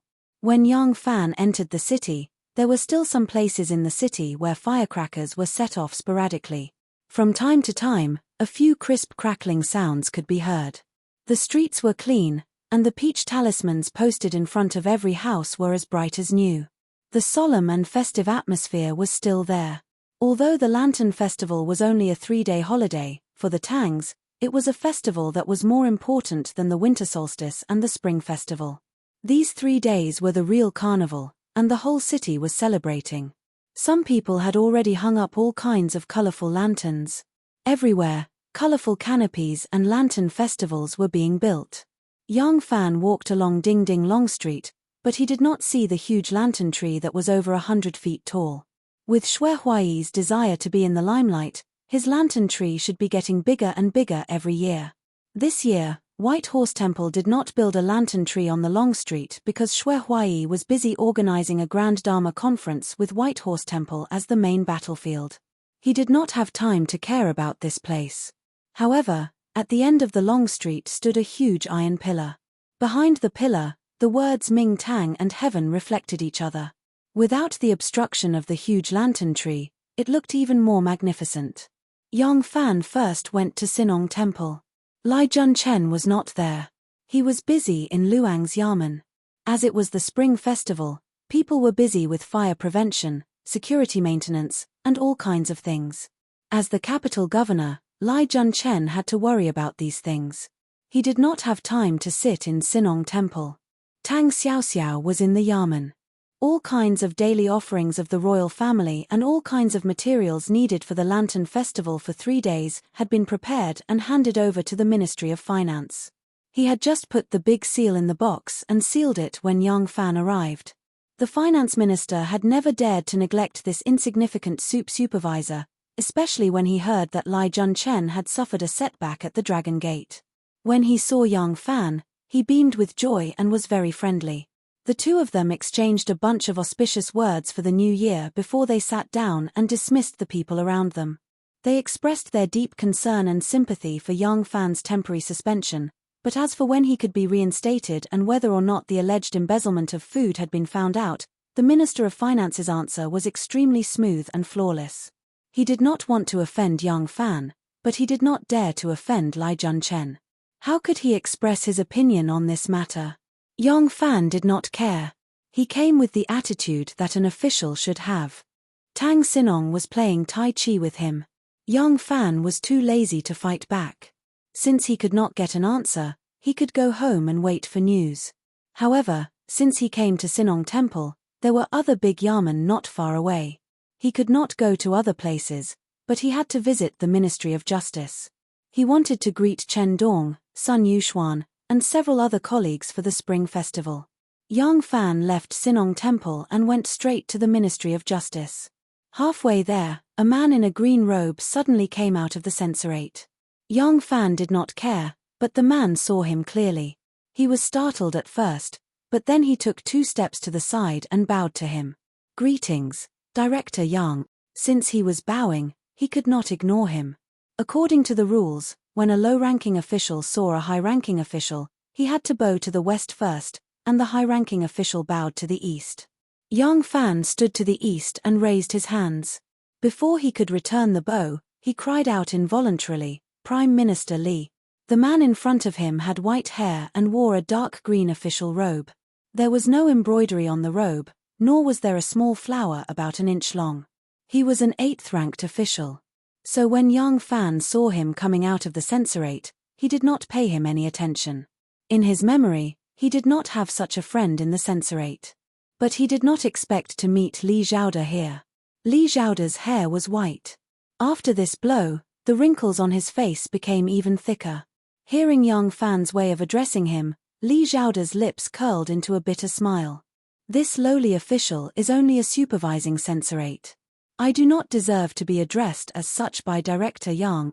Hearing this, Yang Fan could not help but smile bitterly. The two of them looked at each other in silence. After a long time, Li Zhaoda sincerely said, Erlang is so young. Do not take these setbacks to heart. There's still a long way to go. As a supervising censorate, Li Zhaoda was only an 8th-ranked official. But the censorate was divided into hundreds of officials. He patrolled the prefectures and counties. He was in charge of the prison, the military, the sacrificial rites, the camp, the treasury. He was in charge of everything. The internal and external officials included their immediate superiors. Other than the emperor himself, there was no one he could not sue. But although Yang Fan was a 6th-ranked official, he was in charge of, there was no need to mention it. So Li Zhaoda saw that he was silent and thought that he was even more disheartened than himself. He could not help but cheer him up. Yang Fan secretly laughed bitterly. He cupped his hands and said, Elder's advice, this junior will remember it. There was no way to talk about this official position. In terms of official position, this former prime minister was several ranks lower than him. He could only talk about age. Yang Fan said, the Shengyuan is coming soon. All the government offices are sealing and preparing for the holiday. Li Gong looks like he is in a hurry. Where are you going? Li Zhaoda smiled faintly and said, I am under the orders of the Imperial Censorate to deliver an official letter to the Ministry of Justice. Yang Fan said in his heart, Li Zhaoda is already so old, plus he used to be the Prime Minister. Now that he is demoted to the Censorate, it is reasonable to say that his colleagues should pay more attention to this old Prime Minister's former superior. Seeing that it is going to be a holiday, I am afraid some of the officials have already slipped away and gone home for the holidays. Now they have to trouble this old Prime Minister to run errands. There are many people who were humiliated by him. Now finally. Yang Fan thought for a while and said, Junior is going to the Ministry of Justice to pay a visit to several friends. Li Gong, there is no harm in coming with us. The two of them walked side by side toward the Ministry of Justice. Yang Fan and the two imperial bodyguards who were disguised as servants retreated far away. The two of them chatted along the way until they arrived at the main gate of the Qiuguan Yamen. Before they reached the gate, they saw a man kneeling in front of the gate. The man was wearing heavy mourning clothes, kneeling upright on the ground. There were many people going in and out of the Yamen, but each and every one of them treated him as if he was invisible and turned a blind eye to him. The snow in this area was swept clean, but the weather was cold and the ground was especially cold. The man was wearing mourning clothes, but his clothes were not thick. Kneeling there, his body seemed to be stiff. Yang Fan and Li Zhaoda looked at each other in surprise and unconsciously quickened their pace. Chapter 681. When Yang Fan was still a dozen steps away from the Ministry of Justice, a man dressed in the uniform of the Ministry of Justice quickly came to greet him. He said respectfully, Oh, young Langzhong, you have a new life, and your longevity has been extended. On New Year's Eve, I went to Langzhong's mansion to pay my respects. Unfortunately, Langzhong was not there. I heard that the whole family went to Longmen Mountain to celebrate the new year. Haha, unique. This man was the head of the Ministry of Justice's torture chamber, Yuan Han. It was Yang Fan who had promoted him from deputy head. Moreover, he had heard about Lai Junshan's setback at Longmen Mountain. He did not believe that this young Tang Jianyang would spend the rest of his life growing wild vegetables on Longmen Mountain. There were many officials in the court who had fallen. As long as they had the opportunity, they would still be court officials dressed in red and purple. No matter how hard he worked, he was destined to be an official. He still had to curry favor with him. Yang Fan smiled and returned the greeting. He said a few auspicious words for the new year, then pointed to the door and asked, Head Yuan, who is this person? Why is he kneeling in the Ministry of Justice? Hearing his question, the smile on Yuan Han's face immediately disappeared. He sighed heavily and said in a low voice, That person is Fan Sixing's son. Yang Fan used to be the Minister of Justice. At that time, he had officials at various levels, such as the Minister Counselor, Manager, and Clerk. Even if they were not familiar with each other, they had at least met each other and knew each other's names. Fan Sixing was an official in charge of the Ministry of Justice's prison. He had met Young Fan once. Young Fan was surprised. What happened to Fan Sixing? Why is his son like this? What does he want? Yuan Han looked at the little old man standing next to Young Fan. Of course, he had heard of the great name of the dignified Prime Minister Li, but he had never seen him before. Young Fan understood and said, "There is no harm in saying it. This elder is not an outsider." Yuan Han was relieved and said, "It's all because of Lai Junchen." Lai Junchen investigated the case of Liu Sili and Xu Lianyao's rebellion and arrested a large number of officials and gentry. Because Xu Lianyao was originally a military officer in the Luoyang prefecture, Lai Junchen was worried that some acquaintances would help him collude with the information, so he detained the criminals in our Ministry of Justice's prison. Although Yuan Han was a minor official, he knew how to conduct himself.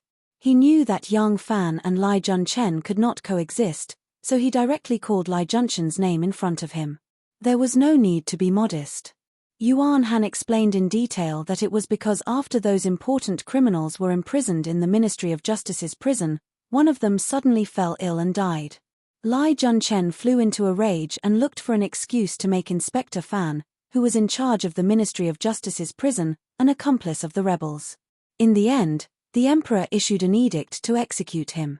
In fact, this matter had something to do with Wu Chengxi. Originally, Wu Chengxi had created this mad dog, Lai Junchen, to punish Li Zhaoda and Yang Fan. In the end, before he could even make a move, the two of them had already fallen. Lai Junchen, who had no place to display his might, randomly bit and sent two of Wu Chengxi's generals, Wang Lei and Wang Zhu, to prison. Wu Chengxi was worried that Wang Zhu would say that he had instructed him to leak the information to Ming Palace's Wei Jishu. Smart people would guess that he had planned this, so he bribed a jailer to poison Wang Zhu. Lai Junchen had wanted to dig out more of Wang Zhu's high-ranking officials to expand his credit, but Wang Zhu died. Lai Junchen was unable to restrain his anger, so he casually charged Fan, who was in charge of the Ministry of Justice's prison, with rebellion. He first put him in prison to make up the numbers, and then he was executed. However, outsiders had no way of knowing this inside story, so everyone in the Ministry of Justice felt that Fan Sixing had died a wrongful death. Fan Sixing's son was kneeling in front of the Ministry of Justice Yamen, crying out his father's grievances. But who in the current Ministry of Justice dared to challenge Lai Junchen? As a result, he knelt in front of the Ministry of Justice Yamen. The people coming in and out were all his father's colleagues, but no one dared to say a word. They all treated him as if he was invisible. Li Zhaoda was so angry that his face turned red. Although Yang Fan didn't have much of a relationship with Fan Sixing, he also shook his head, secretly feeling sympathy. At this time, a burst of laughter came from the Yamen. Lai Junchen walked out, accompanied by the left assistant minister Huangfu Zhongbei and the right assistant minister Liu Rushuan. Lai Junchen had come to the Ministry of Justice Yamen to handle some matters. Now that the matter had been resolved, the left and right assistant ministers personally saw him out. The Minister of Justice, Dao Wenjie, was also one of the officials who had opposed Lai Junchen. He was a disciple of Princess Taiping and had returned home to visit his family during the new year. Because his hometown was far away in Quanzhou, he had yet to return to the capital. The daily affairs of the Ministry of Justice were handled by the left and right assistant ministers. Fan Sixing's son recognized the two assistant ministers. He wanted to go in and file a complaint, but the guards at the door wouldn't let him in. He could only kneel there and not get up. Now that he saw the left and right assistant ministers appear together, he couldn't help but be wild with joy. He quickly took out a piece of paper from his bosom and loudly cried out his grievances. When the left and right assistant ministers saw him, their expressions became extremely ugly. The person Fan Sixing's son was suing was right beside them. Who would dare to accept the complaint? Who would dare to interfere? Huangfu Zhongbei loudly shouted, "This is the Ministry of Justice. What kind of case can be filed without the capital governor's approval? This is simply unreasonable. What are you all doing? Who is this person?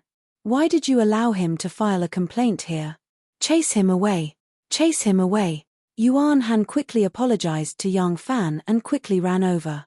He ordered a group of Yamen runners to take Fan Sixing's son away. Let go of me. Let go of me.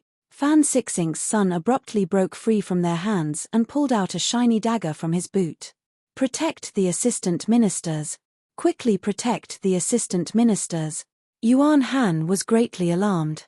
He quickly called for a group of servants carrying water and fire rods to protect the two assistant ministers and Lai Junchen. At the same time, he pulled out his own saber and placed it in front of him. Fan Sixing's son raised his dagger and shouted, "My father is innocent, he was harmed by that dog thief, Lai Junchen. That dog thief is now the capital governor. How can I go to the capital governor and complain about him? My father died unjustly. You are in charge of the Ministry of Justice. Are you just going to sit back and watch that dog act viciously? Assistant ministers, if you do not accept the complaint, I, Fan, will die in front of you today." Fan Sixing's son was truly unyielding. As soon as he finished speaking, he pierced the gleaming dagger into his lower abdomen. Fresh blood stained the paper in front of him.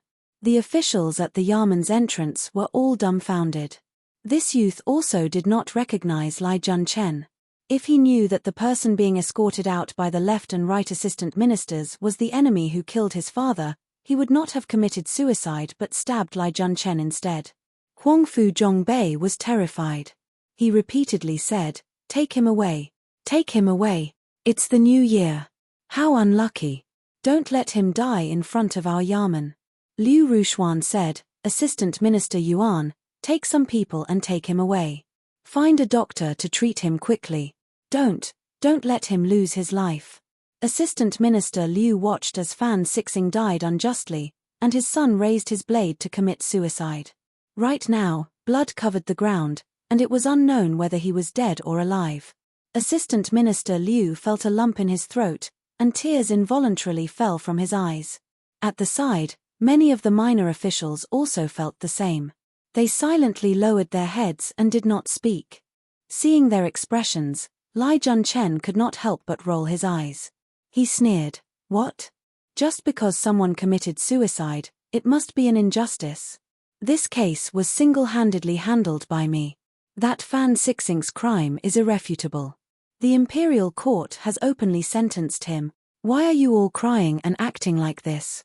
In the future, if someone breaks the law and his son commits suicide, he will be acquitted." Lai Junchen loudly scolded. The officials did not dare to reply and all avoided his gaze. Liu Rushuan was an assistant minister of the Ministry of Justice. Her official rank was not lower than his. She was already feeling sad. Hearing him speak like this, she was very displeased. She indifferently said, "I have a problem with crying when facing the wind. I won't send you off. I'll leave first." Assistant Minister Liu waved his sleeve and left. Seeing this, Lai Junchen became even angrier. He gritted his teeth and sneered. He thought to himself, "Liu Rushuan, now that I have been reinstated, Huangfu Zhong has prepared gifts to congratulate me. But you, Liu Rushuan, pretend not to know. Now you make me look bad in front of me. If I don't find a chance to kill you, I'll write my name backward." At this time, the servants had already picked up Fan Sixing's son and carried him away in a flash. Huangfu Zhong then ordered someone to sprinkle some snow on the road to cover the bloodstain. He then smiled apologetically at Lai Junchen, "Don't be angry, Prefect. Don't let this kind of person spoil the mood of your family. It's the new year." He had only spoken halfway when Lai Junchen suddenly turned and left. In a blink of an eye, he saw Yang Fan and Li Zhaoda. Back then, he had been demoted to Tongju because of these two. Seeing that they were even worse off than he was back then, Lai Junchen was instantly happy. He grinned as he walked in front of the two. After sizing them up, he exclaimed in surprise, "Oh, isn't this Li?" "Li." Lai Junchen turned his head and asked Huangfu Zhongbei, "Brother Huangfu, this is?" Huangfu Zhongbei saw Li Zhaoda and felt slightly uneasy. He subconsciously cupped his hands towards Li Zhaoda and said, "Sensor Li." Lai Junchen slapped his forehead and said, "Yes, yes, yes, Sensor Li, ha ha ha. Sensor Li, Aya, Sensor Li, you look so spirited in your official robes. You look like you're 20 years younger in an instant. I didn't recognize you at first glance. What kind of person was Li Zhaoda? He came from an aristocratic family and was a prime minister. How could he be willing to argue with him and lower his own status? Li Zhaoda sneered and flicked his sleeve, saying, a greedy and ruthless nature. Colluding with a jackal to bully others. Sooner or later, you will suffer retribution. Having said that, he walked towards the Ministry of Justice without giving Li Junchen another look. Li Junchen's face turned red from Li Zhaoda's complete disdain. He stared at Li Zhaoda's back with hatred until Li Zhaoda completely disappeared from the Ministry of Justice's entrance. Only then did he turn around and look at Yang Fan with a smile. Yang Fan smiled and cupped his hands, saying, this lowly official Yang Fan greets Prefect Yang. The smile on Li Junchen's face immediately froze. At this time, that unlucky Ming Court magistrate Ji Shu had already traveled thousands of miles from Chang'an to Luoyang, braving the wind and snow. Actually, Ji Shu should have reached Luoyang earlier. However, he had traveled day and night and was suffering from hunger and cold. Because of his anxiety, he could not sleep well. By the time he reached Luoyang, he actually fell seriously ill. The fever did not subside and his mouth was full of nonsense. When the two attendants saw his condition, they knew that if they forced their way, this county magistrate Ji would be dead by the time they reached Luoyang. They could only stay nearby and invite a doctor to treat him. With this delay, Ji Shu only reached the capital today. After entering Luoyang, Ji Shu did not stop for even a moment. He did not care that his robes made him look like a beggar and immediately rushed towards the palace. By the time Li Junchen was stunned by Yang Fan's change of surname, Ji Shu had already reached Duanmen. When the guards at Duanmen saw that the three beggars had actually run into the palace, they immediately went forward to chase them away. Ji Shu crouched down and looked at the tall palace. From his bosom, he took out a large seal and raised it high above his head. He burst into tears. The palace guards took the seal and could not help but jump in fright. Why is Chang'an's palace magistrate in such a sorry state? Could it be that there was a mutiny in Chang'an? Chapter 682. In the Hall of Martial Accomplishment, Shangguan Wn was sitting with her hands bent over the table. She was busy reading the memorials. Zhong Changzong and his brother had already begun to meddle in the affairs of power. Although they were talented, they had never come into contact with the affairs of the country. The way they dealt with things, their way of thinking, and how much they considered things, were still far from being a successful manager. Adding on the fact that Wu Zetian was infatuated with them and often wanted them to stay by her side, most of the memorials had to be handled by Wanna. Waiting. Outside the door, there is Chong and Ming Tang Wei Ji Shu asking to see His Majesty. Wn's slender fingers were as white as a spring onion. Her pinky was slightly raised, like an orchid. As the orchid swayed, small characters appeared on her pen. Chong and Ming Tang Wei? Who allowed him to enter the capital? What important matter does he want to see the emperor? Wanna didn't even raise her head. Her pen was like a dragon or a snake. She was multitasking. If every official has to go to the capital to see the emperor, then the emperor doesn't have to do anything. He just has to meet people every day and they will be too busy. Tell him to report to the department. If he can't deal with it, he can report it to me level by level. If His Majesty needs to know, the Political Affairs Hall will transfer it. Oh, waiting. Ming Tang Wei's clothes are ragged. He looks very messy. It seems there is something urgent. Wanna's pen stopped. She raised her head and glanced at him. The guard's expression changed. He hurriedly cupped his hands and said, yes. Wanna moistened the ink and continued to write. She had only written 2 characters when she suddenly stopped. She raised her head and said, wait, what did you say that person's name was? The guard who had just turned around quickly turned around again. He bowed and said, Ji Shu. Wanna tilted her head and thought for a moment. She found a book and searched. It was all the memorials she had handled. After a while, Wanna suddenly said, so it is him. Wanna put down her pen and slowly walked. Ji Shu's secret report was sent to Li Junchen. When Li Junchen submitted the report, he hid his name and took the credit. Even if Li Junchen did not want to take credit, Because this was a secret report, Wanna could not know. But after that, Li Junchen implicated a large number of people. Ji Shu was also on the list of people who rebelled. The imperial edict to capture Ji Shu was drafted by Wanna, so she remembered this person. Ji Shu was reported by Li Junchen as a traitor. The people sent by the court to arrest him had not yet returned, but he returned to the capital and asked to see the emperor. Wana suddenly stopped.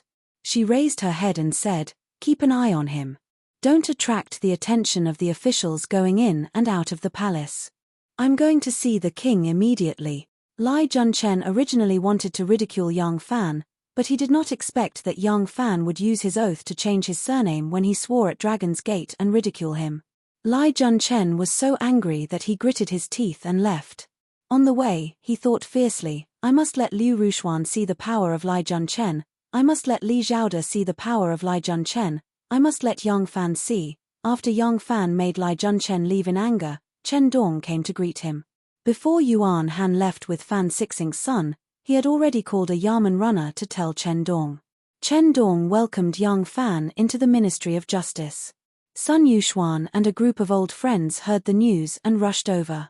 They chatted for a while, and Huangfu Zhongbei sent someone to invite them. Although Yang Fan's current position was low, he was especially well regarded when he was in the Ministry of Justice. Although Huangfu Zhongbei was trying his best to curry favor with Li Junchen, with his smooth and slick personality, he would not give up on the opportunity to express his goodwill to Yang Fan. In any case, his reception was a very normal thing in the officialdom. Even if Li Junchen knew, he would not find fault with him. As for whether or not he treated Yang Fan in private, only the heavens would know. At least in this aspect, Huangfu Zhongbei was indeed better at handling people than Liu Rushuan. In the past, Yang Fan did not deliberately build relationships. Although this was a compulsory course for every official, he did not have the slightest awareness in this aspect. However, it was different now. Although he controlled a huge amount of power, this power was for him to use, but it did not belong to him. Perhaps after 10, 20, or even 30 years of effort, he could gradually build a power that was completely loyal to him in this huge organization, but this speed was too slow. The wider the connections he had, the more the organization would rely on him. He would then be able to have the greatest amount of freedom and build a power that was loyal to him in the shortest time possible. Yang Fan stayed in the Ministry of Justice for a long time. After leaving Assistant Minister Huangfu's detention room, he arranged a date for a banquet with Chen Dong, Sun Yushuan, and the others before leaving. Compared to when Li Junchen left with only 2 assistant ministers to send him off, when Yang Fan left, he was accompanied by a large group of people. Although there were no assistant ministers, almost all the middle-level officials in the Ministry of Justice were present.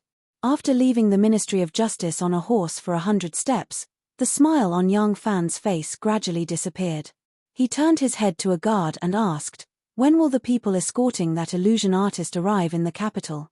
Replying Sovereign, "The road is much easier now. There are no problems on the road. They will definitely arrive in 3 days. The person who answered him was Ren Wei, the head of Yang Fan's guards. At the same time, he was also the person responsible for the daily communication between Yang Fan and the Jissi Hall. This guy was usually expressionless and taciturn. If Yang Fan did not speak, he would not speak. Whatever Yang Fan asked, he would answer without a hint of speculation or analysis. He was a person who could not make a fart. In the beginning, Yang Fan had thought that this was just his personality. It was not until he accidentally saw him soaking in the hot spring with a few other guards at the Dragon Gate that he was definitely a chatterbox with the way he talked non-stop. Yang Fan asked around and found out that young Master Jiang did not like his subordinates to be noisy or give him any suggestions.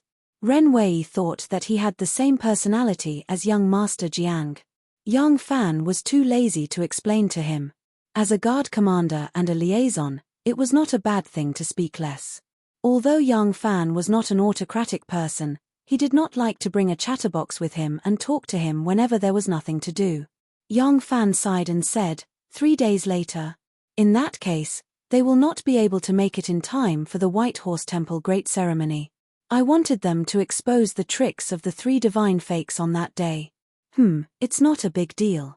After the Upper Yuan dynasty, the imperial court will hold several grand events, especially the kicking competition on the third day of the Upper Yuan dynasty. At that time, I will arrange for them to appear in front of the emperor. Ren Wei was silent. Yang Fan thought for a moment and turned his head to Ren Wei and said, "Immediately arrange for someone to spread the news to Zhong Tongxiu and Zhong Changqi that Li Junchen wants to harm them." Ren Wei replied succinctly, "Yes." The Zhong brothers were children of famous families, and Yang Fan did not lack children of famous families. Therefore, he had ways to use various channels to firmly engrave the impression that Li Junchen was plotting against the Zhong brothers. As long as the Zhong brothers felt danger, they would start to save themselves. Li Junchen was like a poisonous snake. You knew it was poisonous, but you did not know when it would bite you. To deal with such a person, the only way was to strike first. After Ren Wei agreed, he still walked forward, vigilantly scanning the long street for anyone or anything that was slightly close to the sovereign.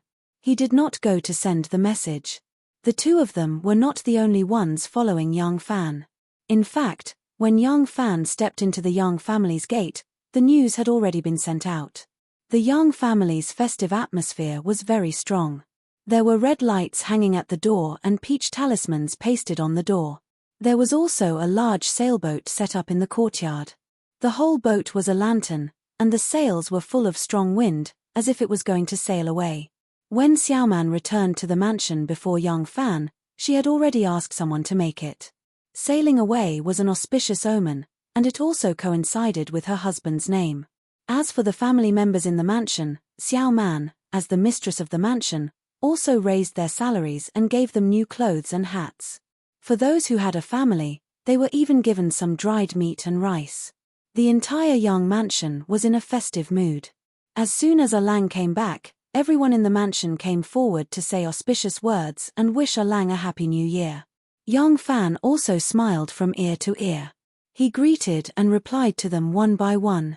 It was not easy to get rid of these enthusiastic servants and maids and return to the backyard. After dinner, Yang Fan lay on the hot brick bed with Xiaoman and played with his baby son for a while. When his son yawned and Xiaoman took him to bed, he left the bedroom and turned to our Enyu's residence. In the Yang mansion, our Enyu had her own courtyard. In the past, Yang Fan often went there to be intimate with her.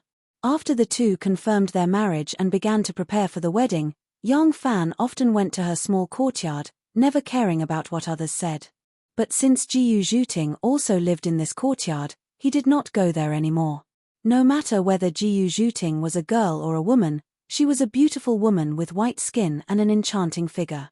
Although the Tangs were unrestrained, they were not unscrupulous. Even the chaste women who would chop off a man's hand if they were touched by a man, although they did not occupy the mainstream market in the Tang dynasty, they were not non-existent. But he had to come over today because there was still 1.5 months before the wedding. Yang Fan was thinking about where to arrange for the bride. He couldn't let the groom pick up the bride at his own house, but our Enyu didn't have any relatives, so there was no place for her to go.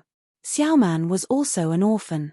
When he married Xiaoman, the emperor arranged for her to live in Wn's mansion.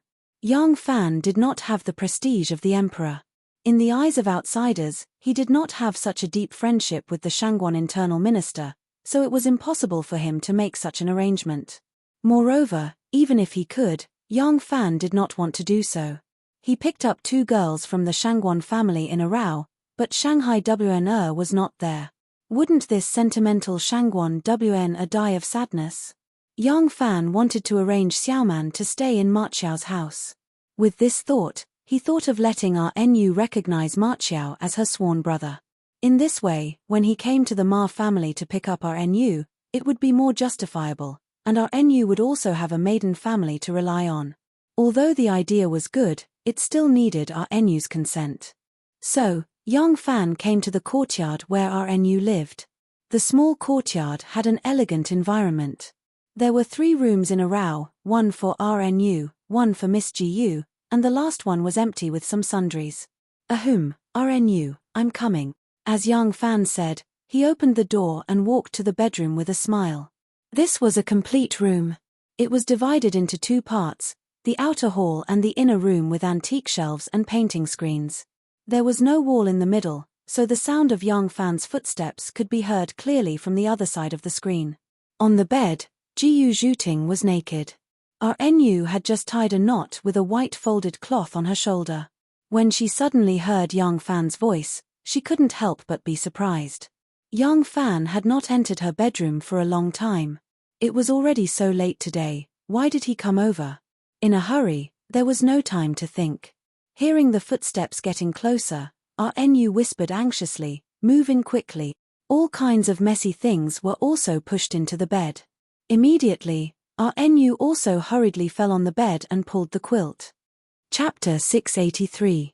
ANU was lying on her side on the couch with a lazy posture. A lock of soft hair hung down from her forehead and half of her shoulder was exposed. She was very charming. She looked at Yang Fan with slight surprise and said, "It's so late, why are you here?" "Late?" Yang Fan looked out of the window. The weather was still cold, and the windows were tightly shut, so he couldn't see anything. However, the Yang family's unique and huge sailboat, the sailing ship, was already lit. The bright light cast a shadow of a bamboo on the window, swaying gently, making it look very tranquil. It was indeed a little late. Yang Fan smiled and said, "Nianzhu slept a lot during the day and was especially energetic at night. I played with him for a while and just fell asleep." "Oh, Erlang, why are you here so late at night?" ANU asked. Half of her snow foot that was exposed outside the quilt quietly retracted. Yang Fan couldn't help but laugh. He winked at her mischievously and said in amusement, "In another month and a half, you will be mine. Are you still afraid of me looking at you?" Jiyu Zhuting was lying behind ANU. The intimate words that could normally be heard could never be said now. ANU's pretty face immediately blushed and her whole body heated up. She glared at Yang Fan coquettishly and changed the topic. "What's the matter? Hurry up and say it." "I slept very late last night because of the sail lamp. I'm a little tired." She even deliberately yawned as she said this. Jiyu Zhuting was hurriedly put into the bed by her. She lay there with her body spread out and didn't dare to move. Hearing the conversation between the two, Jiyu Zhuting couldn't help but want to laugh.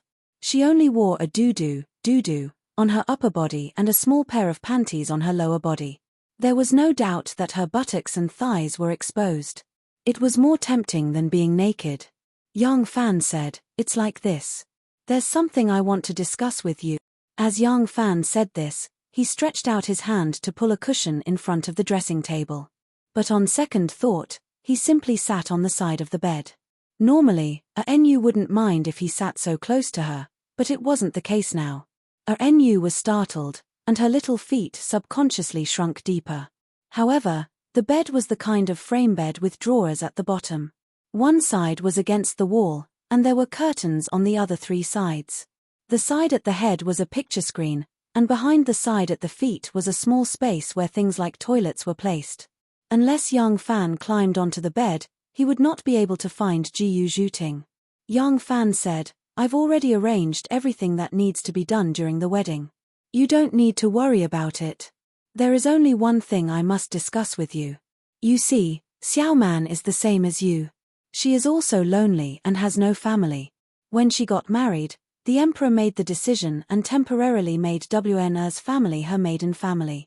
On the day of our marriage, you can't possibly treat this small courtyard as your maiden home. Are we going to pick someone up from our own home and send them back to our own home? I'm planning to send you to Brother Qiao Er's house when the time comes. This isn't a big deal. Brother Qiao will definitely agree. But I think..." As Yang Fan said this, he gently held her pair of soft hands. Her slender hands were smooth and smooth. "ANU, you have no relatives in the world. I think we might as well let you recognize the Ma family as your maiden family. What do you think?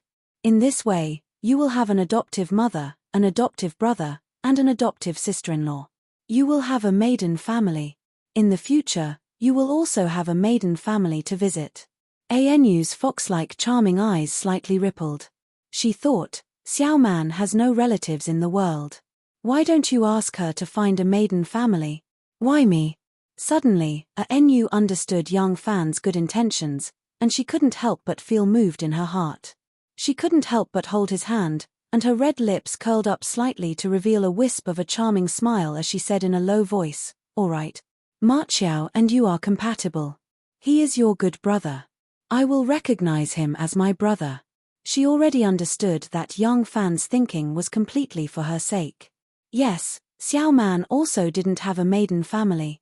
But Xiao Man was married by the emperor. Although the emperor wouldn't recognize her as his daughter because of this, he would take care of and interfere with her married life. But it was like if you gave a gift to someone, he might not remember it. If you didn't give him a gift, he would definitely remember it. If the emperor married your wife, it was natural for you to treat her well. The emperor wouldn't bother to ask. If you didn't treat her well, even the emperor wouldn't pay attention to you. Maybe he would find trouble with you. With such a maiden family, Xiao Man was full of confidence. Although Ma Qiao couldn't be compared with the emperor even if he grew wings and became a Pegasus, he was still a military officer. He was still young. Even if he only relied on seniority, he would have the opportunity to be promoted again in the future. With Ma Qiao as Anu's brother, Anu wouldn't be lonely. Of course, Xiao Man wasn't a domineering and arrogant housewife.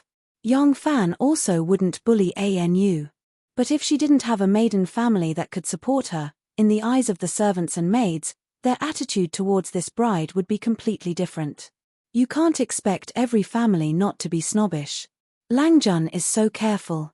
If you didn't care about me, how could it be like this? Thinking of this, Xiao Man's lips raised into a sweet smile. In fact, I'm not without a family now. I have a stepsister, brother-in-law, brothers, and a big family. It's a pity that I haven't contacted them for a long time. Young Fan was startled and asked curiously, "You have a family? What stepsister, brother-in-law, where are they?"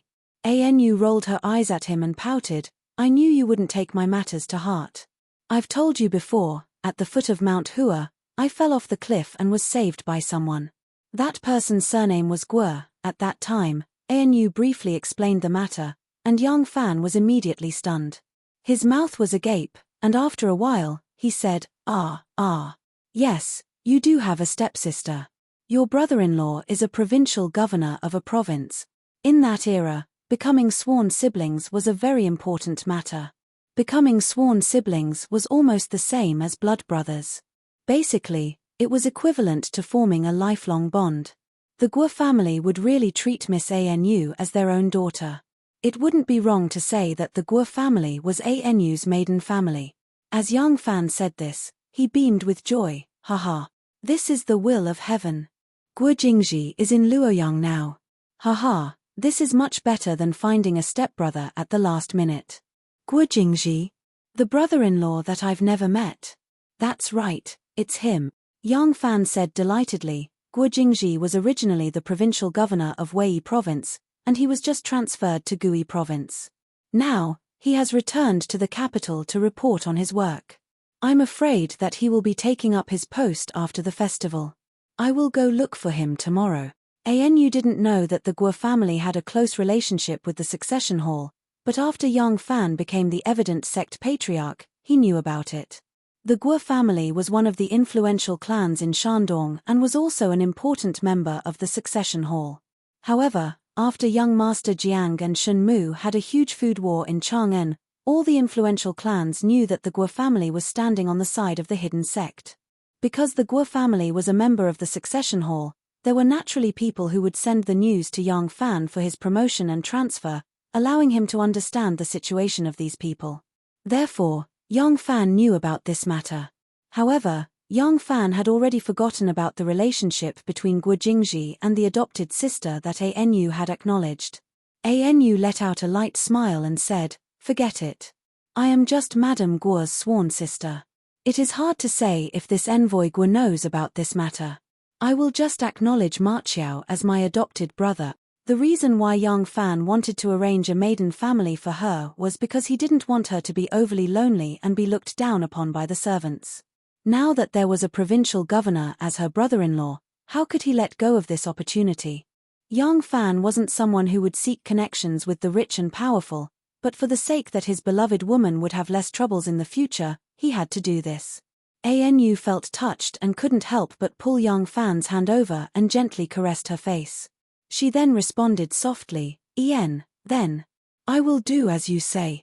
Young Fan let go of his worries, and only then did he notice how cute Anu looked under the embroidered quilt.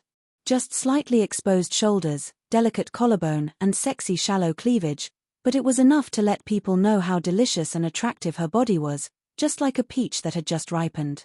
If young Fan was a stone gambler, then Anu's delicate body under the quilt would be the beautiful jade in the stone.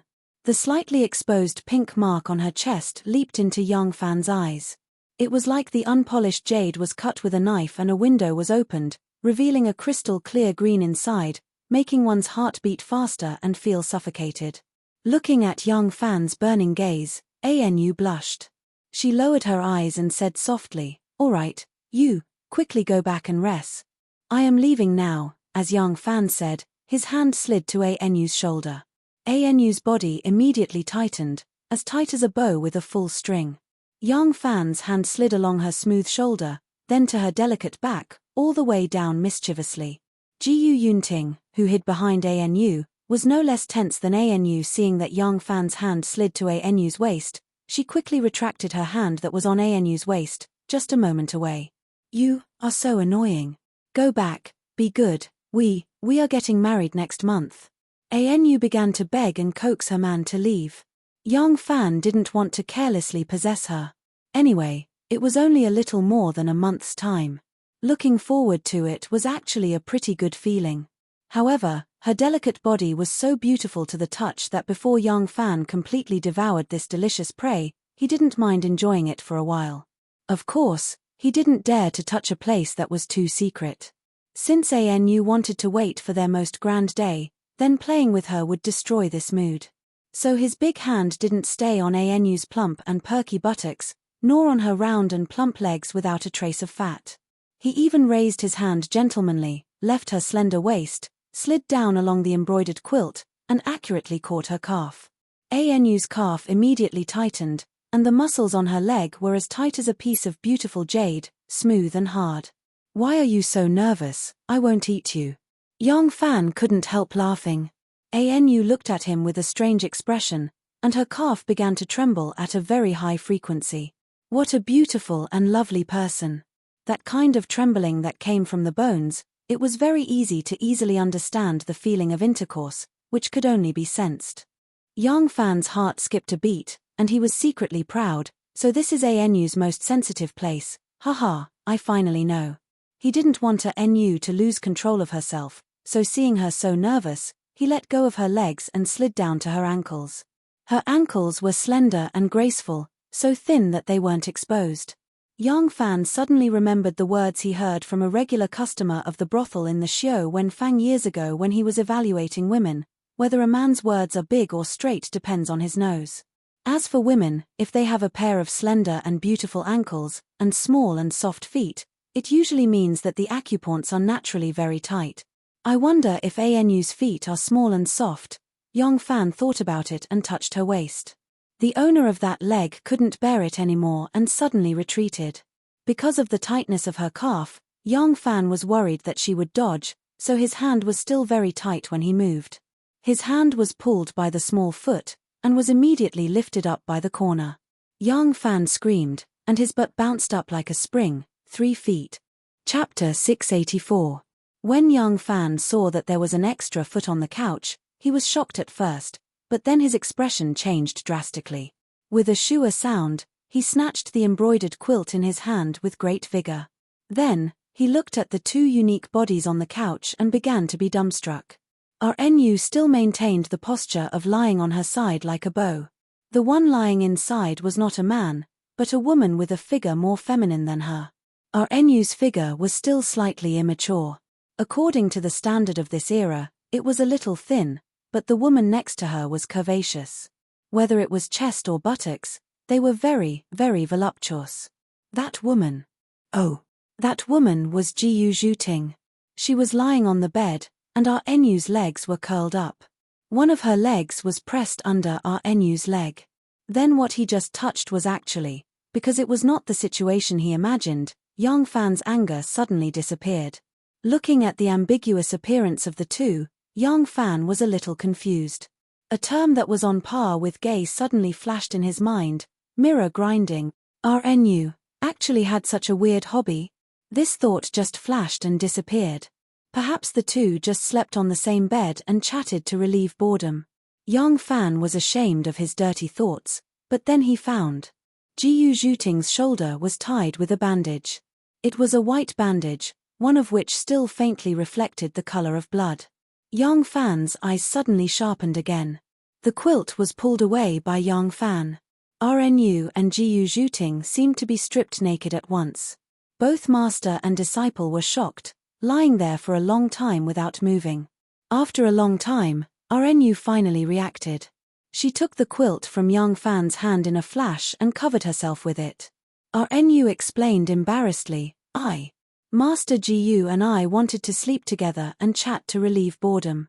You came in a hurry and had no time to dodge, so both master and disciple's faces were very red and embarrassed.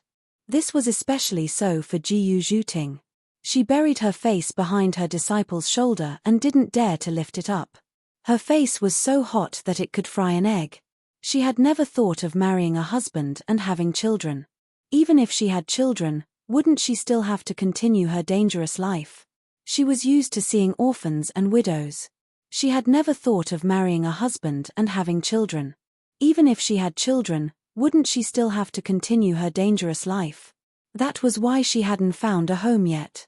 She was still living in her aunt's house, alone without a husband. She had never been touched by a man before, but today, Yang Fan touched such a private place. Moreover, it was in such a warm situation.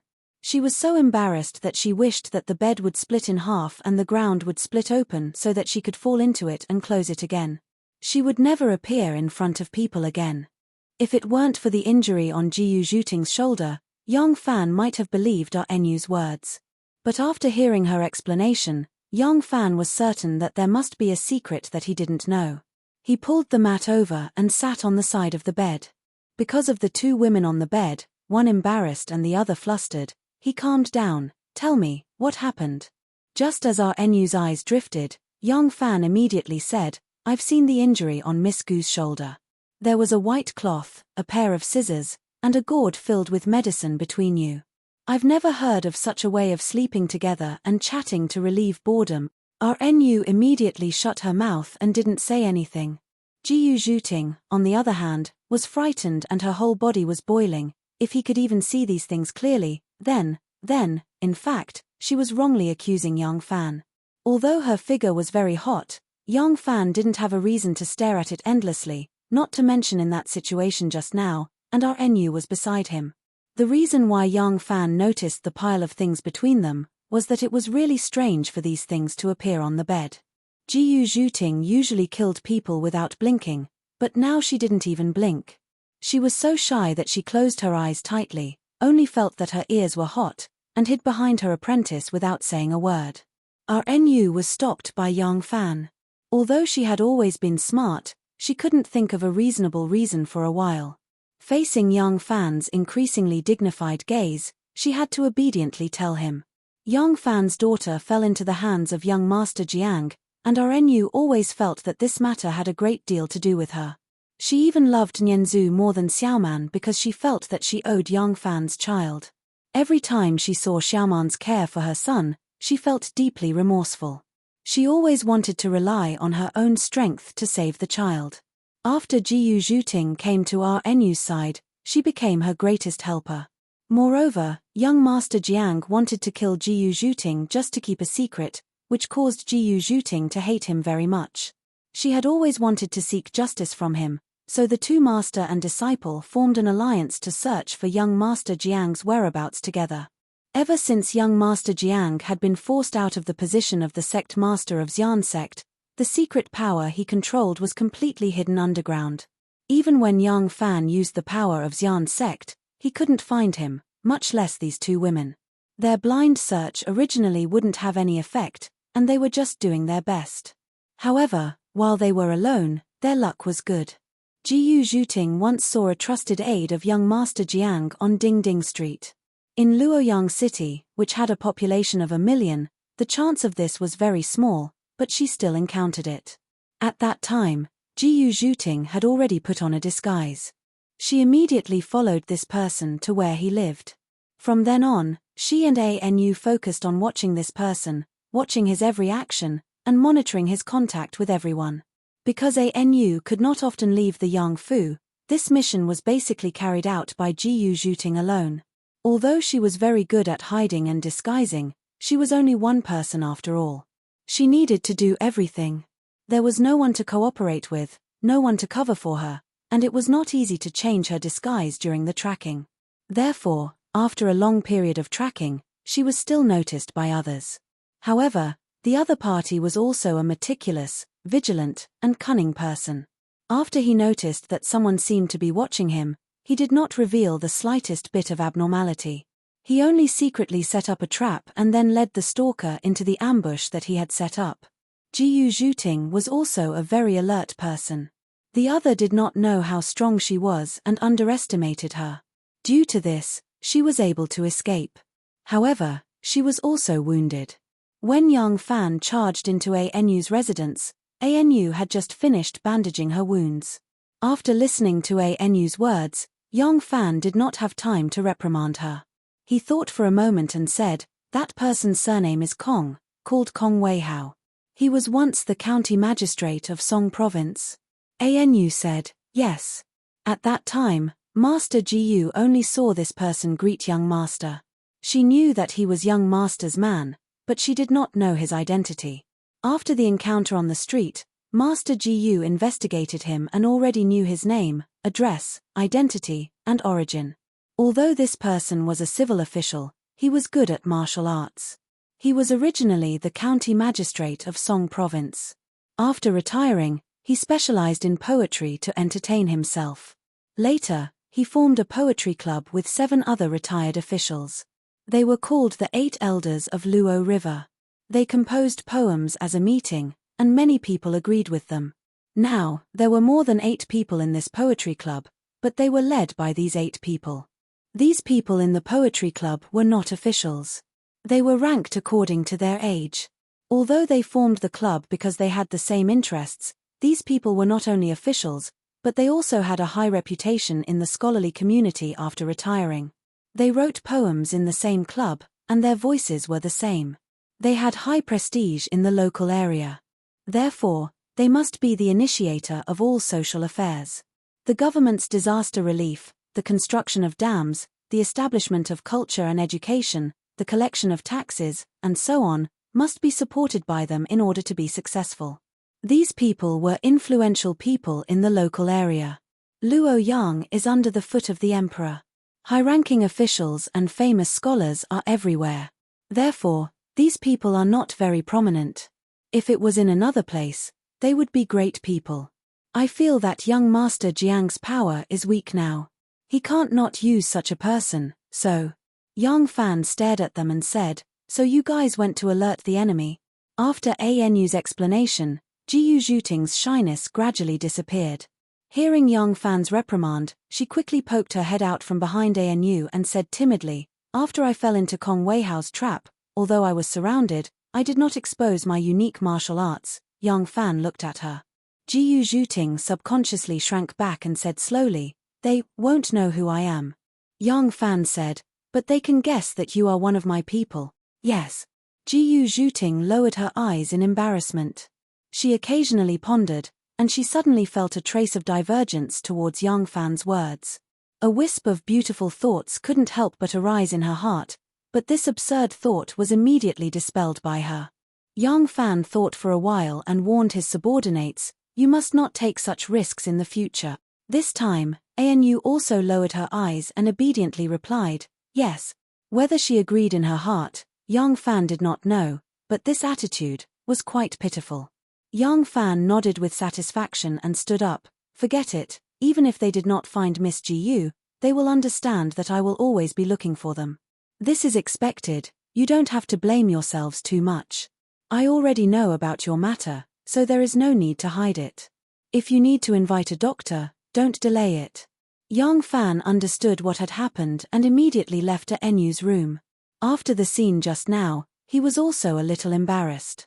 It was not good to stay in the room for too long. After Yang Fan left, he immediately called his guard commander Ren Wei to the study and carefully arranged. Jiyu Zhuting was only one person. Even if she had great ability, she could not split herself. But Yang Fan was different, he had a lot of people to mobilize. After listening to Enyu's introduction just now, he keenly felt that this was indeed a possible breakthrough to find young Master Jiang. The existence of this kind of poetry society was from the Sui and Tang dynasties, and this kind of poetry society was never just a group of like-minded people getting together to eat, drink, and recite poems. This kind of association was like the embryonic form of the Hall of Succession. It was a way for celebrities and gentry to unite to exert influence on the local area and expand their political demands. Yang Fan believed that young Master Jiang was not the only one who belonged to Kong Weihao. Jiyu Zhuting did not have the power to keep an eye on them one by one, but he did. Since he did not know who that person was, he would keep an eye on all the 8 elders of Luo Shui. If this was not enough, he would keep an eye on all the famous, influential people in the Luo Shui Poetry Society. Yang Fan returned to his own bedroom. The lamp was as bright as a bean. Xiao Man was lying on her side, gently patting her son as he slept. Her beautiful hair draped over her shoulders, she was exceptionally charming. Seeing him come in, Xiao Man whispered, "Brother, you still have to go to White Horse Temple to attend the Great Spell Assembly tomorrow morning. Why did you come back so late?" Yang Fan smiled warmly at her and said in a low voice, "I'm going to sleep." Xiao Man got up and helped him to open his robe. Men slept inside. Yang Fan climbed onto the bed first, carefully turned over his son, and lay down on the inside. Xiao Man blew out the candle and also climbed onto the bed. Yang Fan opened his arms and gently hugged his wife and child. He smelled the milk fragrance from his son, and his mood was quite excited. Although he had never said it, how could he not worry about his daughter day and night? He intuitively felt that Miss Gu's discovery had increased his hope of saving his daughter. Chapter 685. The Spring Ghost Festival had arrived. For the royal family and officials, the daytime was their busiest time. This was because they had to enter the palace to meet the emperor and participate in complicated banquets and gatherings. For the common people, the Spring Ghost Festival was actually just a night. It lasted from the 15th to the 16th of the first month until dawn. A night of revelry was the true meaning of the Spring Ghost Festival. However, for this year's Spring Ghost Festival, they had a good place to go during the day, the White Horse Temple. Almost everyone in Luoyang knew that on this day, the White Horse Temple would hold a grand ceremony. It was an unprecedented event. Therefore, since early in the morning, many people had been rushing towards the White Horse Temple. At this time, the foreign envoys, relatives of the emperor, and high-ranking officials were gathered in the magnificent Vientiane Palace to celebrate the festival with their empress. By the time Yang Fan arrived at the White Horse Temple, the temple had already become a sea of people. The long street, which was still far away from the White Horse Temple, was already crowded with people. Both sides of the street were crowded with peddlers. They were happily peddling their business. Today's business was really good. Before reaching the gate of the White Horse Temple, Yang Fan saw a huge painting. It was a red painting of Metria. The entire canvas looked to be at least 20 feet high. The things that Shui Huai made were always bigger and more majestic than others. Suddenly, Yang Fan heard a loud voice shouting from the crowd, "Look, look, do you see that? I heard that Master Huai cut his own knee and used his own blood to draw the painting to show his devotion to Buddha." Hearing this, Yang Fan immediately turned around and looked at him. He cursed in his heart, "That's bullsh*t. It's like letting out all the blood of a cow to draw such a huge painting. Who is spreading this rumor? That's bullsh*t. While Yang Fan was thinking, someone in the crowd had already loudly refuted and loudly ridiculed the person who spoke. The person who just spoke blushed and explained, "It's true. I didn't say it. It was the monks of the White Horse Temple. If you don't believe me, you can go to the gate and take a look. They are currently preaching." The people of the White Horse Temple said it. That meant that Shueisha had instructed him to do so. If it was Shueisha's idea, then such a rich imagination does seem to be Shueisha's style. Yang Fan thought to himself and stopped glaring at the lie talker. The closer they got to the White Horse Temple, the more crowded the crowd became. There were men and women, young and old. The thieves were like fish swimming in the crowd. They were happily harvesting. The immortal squeezing ruffians followed the young ladies and young wives. Some of them gesticulated and asked others to look at this and that, and used the movement of their arms to rub against the women's arms and breasts.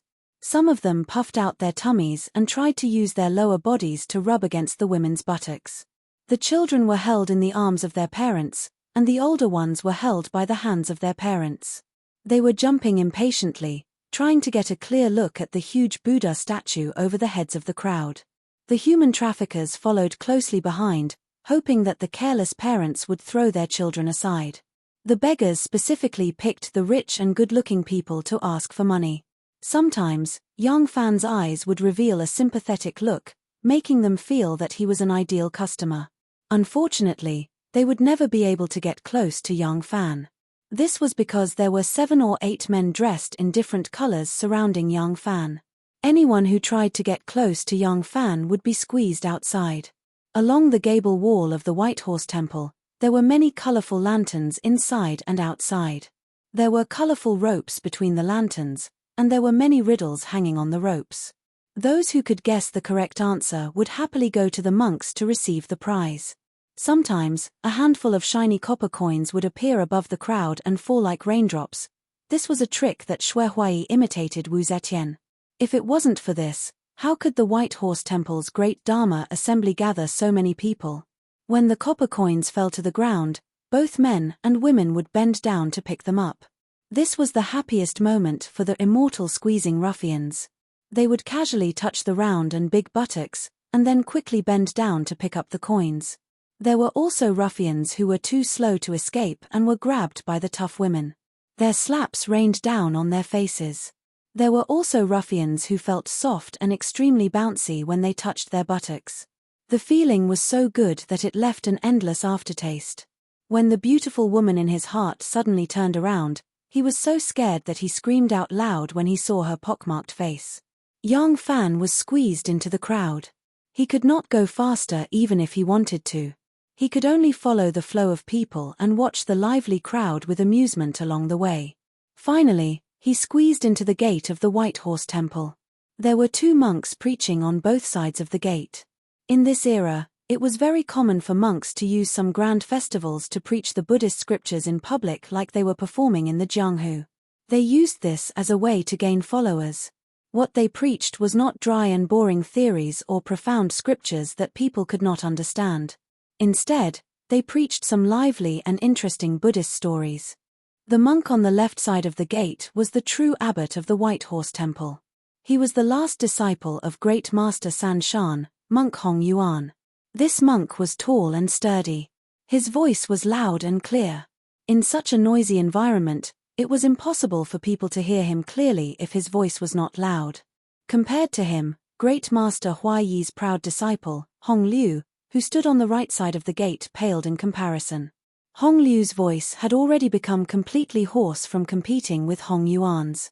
He repeated the legendary story of Great Master Hua Yi stabbing his knee and painting the Buddha statue with blood at the top of his lungs. His hoarse voice was completely drowned out by the noisy crowd of tourists.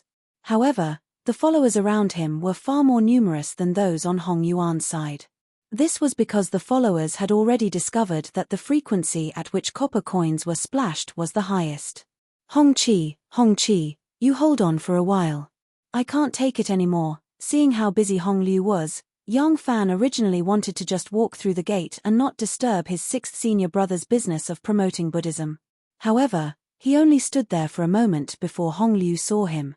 Hong Liu seemed to have eaten too much salt. He called his junior brother onto the stage with a hoarse voice that no one could hear. Then, he jumped off the stage and squeezed through the crowd to walk towards Yang Fan. 17. Cough cough. Junior brother, you're here. 6th senior brother.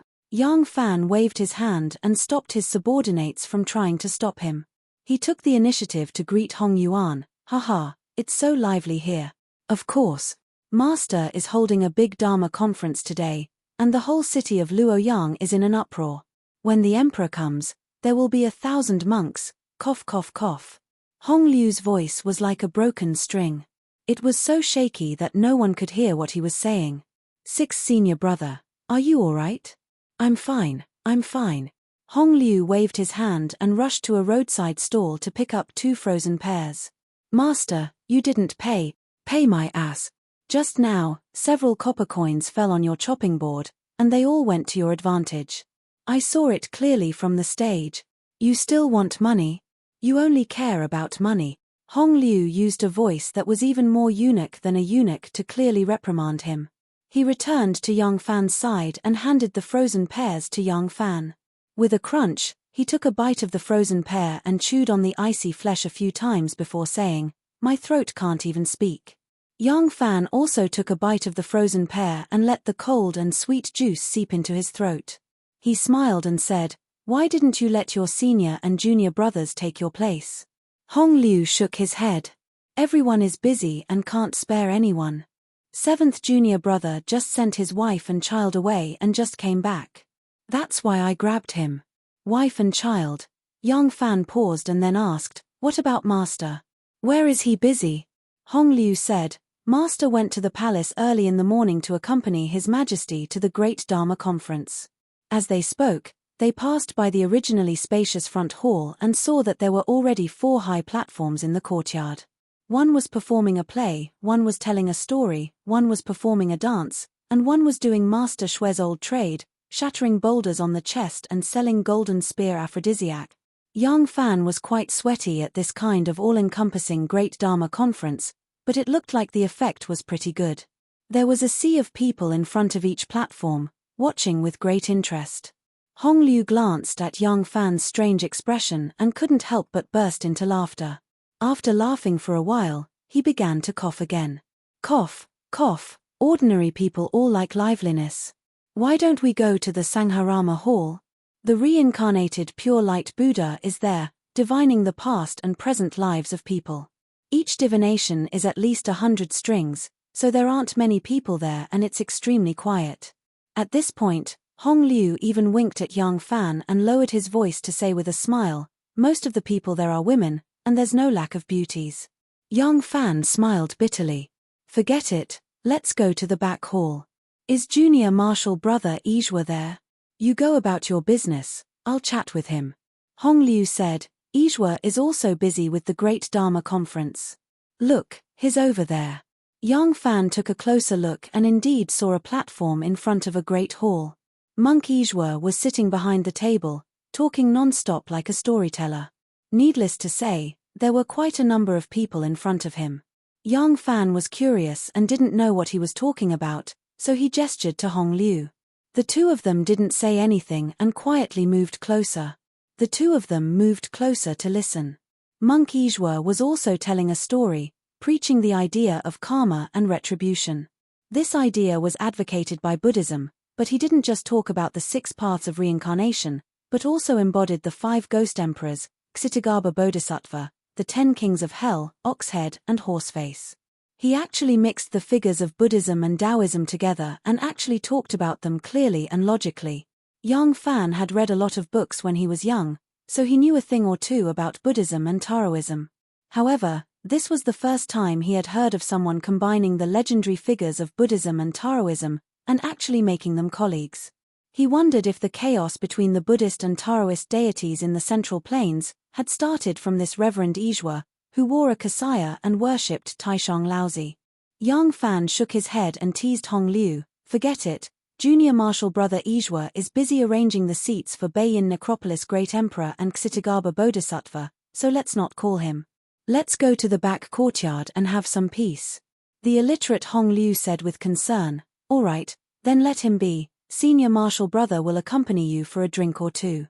Why hasn't the Jade Emperor decided who will be the boss between Ksitigarbha Bodhisattva and Fengdu Heavenly Emperor?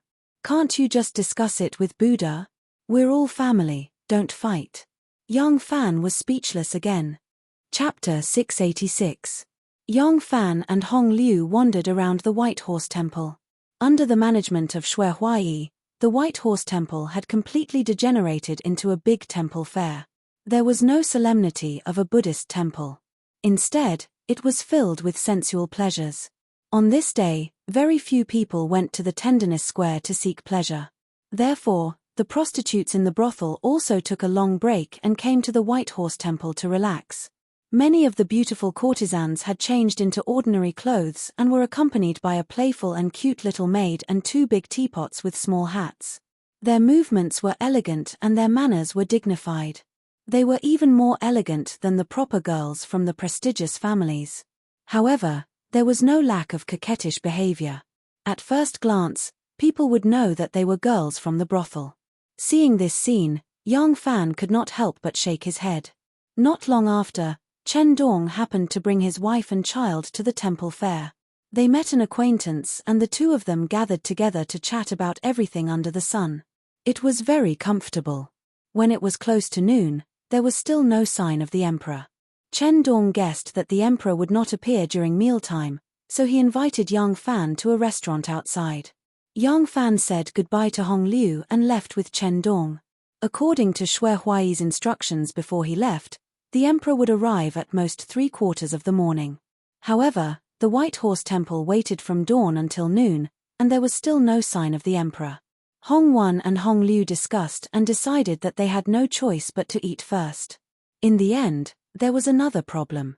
Today, Shui Huai was holding a big Dharma conference. The so-called Dharma conference naturally included lectures and teachings. The most popular program was the chanting of 1,000 monks. Shui Huai was the protector of the state and had the power to command all the Buddhist sects in the world. Therefore, he transferred 1,000 monks from various temples and prepared to chant the Great Cloud Scripture. Wu Zetian liked grand occasions, and he thought that this grand occasion could make Wu Zetian like it. This event was not only grand, but it could also show that the emperor had the support of the people. More importantly, he was the one who proved that Wu Zetian was the reincarnation of Maitreya with the Da Yun Jing Shu and made great achievements for her ascension to the throne. He also wanted the emperor to remember his kindness. In order to create a kind of mysterious effect, he hid all these monks in the back garden. There were 1,000 monks densely packed together, each one was wearing a big red kasaya, with a pailu hat on their head. They looked like 1,000 tang sanzang, bright red and awe-inspiring. But they had been standing from morning till noon, and were so hungry that their chests pressed against their backs, and so tired that their heels were cramped. More importantly, Shui Huai originally planned to invite the emperor in the morning and hold a series of events. He planned to wait until the emperor was tired at noon and rest in the temple. At night, he would accompany the emperor to watch the lanterns. He did not prepare lunch for these monks, and the cooks of the White Horse Temple could not cook food for so many monks. Now that the emperor had not arrived, these 1,000 people could not leave, but they also could not let them starve. Hong Yi was so anxious that he walked around in circles. Fortunately, his master was rich. After some deliberation, his disciples took the initiative to ask the kitchen to prepare more food, and to go out and buy a lot of food. There were a lot of unused pots in the kitchen, but the stove was limited. So, the head cooks took the initiative to start cooking in the courtyard.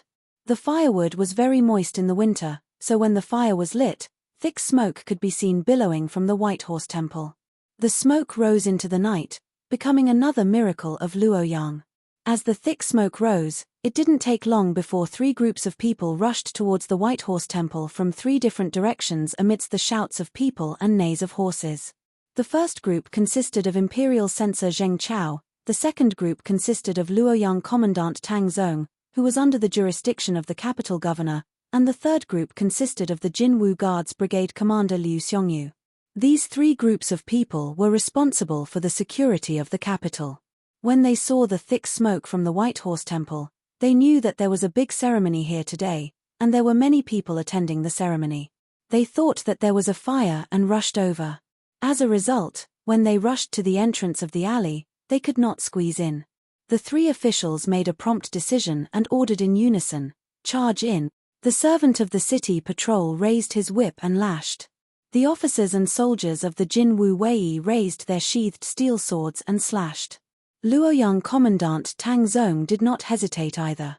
With a command, the patrol officers under him waved their water and fire sticks and rushed in like they were performing a drama.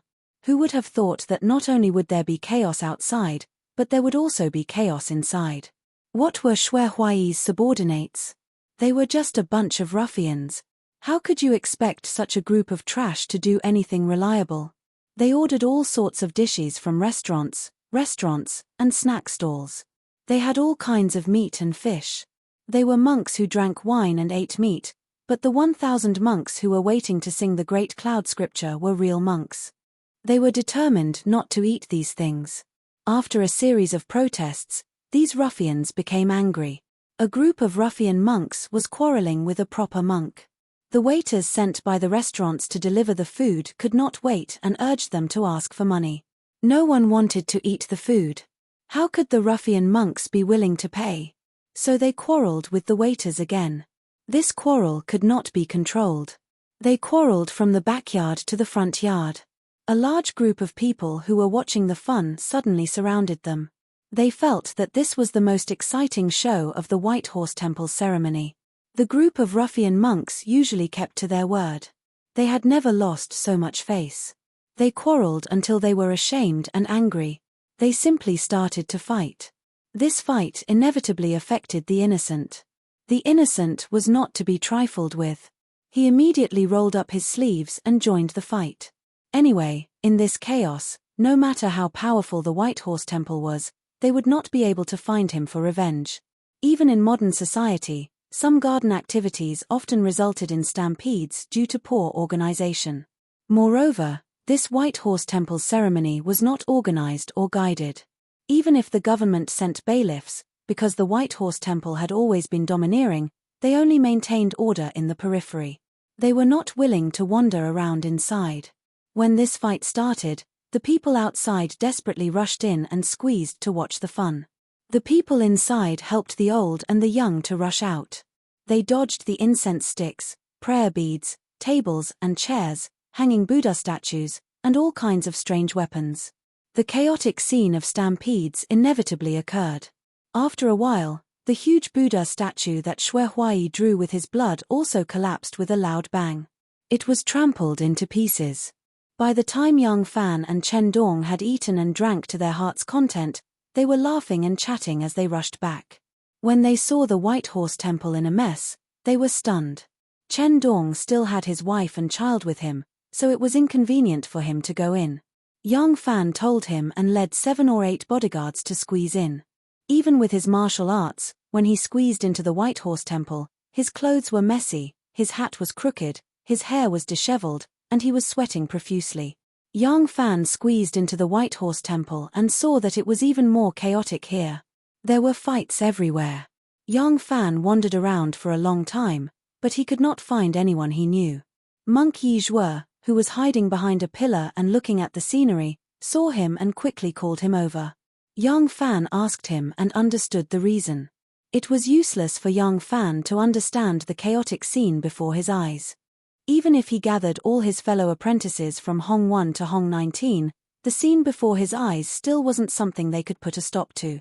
At this time, the Featherwood Guard's Grand General Wu Yuyi led the army over in a grandiose manner. Under the suppression of the mighty army, the chaos was finally put to a stop. Wu Yuyi came to clear the way. The emperor had already set off and would arrive soon. This time, Monk Hong Yi and his fellow apprentices were dumbfounded. They did not know how to deal with the situation in front of them.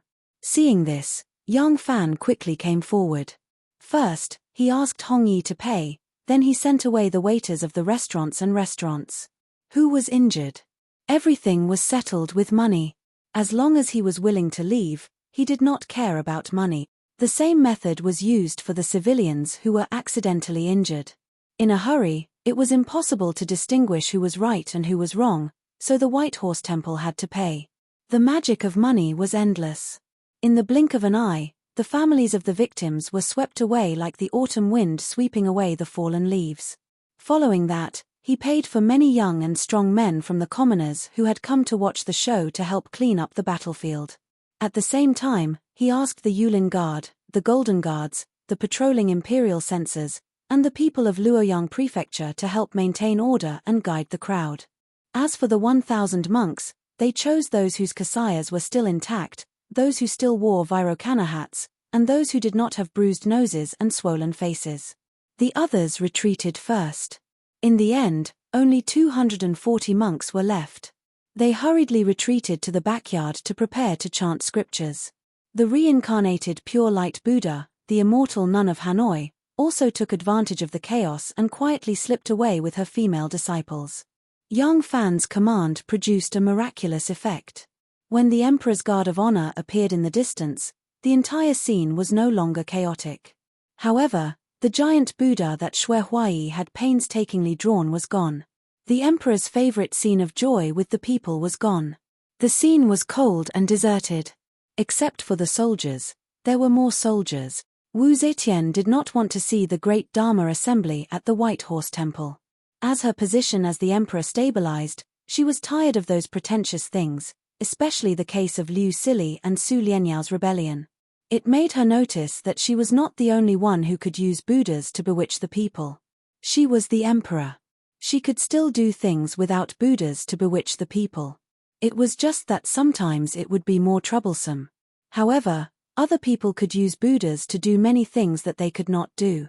This made her even more vigilant towards those who were not from the Buddhist world and were showing off their supernatural powers with the will of the fake gods and Buddha.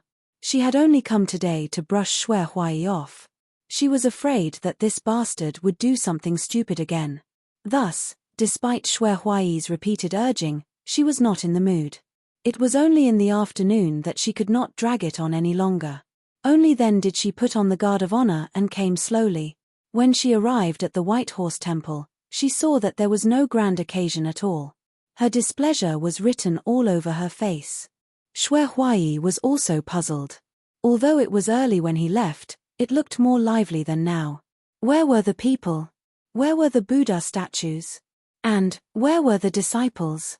After looking for a long time, he saw Master Sanshan standing respectfully in front of the temple with a group of monks from the White Horse Temple. None of his disciples. Oh, there was one. Monk Yizhua was there. Yizhua stood behind Master Sanshan. He had a kind face and a sage-like demeanor. No matter how he looked at it, he looked like a Taoist. Xue Huai was very puzzled. However, he was accompanying the emperor, so it was not appropriate for him to ask. He could only bring the emperor into the temple with a belly full of questions. While Master Sanshan was leading the monks of the White Horse Temple to see the emperor, he hurriedly called Monk Yizhua to his side. Monk Yizhua hurriedly explained. Xue Huai's heart immediately turned cold. He did not care about being angry now. He only thought about how to please the empress in such a situation. Yang Fan tried his best, but he could only clean up the scene to this extent. He was now a minor official. He did not have the right to accompany the emperor, nor did he have the right to welcome the emperor. He could only blend in with the few remaining commoners. Looking at Xue Huai's ugly expression, Yang Fan shook his head secretly. He still remembered what Xue Huai had said to him that day in the golden hairpin drunkenness. Right now, he really wanted to rush up to Xue Huai and ask, "You can't let go of the riches and honor that you obtained by humiliation?"